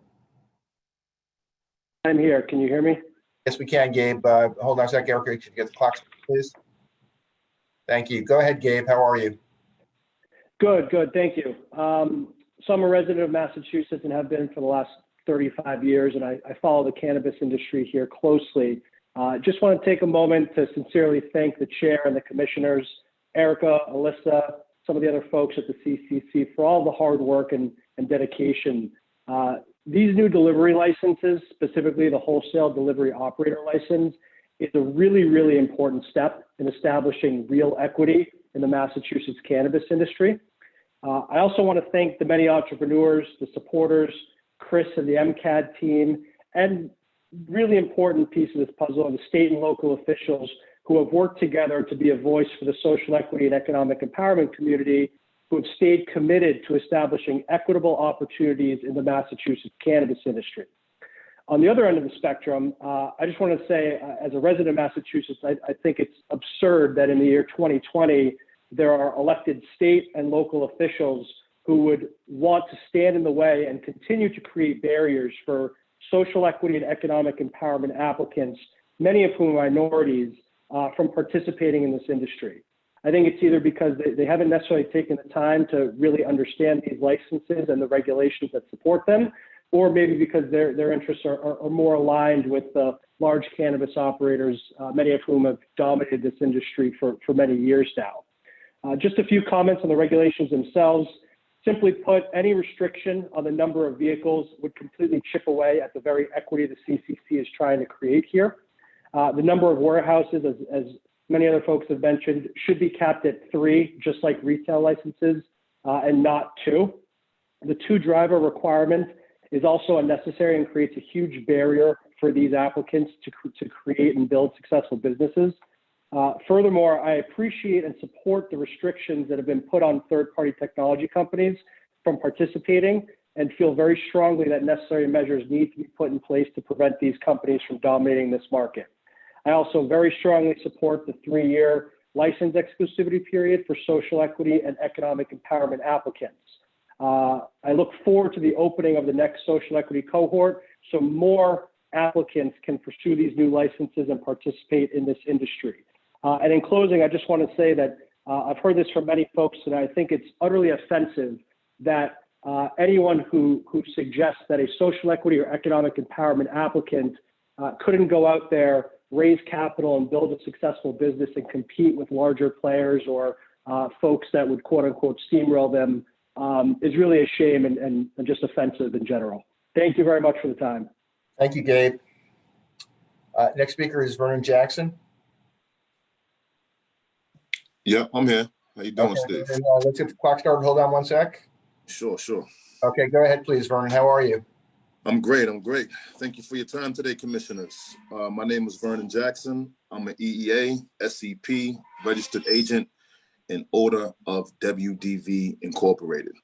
I've been following the regulations for some time, and I applaud the commission for its current design of delivery operator license. It provides the viable delivery model that we have been demanding. It's good to see an example of government listening and being truly responsive. However, over the last few months, I've become increasingly concerned that the operating licensees are attempting to hit pause on equity before it even has an opportunity to get off the ground. I also fear that your agency may fold to the pressure of the established industry. The commission must stand tall against corporate greed and continue to fight for an equitable industry. In order to preserve true equity, I ask that the commission move forward with the delivery operator regulations that allow for wholesale purchases, are limited to no more than 3 locations, and retain the 3-year exclusivity and ties the time period to the first delivery operator operations and not the courier model. Additionally, the commission should allow delivery operators to repackage product in the same fashion and manner as retailers. This will be an important regulation as we establish our branding, which will become increasingly critical as the marketplace saturates and competition stiffens. I also find it odd that some cities and towns claim that they were unprepared for delivery license since it has been on the commission's agenda for several years now. I have a simple solution for any mayor or city council who is concerned about tax revenue that would be lost to delivery operations from other cities. It's simple. Sign HCAs with equity applicants today, and your problem will be solved. Additionally, I'd like to take this time to invite the CDA's membership and owners across this industry to support equity through thoughtful mentorship and financial investment. There is a truly equitable and mutually beneficial pathway before us that meets the needs of the required positive impact plans. It's time for licensees to show the commission that they truly understand and meet its commitment to equity. They can effectively end the most common challenge to entering the industry, and that's access to capital. If licensed operators don't step up and invest now, they never will. And I trust that the commission will hold them accountable for their lack of effort during the PIP review and when they renew. The time to positively impact our community is now, and the opportunities to do so are very clear. Thank you guys very much. Thank you, Vernon. Next speaker is Chanel Lindsay. Are you there? Hi, Chanel. Hello. Hi. Okay, the clock is started. Please go ahead, Chanel. Thank you.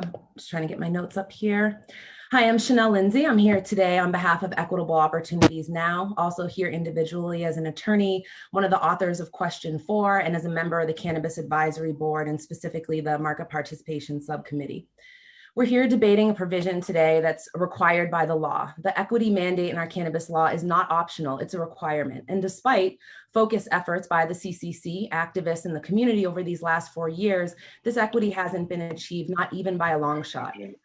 Looking at the numbers here, there's only 4% total diversity in our industry, and that includes women and gender diversity. Looking at Black and Brown numbers, owners, the numbers are even more depressing and infuriating. There are so few, I even have extra fingers, even if I'm only counting on one hand. The pressure mounting against this last push for access within this clearly inequitable industry is the same as we've always encountered: prohibitionists within government and moneyed interests that currently have an inequitable monopoly. They might seem like strange bedfellows, but it makes sense when you see who stands to gain here.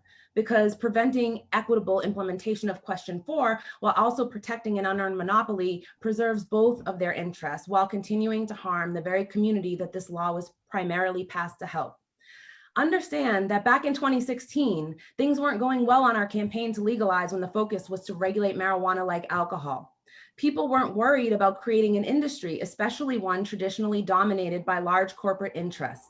It was the unfair criminalization, especially the disproportionate nature of it, that was the driving factor of Question 4 passing.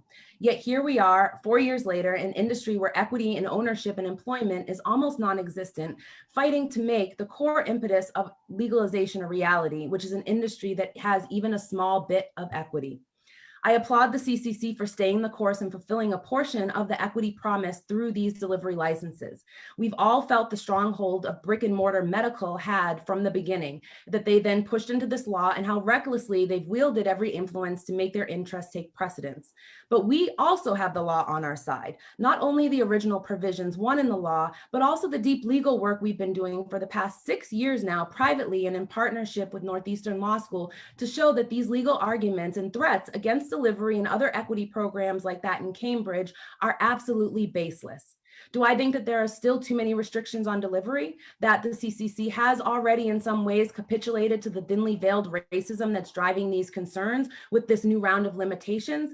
Yes, because even with the original restrictions, the idea that with this tightly regulated framework that any of these businesses could become an Amazon is laughable. And the businesses should not be treated differently, not treated less, they should be parallel.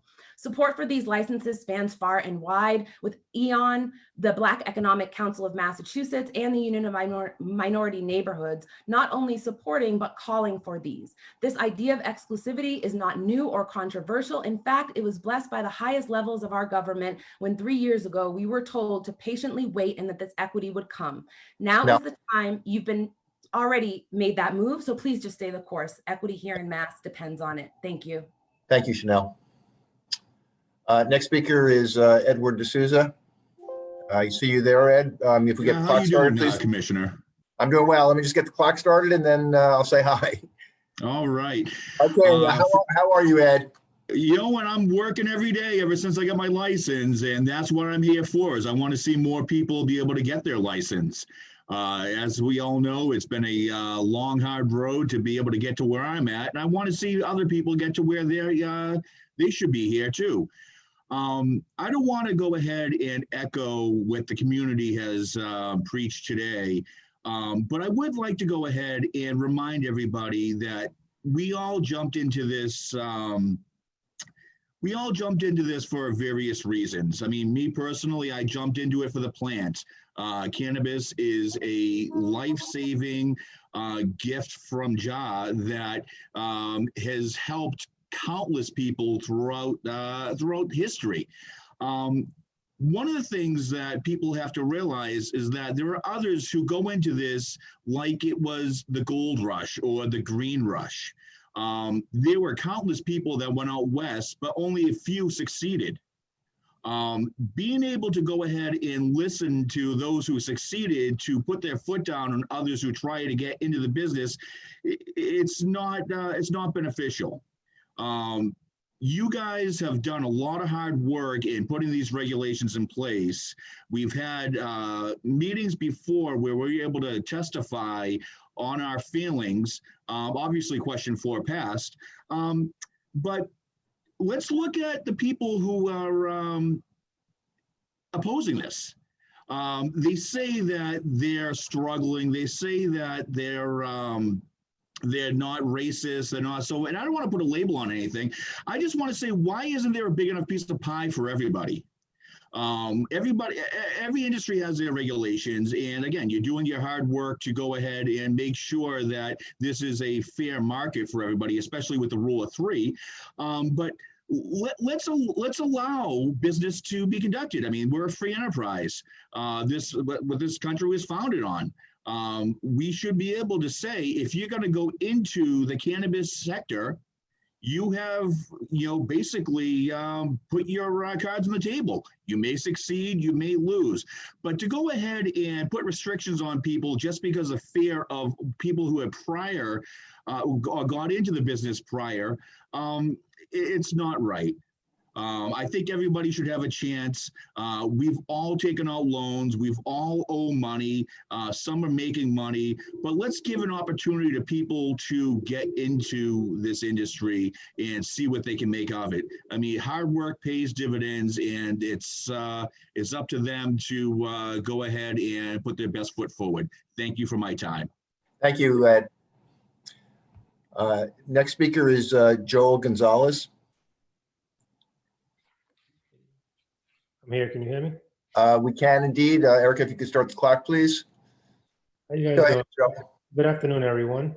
My name is Joel Gonzalez, and I'm the owner of Seed 5 LLC, and I'm a social equity applicant. I am Afro-Latino. I grew up in Dorchester, Mattapan, and I'm currently wheelchair bound as a result of a paralyzing injury 3 years ago. So I know a thing or two about inequities. As disenfranchised people, equity is owed to us. It's not a favor or a handout. While I am pursuing entrepreneurship in the cannabis industry, the business aspect is not my highest priority. My consumer lens drives my stance. When I became paralyzed, cannabis helped change my quality of life, both physically and mentally. I'm committed to spreading awareness about this plant we all love, and I'm passionate about improving the way we all access it. Ideally, delivery doesn't have to cut into the dispensary and retail market. If this delivery proposal is approved, it will differentiate the way people access cannabis and reach a broader target audience. For example, there's an untouched market of people who just don't like going into dispensaries, or people, frankly, who can't drive, like myself. I'm an example of a consumer whose options of access are not being maximized. I support the delivery proposal. Commission, I ask you do not change or delay delivery or make it more difficult for EEs and SEs. Please, Commission, please stand by your original commitment and equity. Ultimately, the accessibility of more delivery options creates equity, not just for businesses, but for consumers as well. We all have a real opportunity here at solving problems and creating equity. Simply put, let's do the right thing. Lastly, I'd like to leave you guys with a quote. When you're accustomed to privilege, equity can feel like oppression, but it's not. What you're feeling is just the discomfort of losing a little bit of your privilege. Let me say that one more time. When you're accustomed to privilege, equity can feel like oppression, but it's not. What you're feeling is just the discomfort of losing a little bit of your privilege. Thank you, everyone. Thank you, Joel. We're going to do one more and then we'll take our last break. Next speaker is David Michaud. Yep, I'm here. Okay, Erica, if you could start the clock, please. Thank you. Go ahead, David. Hi, good afternoon, everybody. Thank you. I'll keep this short. I just want to voice my support for the regulations as proposed. I think they should be in place for at least 3 years. It's enough time for the new licensees to gain market share and survive when the rest of the industry is going to be able to access this delivery opportunity. I think they need to be robust enough so that these new licensees acquire market share. I think it's a step in the right direction. I do support the expansion to, or the at least having 3 facilities for delivery. I support the white labeling, and I think that this will access a new market of people, not necessarily those same individuals that go to dispensaries, but those especially that are currently purchasing cannabis through delivery in the illicit market. This is additional tax revenue that the state will get, as well as the local municipalities. And the longer this is delayed, the longer that those tax revenues will not be accessed by those municipalities, and it will never be recovered at this stage. So that's it for now. Thank you, David. Okay, we're going to take a recess until 3 p.m. Just to give everybody a heads up, we have 1 more hour to go at 3 p.m. And that will allow us to hear hopefully at least another 20 speakers, particularly if everybody restrains themselves to stay within 3 minutes. We have 3 speakers left on the original list that we committed to hear. I think we'll be able to make a reasonable dent into the waiting list if we can get another 20 or so speakers over the next hour. So again, we are in recess until 3 p.m. We'll see you all then.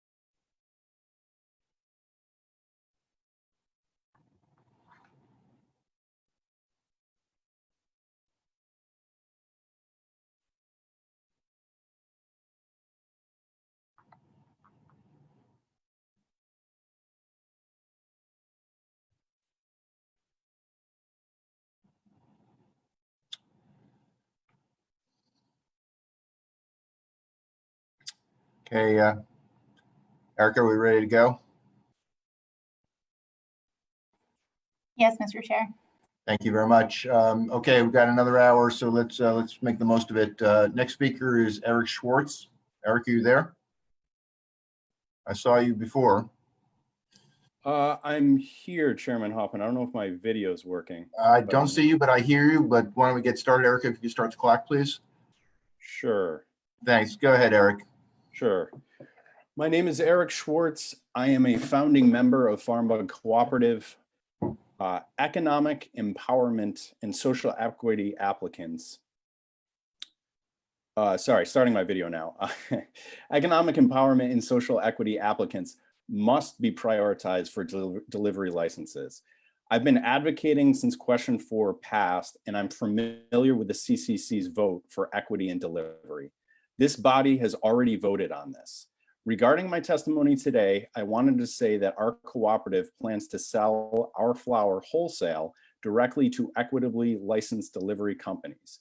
Our co-op has called for an end to the war on drugs in the state of Massachusetts since our inception. Prioritizing equity applicants is a step towards ending this war. As a local entrepreneur, I'd like to personally say that the Massachusetts Municipal Association, or the MMA, is a classist and racist organization that does not know a thing about the cannabis industry. They have no business influencing our industry. The MMA's actions have demonstrated their resistance to mandated equity, and their views on this should be understood in this context. Our cooperative also does not agree with the Commonwealth Dispensary Association, or the CDA, and their lobbying efforts. And I don't believe we've ever agreed with the Massachusetts Patient Advocacy Alliance, or the MPAA. I want those words to be on this public record. The only thing I know for sure after my testimony today is that if the CCC decides to fight equity and delivery licensing in any way, we both know that this will go to the courts. Don't send your decision to the courts. Make this decision on your own. I thank this commission for your hard work and for always being willing to listen to me. Please do the right thing. Be fair and be moral. And since I do have time left, Chairman, and we're talking about morality, I wanted to address Jim Smith's comments earlier. That's Jim Smith of Smith, Costello, and Crawford. He had implied that Somerville has somehow instated licensing here, but I was actually in our city council chambers sitting next to Mr. Smith and Keith Cooper, CEO of Rev Clinics, when they were lobbying against our equitable licensing ordinance. I also wanted to state that he somehow implied that we've done equity here in Somerville. I'm a citizen here, I'm a resident. We do not have one adult use license operator open. We don't have one adult use retail shop. And so his comments were misleading at best, but for one, I think he's a liar, and I want these liars out of our industry. We can build it ourselves on our own. Thank you. Thank you, Eric. Erica, my next person on my list is Joseph Price. Is he here? Mr. Chairman, we've had quite a few folks who are not present. So the next person I have on the list is Michael Nashawati. Okay, thank you, Erica. Then Mr. Nashawati, are you on? There you go. I almost saw you. There we go. Erica, can you start the clock, please? Thank you. Go ahead, Michael. Hello, Chairman Hoffman and members of the Cannabis Control Commission. My name is Michael Nashawati. I am an Economic Empowerment Priority Applicant and member of the first cohort of the State Social Equity Program. I want to echo what those in support of the delivery amendment have already said. This is a great opportunity to bring real change to the communities disproportionately impacted by the war on drugs. And it will be devastating to my equity cannabis business if the commission does not approve the amendments as written. Regarding the concerns of those municipal leaders who have spoken in opposition, the lost tax revenue, the simple solution is obvious. Lift your licensing caps and allow more businesses to open in your community, especially delivery businesses owned by economic empowerment and social equity applicants like myself. Let the free market work as intended. Regarding the zoning concerns that I've heard brought up, you still have complete authority to allow whatever business you would like into your municipality in whatever zone you feel is appropriate. There's no mandate hiding in the amendment delivery language forcing you to allow a delivery business to open on Main Street. But more importantly, these delivery businesses are not storefronts. You're not going to have direct consumer contact coming off Main Street. These are inconspicuous vehicles using your streets just like any other business would use your streets, making deliveries to those who are unable to make it to brick and mortar retail stores themselves. Touching on the now existing dispensaries that I've heard raise concerns about the amendment. Pretty much what I've heard is that it boils down to it not being fair. What's not fair is that I have invested thousands of hours into my cannabis business to this point, thousands of dollars. I own 2 leaseholds in municipalities that allow brick and mortar retail stores, but I still don't have a host community agreement. I get it. Why would you want to give up market share to this new delivery business model? Why go through it without a fight? Just know that the fight that you're putting forth is coming across in bad faith. I understand the value of my equity cannabis business. I'm not going to give it all away to a third-party company just because they ask. I'm hopeful this testimony illustrates that equity candidates like myself are able to run a business safely and within the framework set out by the commission. Those few now existing dispensaries, along with those few municipal leaders who have spoken out against the wholesale delivery model, are crushing the hopes and dreams of equity businesses like mine. Please stop implying that you know what is best for us and allow us to move forward with this opportunity. Thank you. Thank you, Michael. Next speaker is Chauncey Spencer.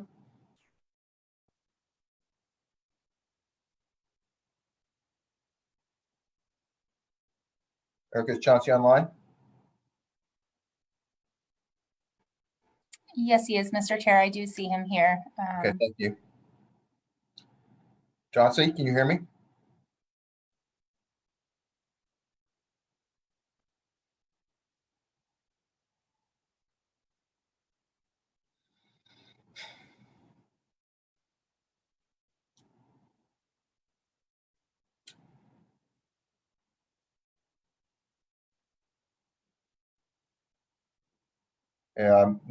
Can we move on to Angela Bradway? I'll come back to Chauncey. But is Angela Bradway online? Yes, she is. Okay, Angela, go ahead. Great. Can you start the clock, please, Erica? Thank you. Go ahead, Angela. How are you? I'm good. How are you? Fine, thank you. Great. So my name is Angela Bradway. I'm a social equity participant in the second cohort. I'm also a disabled woman-owned minority cannabis company. I believe the delivery policies that you guys put in place really do promote the equity. They will directly and indirectly reduce the poverty, bring fairness, equality, all while reducing political conflict and empowering the growth of social unity. It'll help municipalities a disproportionate impact regain some of the financial balance and encourage local growth within the community. By limiting the number of warehouses and vehicles allowed, you limit one's ability to be equal to other retailers. That's not equity. The limits set forth are a contradiction to the CCC's goals of equity and economic empowerment. We need less hurdles, a realistic approach to being successful entrepreneurs. Together, we can right the wrongs that created injustice and unrest for so many people in the Commonwealth. By encouraging proper delivery policies, we can encourage economic empowerment as well as addressing the CCC's obligation to social equity. By limiting the amount of licenses for delivery, you're creating a great injustice to the industry. We are entitled to 3 licenses all down the board. Why are we not entitled to 3 delivery licenses? This program was put in place to help social equity participants and economic empowerment participants succeed. Perhaps we should loosen the regulations, allowing delivery companies the same opportunities as retail companies that may have a more popular strategic place location. It would be unfair to say a delivery company in Western Mass would make as much money as a delivery company in Boston, or a Boston retail shop having as much customers as a rural delivery business in any given business day. Your success would really be greatly limited to how much access you have to the surrounding municipalities. Setting a cap on licenses and vehicles creates great inequity depending on your location. The CCC is a targeted action plan for disadvantaged individuals and communities. Let's move forward equally and optimistically to set a good example for other states considering delivery, extending our SEP and EE exclusivity to 5 years. It will help empower the rest of the states moving forward with the social equity and economic empowerment opportunities in the cannabis industry. The license was put in place to help people who may have lived a little bit differently because of social injustice. So we'd like to see diverse owners have an equal opportunity. Supporting the delivery framework with the CCC is put in place will encourage SEP and EE growth so we can be embraced, empowered, and encouraged to help social equity and all it stands for. So I just want to, I have a little bit more, but with the time running out, I just like to say as a social equity participant, you guys have really done a great job putting this together, being supportive to people who are, affected by this. And I think you guys are doing great and you are putting up with a lot and we appreciate your time in this matter. So we're looking forward to your next meeting. Thank you, Angela. Thank you. So I understand that Chauncey is back. Chauncey Spencer is back. Yeah, there you go, Chauncey. Erica, could you restart the clock, please? Thank you. Go ahead, Chauncey. How are you? I'm good. Thanks for asking. Sorry about that. I was tending to my kids. So I wanted to do a little housekeeping or just get directly to some specific points, particularly with home delivery, the general requirements.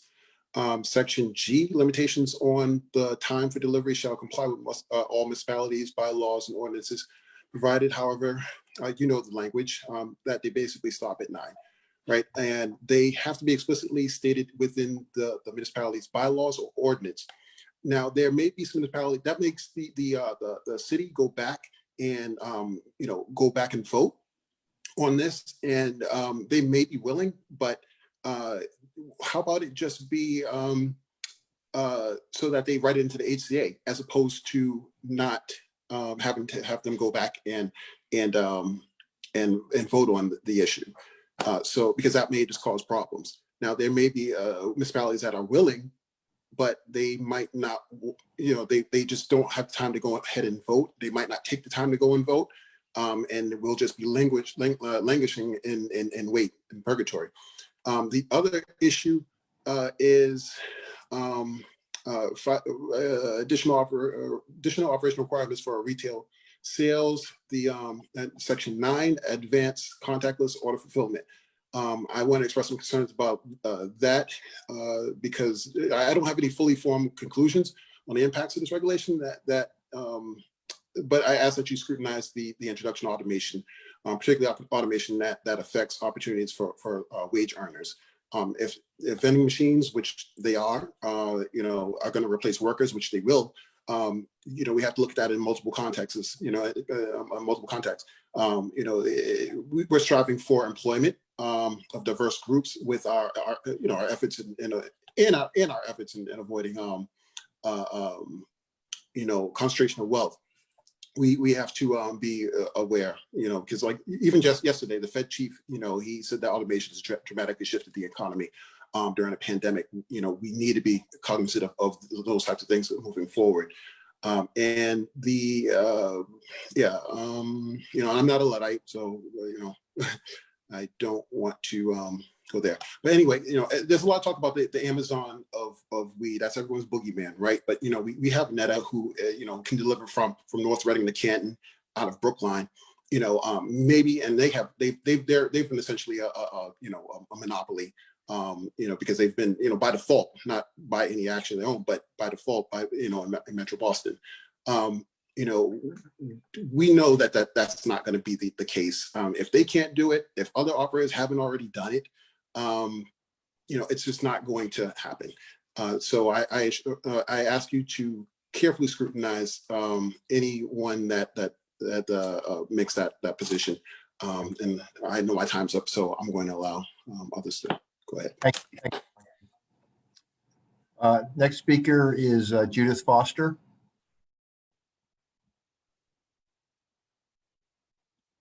Hi, Judith. Can we get the clock started, please, Erica? Can you hear me? We can hear you, Judith. Go ahead, please. Yes, I'm not your EE applicant or any of those categories. I have been a board member of MassCan and a member of the cannabis community for quite some time. And I'm calling today to speak on behalf of the folks who are not interested in the commodification of cannabis. We've also known that it's a medicine and we acknowledge it as such, but we also want you to know that we feel that it's an insult to injury why we witness our comrades having to jump through hoops from year to year. And also the campaign for legalization hinged and was built on repairing the harm to the most harmed communities. And we don't see the repair being done with any urgency. And so countless meetings and conversations have been had on this platform and many others over decades now. And I and others who are, again, not interested in making money off of the cannabis plant because it's medicine, we want to know where is the direct channel for the harmed who are not chasing corporate cannabis. And so we have been left out of this conversation. And lastly, before I go, the mass incarcerated that you know, and the destruction of families, that's not being addressed either. Chairman Hoffman and the rest, and I kindly thank you all for giving me this opportunity to speak. And I thank you for the work that you've done thus far. But I think that a huge swath of the most harmed communities have been left out of this conversation. And that's why I reluctantly called in today. And I humbly ask you to think about those things going forward in your policy making. I know that other states have directed monies to go straight to whether it be schools without a middle person being, you know, facilitating that. And so I would hope that you guys would look into things like that if you haven't already done so. And again, thank you very much. Thank you, Judith. Next speaker is Max Piergolini. Apologize again if I got that wrong. Is Max here? I thought I saw him pop up. There you go. Thanks. Erica, could you get the clock started, please? Go ahead, Max. How are you? I'm good, thank you. My name's Max Piergolini. I'm a board member for MassCan. I'm also the vice president of Patriots Helping Vets here in Massachusetts. First and foremost, I asked that the commission hold the line and establish both the courier and delivery model licenses. EE applicants, SE applicants should be given both priority approvals and a priority period. I'd ask that you note that both of these licenses, unlike what's been implied today, cannot deliver into communities that have opted out. This is not a backdoor for delivery into communities that have already said no. In these days of COVID-19, delivery businesses should be a priority. It helps in situations with lockdowns, quarantines, and making sure that people have access through this time. I hope commission's noted the voices here today. The overwhelming support for the delivery licenses as proposed should be telling for what the market desires and needs. The lack of big money canna here today is telling. Don't let their backroom dealing overrule the vocal majority. Don't allow all of those already fortunate enough to enter this market, which is in its infancy, dictate who can enter after that. Competition is what leads to lower pricing for cannabis consumers here in Massachusetts and anywhere. Allow the competition to happen. Allow the industry to thrive. Allow the delivery operator model and the courier model to pass on time. Benefit both those trying to enter the market and the consumers here in Massachusetts. Thank you. Thank you, Matt. Next speaker is Hillary King.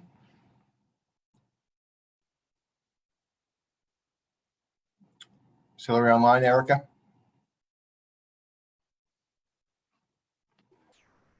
Yes, she is, and has been promoted to panelist. Hillary?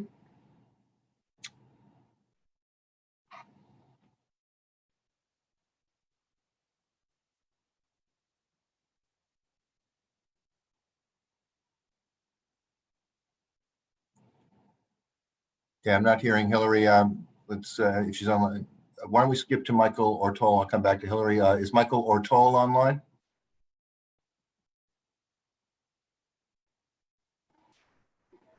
Yes, I've just promoted him to panelist. Okay, thanks. Mike, you look like you're on mute. If you could unmute yourself, I'd appreciate it.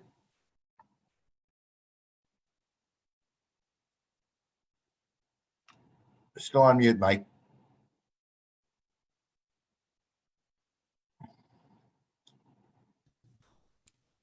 There we go. Can you start the clock, please, Erica? Thank you. Michael, can you hear me? You're on mute again, Mike. Now you're gone.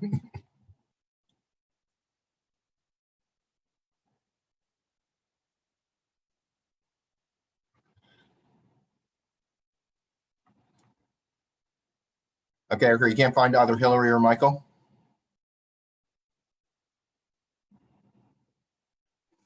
Yeah, I'm not sure what's happening here, but we do have Leon. Okay, Porcher.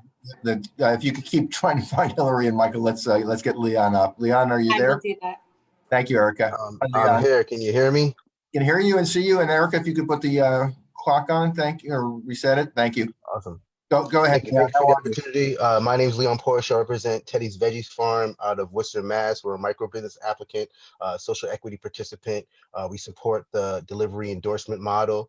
I do want to thank the CCC. I want to thank you, Chairman. Thanks, Erica, for running this event, keeping this smooth. I will be brief because a lot of people made the point that we made. I do want to echo some of those same sentiments.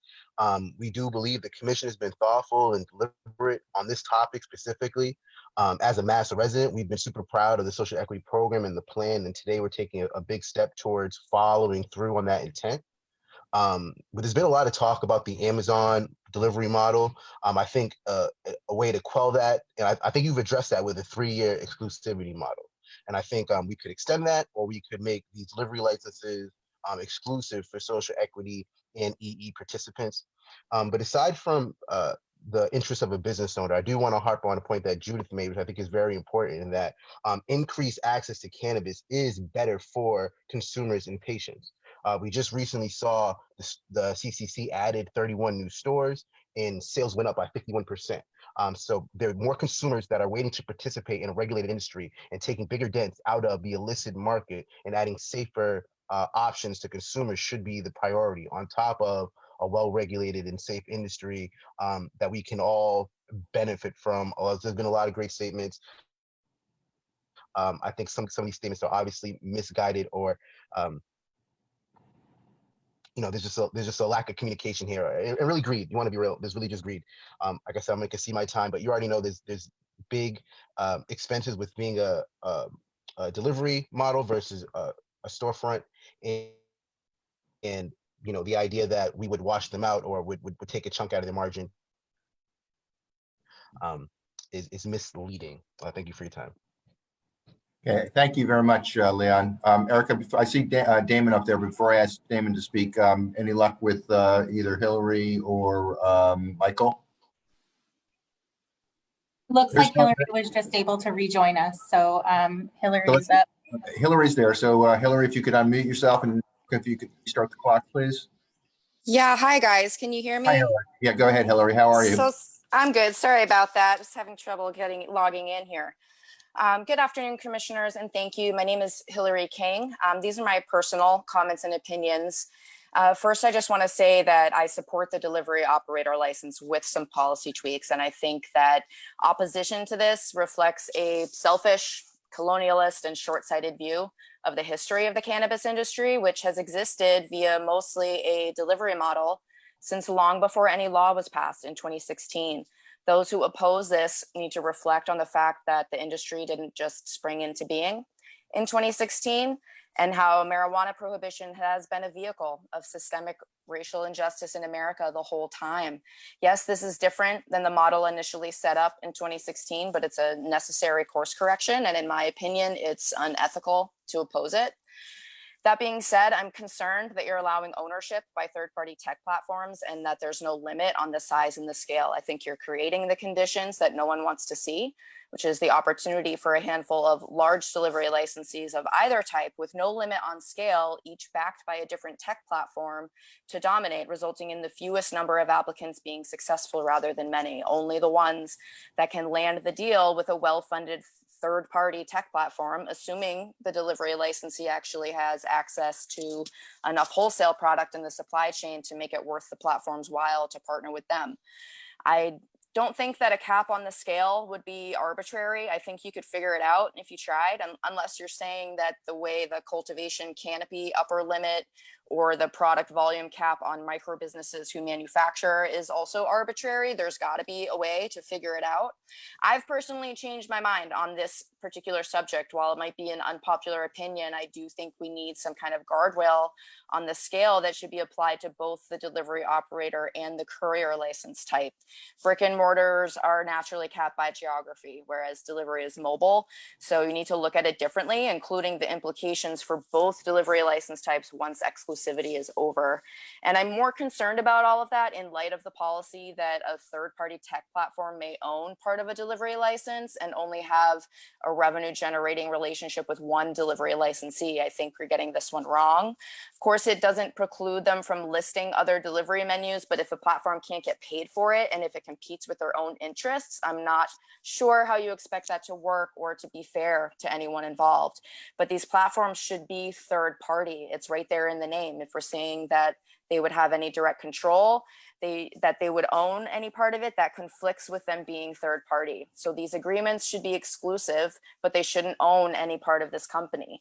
There should be a cap on the percentage of a transaction fee that they can charge to make sure that there's no direct control through the percent of the profits that those fees earn them. We should allow delivery operators to repackage and clarify that licensees may white label with their marijuana establishment brand name only. Hillary, Thank you. Okay, thank you very much, Hillary. Going to give one more chance. Is Michael Ortoli available? Erica, do you know? Okay, then I believe the next speaker, and I can see him, is Damon Schmidt. So Erica, if you could restart the clock. Thank you. Go ahead, Damon. How are you? Good, thank you. As someone going for retail, manufacturing, cultivation, and delivery licenses, I hope my comments can be looked at as somewhat neutral and are aimed at helping to develop a long-term sustainable cannabis industry in Massachusetts without anyone having too much domination. And I also hope the CCC does not let us become an Oregon with uncontrolled supply as the byproduct of the delivery regulations. As an SC participant from the first cohort, I agree with the direction the delivery licenses are going, but with a few comments. This could be a great thing, hopefully, for SC and EE folks with years of exclusivity. However, the delivery avenue has the potential to negatively affect the industry long-term if the correct decisions are not made by the CCC in implementing them. The warehouse delivery model has the ability to cut the legs out from the brick and mortar establishments, just like Amazon is doing to other retailers. One warehouse delivery license is not equal to one retail license. The delivery sales method is superior. I have 30 years of experience in Massachusetts in doing what you were talking about today. Massachusetts residents have been trained to purchase marijuana via delivery for decades. Those SC and EE participants that are going for gold and want a shot at 3 retail stores should be allowed to own a courier delivery company to level the playing field with a superior warehouse delivery model. As for vehicle limits, this is just an example. As I see the current regulations and what is proposed, it looks like I could prop up 50 cultivation sites at 100,000 square feet canopy each with leases, each with 2 warehouse delivery services, which each have 100 vehicles, giving my people 10,000 delivery cars with 5 million square feet of canopy. We'd be delivering ounces for $75 to $50. It would eventually turn into a corporate run operation after the CCC lifts the regulations of exclusivity and I sell the REIT, which could then adopt the .com idea of losing money on each delivery to take market share. Within the current CCC regulations, as long as you buy the land and build the grow facility, you can find 50 people, have 50 different companies, have 100 warehouse services, and 10,000 cars. Unless leases and land ownership are taken into account in your definition of control, what limits do you really think you are making? Maybe somebody will come up with an idea for an online presence where they're taking a piece of all the retail and other delivery companies out there. But I hope the CCC is making sure that does not happen, and there are no orbits or aggregators or anything like that preying on EE or SE delivery licenses. Please take the example as maybe something you should look at with your control. So in closing, please think about what is going to look like on day one and what it would look like at the end of the exclusivity period for the SE and EE participants. Maybe a 5-year period of exclusivity would be better. I don't know. That's your job to figure out. Thank you. Thank you, Damon. Thank you. Next speaker is Devin Hall.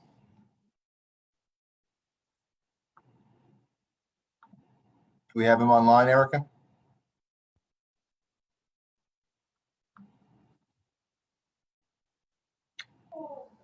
It doesn't look like it. We did have Devin.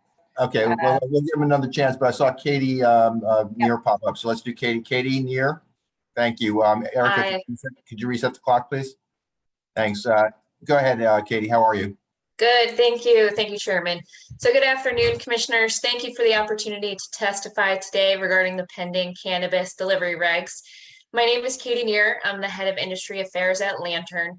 I'm going to focus my comments on the potential unintended consequences that could stem from the Commission's policy discussion from October 20th regarding third-party tech platforms.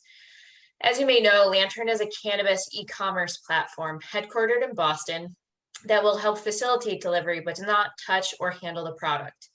We enter into service agreements with dispensary operators and hopefully with wholesale delivery operators in order to help them expand their customer reach and effectuate delivery for a flat fee in return. We also operate an incubator program aimed at helping social equity businesses get going in the cannabis industry.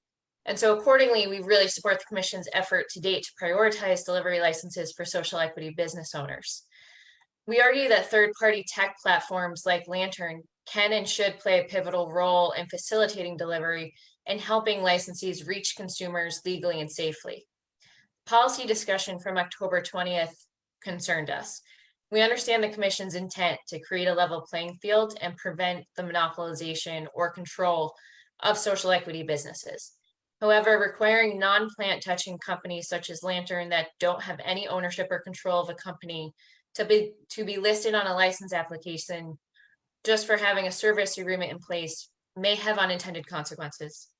First, it would make it challenging for wholesale delivery operators without that brick and mortar storefront to reach consumers. Importantly, brick and mortar dispensaries can choose to work with as many tech platforms as they want in order to broaden their reach and find new consumers or streamline their operations. If delivery operators can't do the same, it will undoubtedly present challenges for them out of the gate. Second, if the mere presence of a service agreement between a tech platform and a delivery licensee will deem the tech platform as controlling, then tech companies like us will be forced to pick one quote unquote winner and will be incentivized to focus resources ensuring that that one partner does try to dominate the market. That's the opposite outcome as we understand the stated policy goals of the Commission. With that in mind, we do have 3 recommendations for the Commission to consider that might be helpful. First would be to ensure the delivery licensees are included in the definition of marijuana establishment in the regulation, which would mean that the existing definition of controlling person or entity would apply to those licenses and prevent any non-licensed company, such as a tech platform, from availing that license or controlling that entity. Katie, I need you to wind down, please. Okay. The last recommendation is just to ensure transparency for consumers. So the CCC could reiterate the FTC fair practices rules and just make tech platforms disclose paid content on their platforms. And second, just ensure that the regulation makes sure there's a retailer disclosure on the platform so consumers know where the product is coming from. Thank you, Katie. Thank you.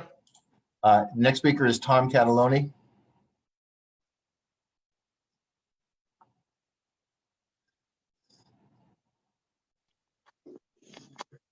There we go. Erica, if you could reset the clock, please. Thank you. Go ahead, Tom. How are you? I'm good, thank you. How are you? Thank you very much. So I'm an SE participant, and I support the wholesale and courier models for delivery. I personally believe that it's a really good thing for us, for economic empowerment and for SE participants. It gives us a chance to actually have a viable business that will be profitable, especially during a time like COVID. And it gives me hope that I'll have a good business where I'll be able to support my family. Because I'm a father of 3, I'm a husband, and I'm an entrepreneur. And what I would really like to do is have a good business. I'm very passionate about this industry, as I'm sure most of us are here, or all of us are. And I think that this particular part of the industry with delivery is, it should be for us. It was intended to be for us. And then when there was talk about taking it away from us, it was crushing. It was something that I couldn't even believe was being discussed. In our exclusivity period should definitely be longer, I think. You know, I have a record from marijuana, which prevents me from doing a lot of different things. And this gave me hope that I would have the ability to make a good business in order to support my family, especially in something that I'm passionate about. If you love what you do, you don't work a day in your life. And this is something that I love and I'm very passionate about for, many different reasons. And I really believe that we should have the 3 locations. The cap on vehicles, I'm a little bit tossed on. At first, I thought that was a bad idea. I thought maybe, no cap on vehicles, it's probably the best. But thinking about it, after our exclusivity period, we could get crushed by, corporate America coming in and just swamping the place with vehicles. But, and then we should also be able to repackage. I know I'm running out of time here. So either way, I feel very passionate about this industry. I definitely think that we should have this exclusivity period. The delivery should be for us, give us a little leg up. It gives us the ability to actually have a good business and provide for our families and create a brand and have something that we feel good about. And I appreciate you guys' time. I appreciate everybody on this forum. And I hope the best for all of us. Thank you very much, Tom. Thank you. Next speaker is Ethan Vogt. There you go, Ethan. If you could start the clock, please, Erica. Go ahead, Ethan. How are you? I'm great. Well, thanks everybody for staying so long, and I thank the speakers who are yet to come and whoever else is still watching at this point. But I think it's really important that you guys hear from the cannabis community, and so I just wanted to weigh in on this. My name is Ethan Vogt. I'm the founder of Homegrown Boston. It's a certified economic empowerment applicant that will eventually be applying for a delivery and social consumption unit license when those become available. I'm also part of Grow Club, a not-for-profit member-managed social club that educates and advocates for expanded rights for the legal home grower. I'm testifying today to express my support of the adjustments to the delivery license that you guys voted on in your August 28th meeting, and the policies recommended by the Massachusetts Cannabis Associate for Delivery, MCAD. Finally, 4 years after the voters of the Commonwealth spoke to end cannabis prohibition, we finally have and use this opportunity to support equity. We may have a chance to make good on that promise. Specific common sense policies that MCAD is advocating, including wholesale purchasing, storage, and a 3-year exclusivity period for EE and SE applicants. Delivery license that allow operators to develop their own brands by buying at wholesale, storing and repackaging, provide a viable business model for entrepreneurs that have been largely shut out of the cannabis industry thus far. The CCC's own data proves that the combination of HCA's capital requirements and other advantages that RMDs or multi-state operators enjoy have largely sidelined economic empowerment applicants. The regulations that the Commission enact in this license category will either continue to build a cannabis industry of depressing levels of economic inequality or make a course correction that every indicator suggests is much needed at this point. While the regulations you approved in August are a good step, I would like to see the Commission adapt in the future some more progressive policies. For example, I see no reason that within metropolitan areas, such as where I live in East Boston, that cannabis could not be delivered by bike couriers. This is not only an environmental benefit, but would reduce congestion on our roadways. I think the CCC would be wise to study and learn from the traditional market. Finally, one thing that's close to my heart is I ask that you clarify that delivery operators will have the ability to deliver seeds, clones, and live cannabis plants to consumers, ending this absurd contradiction that in Massachusetts, we're permitted to grow 12 plants in our homes, but have limited or no legal means to purchase the genetics or starter plants. Thank you very much, and hope everybody has a great weekend. Thank you very much, Ethan. Next speaker is Shannon Jones.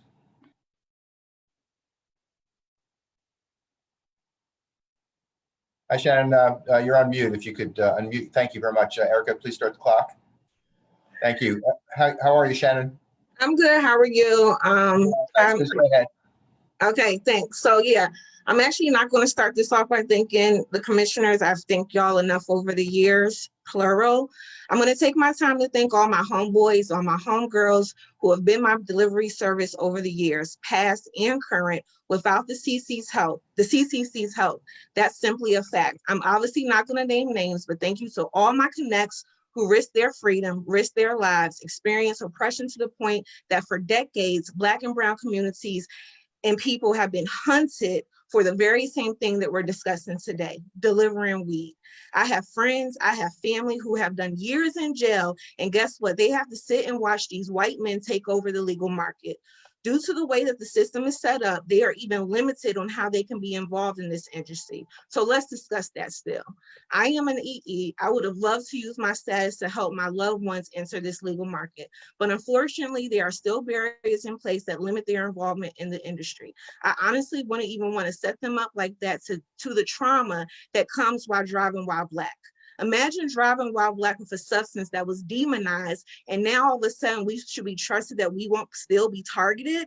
What policies are in place to assure that my delivery drivers won't be pulled over, won't be profiled, won't be questioned, won't be arrested, and even more frighteningly, and most often common in this country, is killed?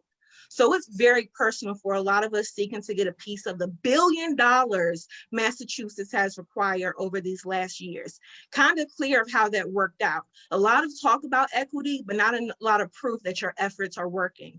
Why do we have to mingle and be approached by predatory business associations or investors to basically have our oppressor continue to oppress us?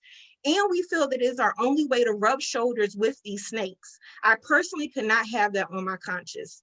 As Amanique stated, where is the money? Why can't the profits that you made over the years even go, let's say, funding of the vehicles or a grant of some sort where an EE or a SE equipment overhead is funded by the state to assure they are able to function without charging an arm and a leg to deliver weed? There's so many solutions that could assure a true, equitable, and a path to freedom. We are tired of hoping that someday you'll get it right. The nerve of y'all to legalize the plant and all of a sudden think that you're the gatekeepers of how we should live our lives.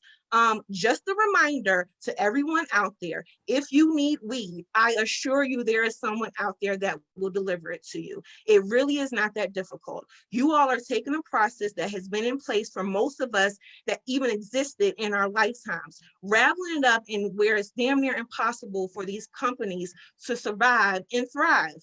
In a time where COVID has damn near killed social consumption, The only hope right now is delivery. I would suggest that you extend the period to 5 years. That is half of a decade and is considered crumbs of what y'all really owe us. Remove the barriers, make it simplistic, get off your high horse and give us equity. I should not feel like we have to beg y'all for something y'all promised.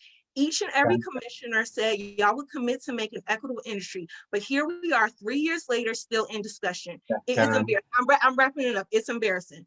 More embarrassing is that we have a head start and now other states are catching up. And I can only hope and pray that they right the wrongs. They definitely have an example of Massachusetts of what not to do. Years ago, we said to make your decisions based on facts and not fear. Shannon, I need you to respect the other speakers, so thank you very much. Thank you. Next speaker is Christian Pineda. Christian, I see you there. Erica, if you could restart the clock.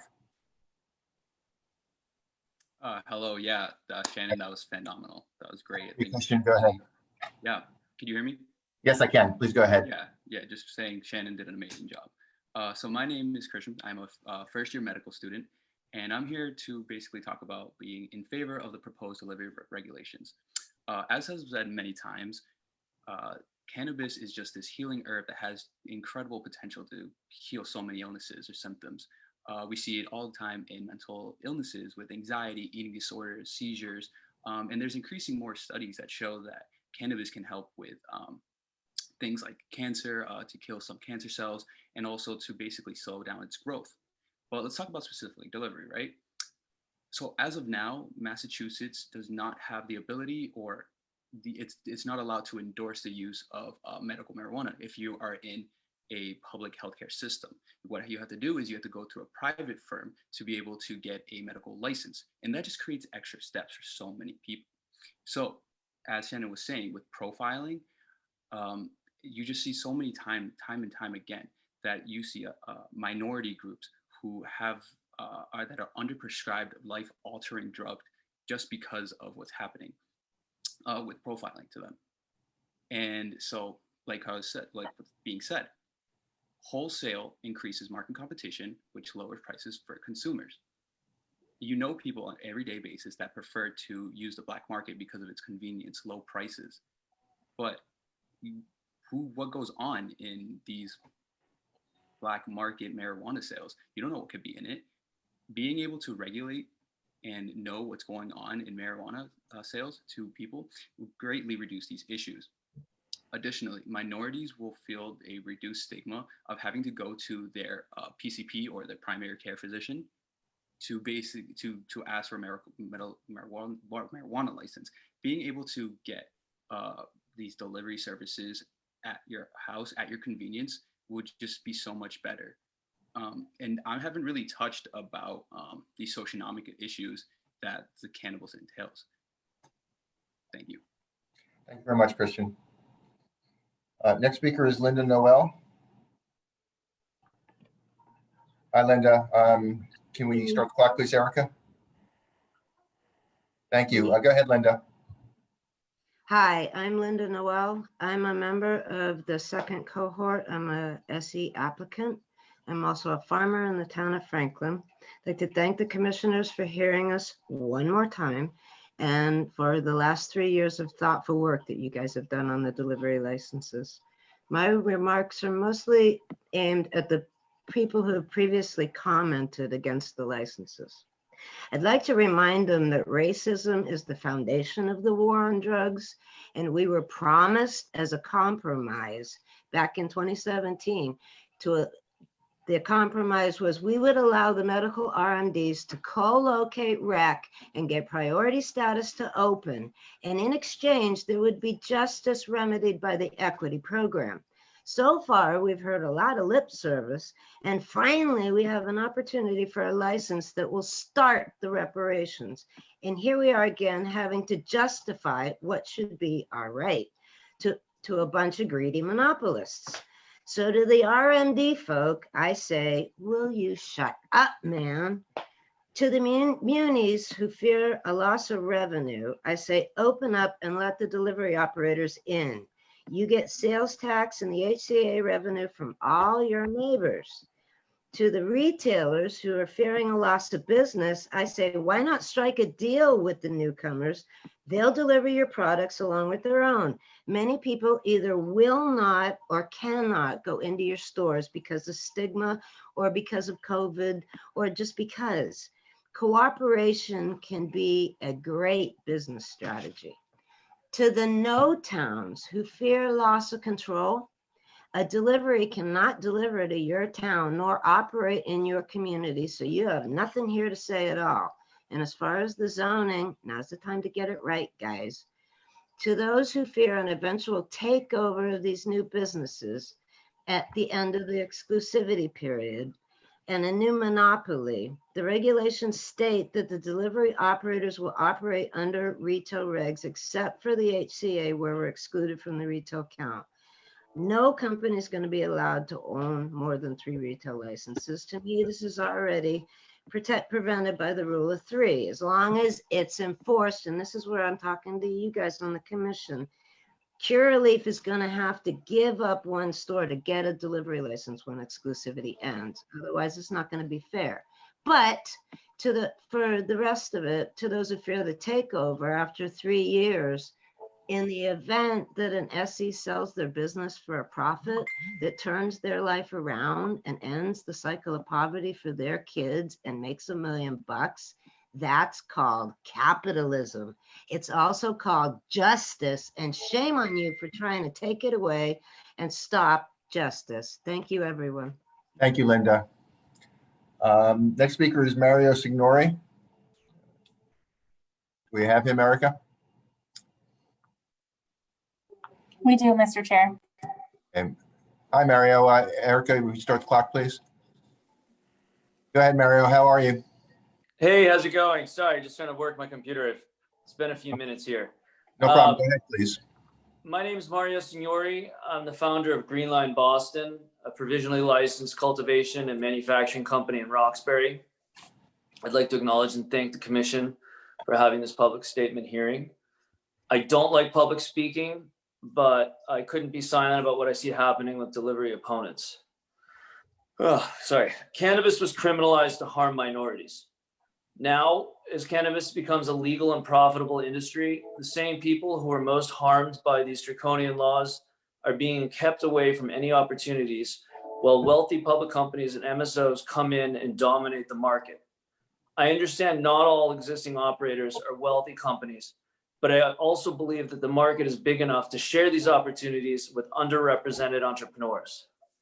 I applaud Massachusetts for creating a social equity program, but so far it hasn't helped many minorities take ownership in retail, cultivation, or manufacturing, which require massive amounts of capital. The disparity of wealth in our state is shameful. The median wealth of white families is $245,000. versus $8 for Black households. That's lack of ownership and access to capital. Imagine if cannabis could be the change for median wealth. By giving equity applicants a chance to have more ownership in a white-dominated industry, we could change the narrative.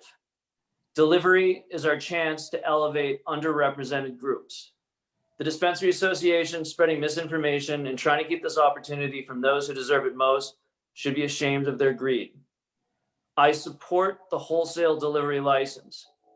I support extending the equity exclusivity period to 3 years with an option to extend again. As a cannabis entrepreneur building a company with a wholesale model, I see this as a very important chance to diversify the operators I work with. Last note, when I was living in California, I could have legal medical marijuana delivered to my house faster than a pizza, and it would come in a nondescript car driven by one person with no body cameras. And in a city of 7 million people, there were no issues. Anytime you try to overregulate and impose onerous restrictions on a new industry, you make it hard for a budding entrepreneur to succeed. That's it. And I doubt they're still on here, but if they are, happy anniversary, Muddy and Ashley, and happy birthday, Chandra. It's great seeing a lot of familiar faces today. Thanks for doing this. I can see the rest of my time. Thank you, Mario. Next speaker is Jeffrey Shaheen. Jeffrey, how are you? Erica, if you can start the clock, please. Thank you very much. Jeffrey, how are you? Doing well. Thank you very much. Thank you for your time. My name is Jeffrey Shaheen, and I am an SE participant in cohort 2. I would like to applaud the entire commission for the tireless effort and thoughtfulness in this process. I would also like to applaud all the amazing speakers that voiced their support for the delivery license types, and even more so for their passion to fight for SE and EE participation and opportunity in the cannabis industry. I believe that we are on our way for a more equitable model for minorities and those most harmed by the failed war on drugs. I strongly support the rule of 3 and a 5-year exclusivity period. I strongly support the wholesale warehouse and white label model. I think putting caps on a number of vehicles is a huge disadvantage and puts the actual cap on our revenue and opportunity. I urge the commission to not let up and continue fighting for SE and EE participants, because I know we won't. I thank you, and I cede the rest of my time. Thank you, Jeffrey. So we're gonna have one final speaker. It's Brian Wall.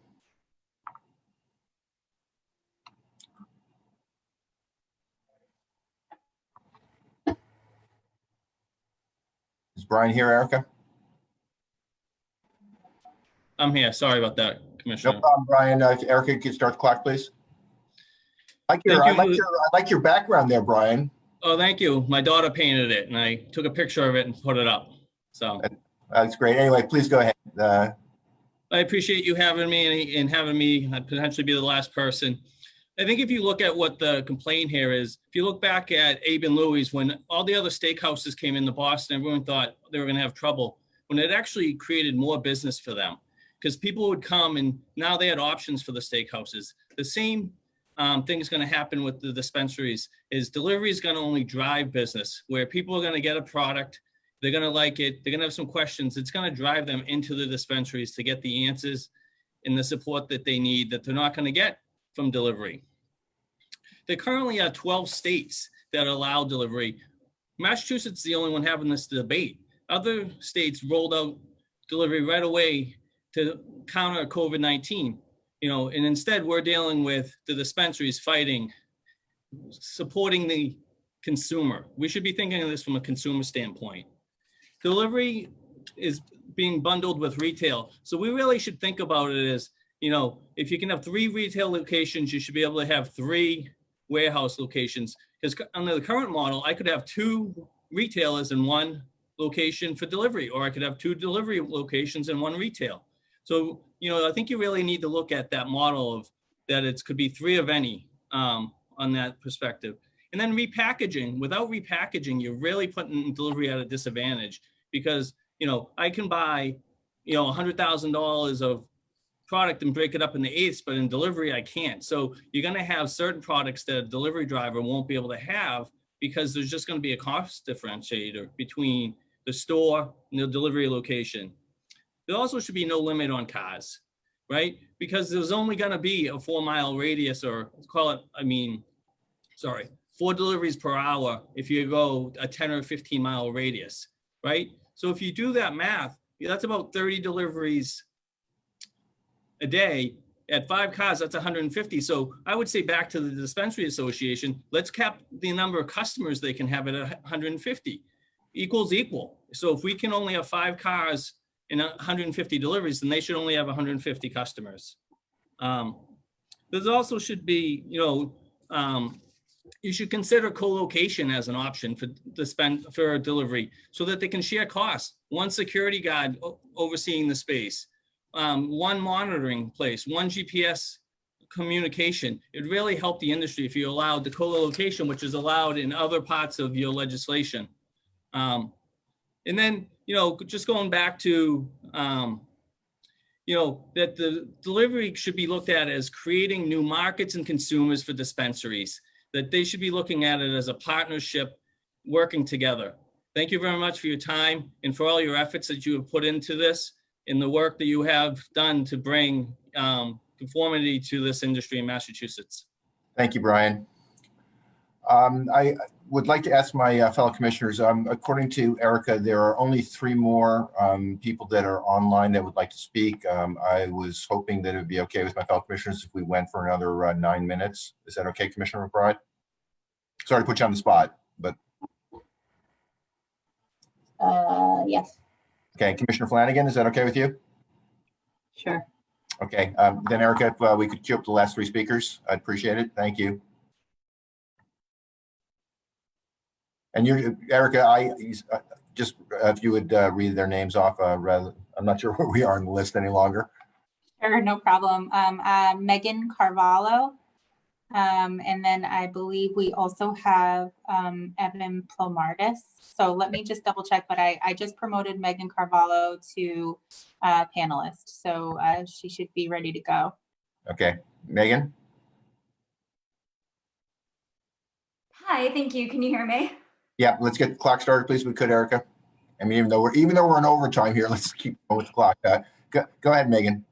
Hi, my name is Megan Carvalho. I'm the organizing coordinator for the UFCW in New England. And for those that don't know, we're the largest cannabis union in the country. And I'm sorry, I'm out of breath. I just ran upstairs because I had to get to a quiet spot. Timer, Erica, please. And I would just like to make sure that we are considering the needs of the workers who will be working in these trucks delivering product to patients and customers. This can be a dangerous occupation, even though there hasn't been a ton of incidents in the past. That doesn't mean that there wouldn't be in the future. So I just think that people should make sure that these are good, solid union jobs, and the UFCW is willing to partner with any company who has interest in making sure that these jobs are safe and equitable and a path to the middle class. That's it. Thank you. Thank you, Megan. Okay, it looks like Evan Plomartis, is that correct, Evan? Okay, first of all, can we get the, Evan, you're on mute. You need to get off mute. And Erica, if we could restart the clock, please. There you go, Evan. How badly did I mangle your last name? Hey, you did pretty good. Make it sound like a disease next time. Okay, go ahead, Evan. All right, my name's Evan Plumeritis. I'm a operator in the cannabis space and a graduate of I completed the social equity program the first go around.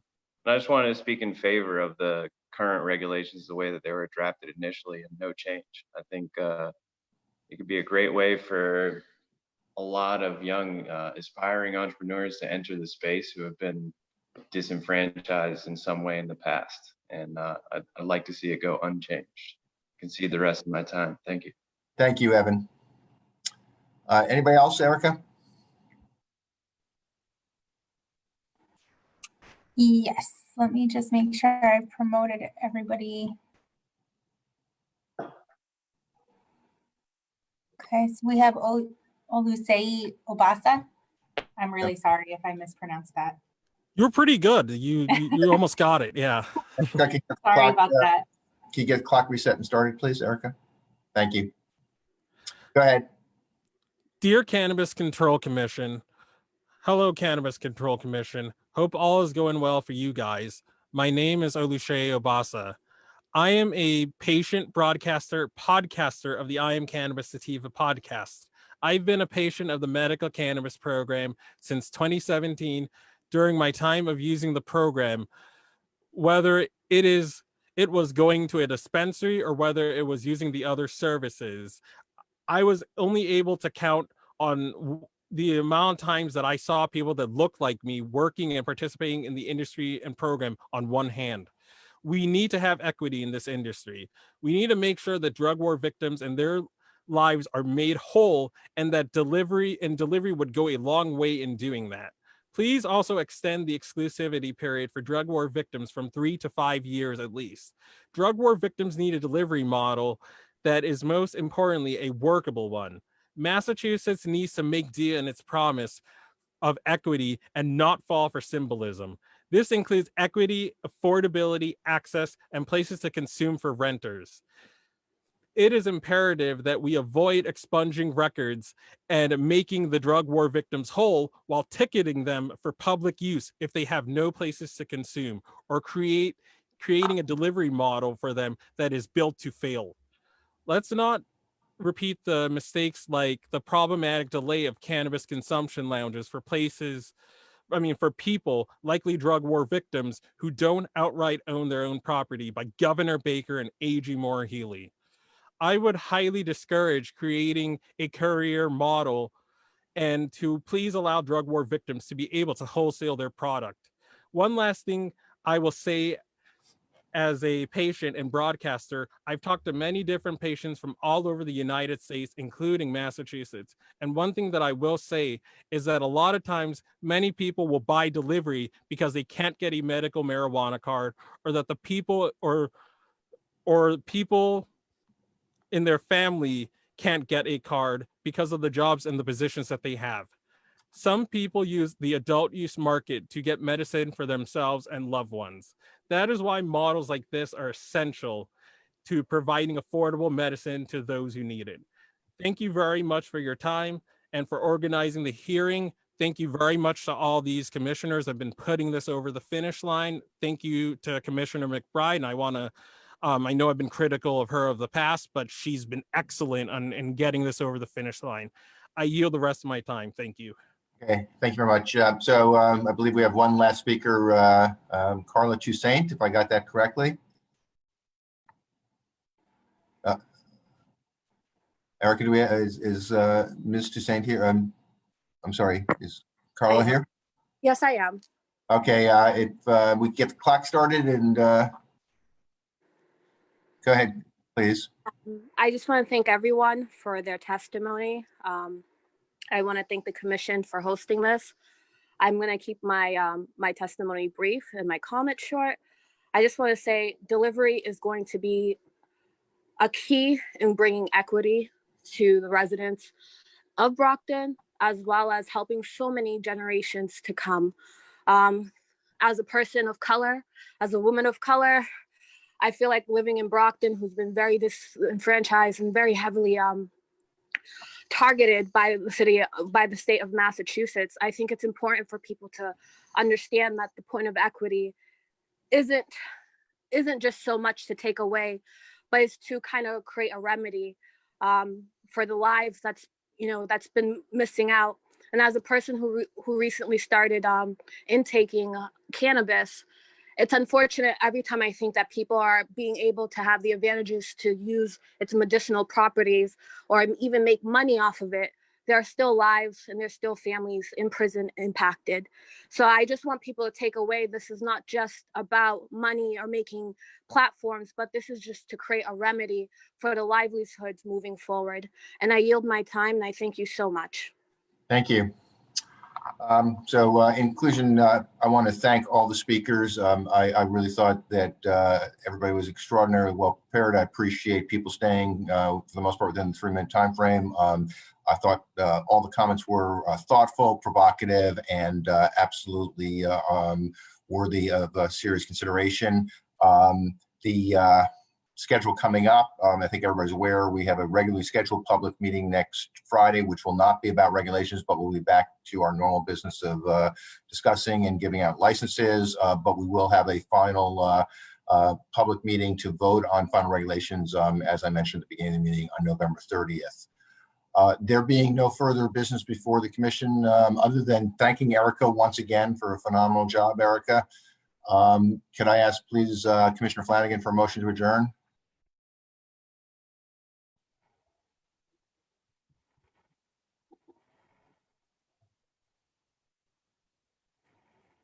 Commissioner McBride? So moved. So moved. Commissioner Flanagan, are you there? Yes. Could you second that motion, please? Second. Thank you. Commissioner Flanagan, let the record show Commissioner McBride made the motion to adjourn, seconded by Commissioner Flanagan. Commissioner Flanagan, your vote? Aye. Thank you. Commissioner McBride? Aye. Commissioner Hoffman, aye. Thank you. Let the record show the commission unanimously moved to adjourn at 4:08 p.m. Thank you, everybody, and be safe.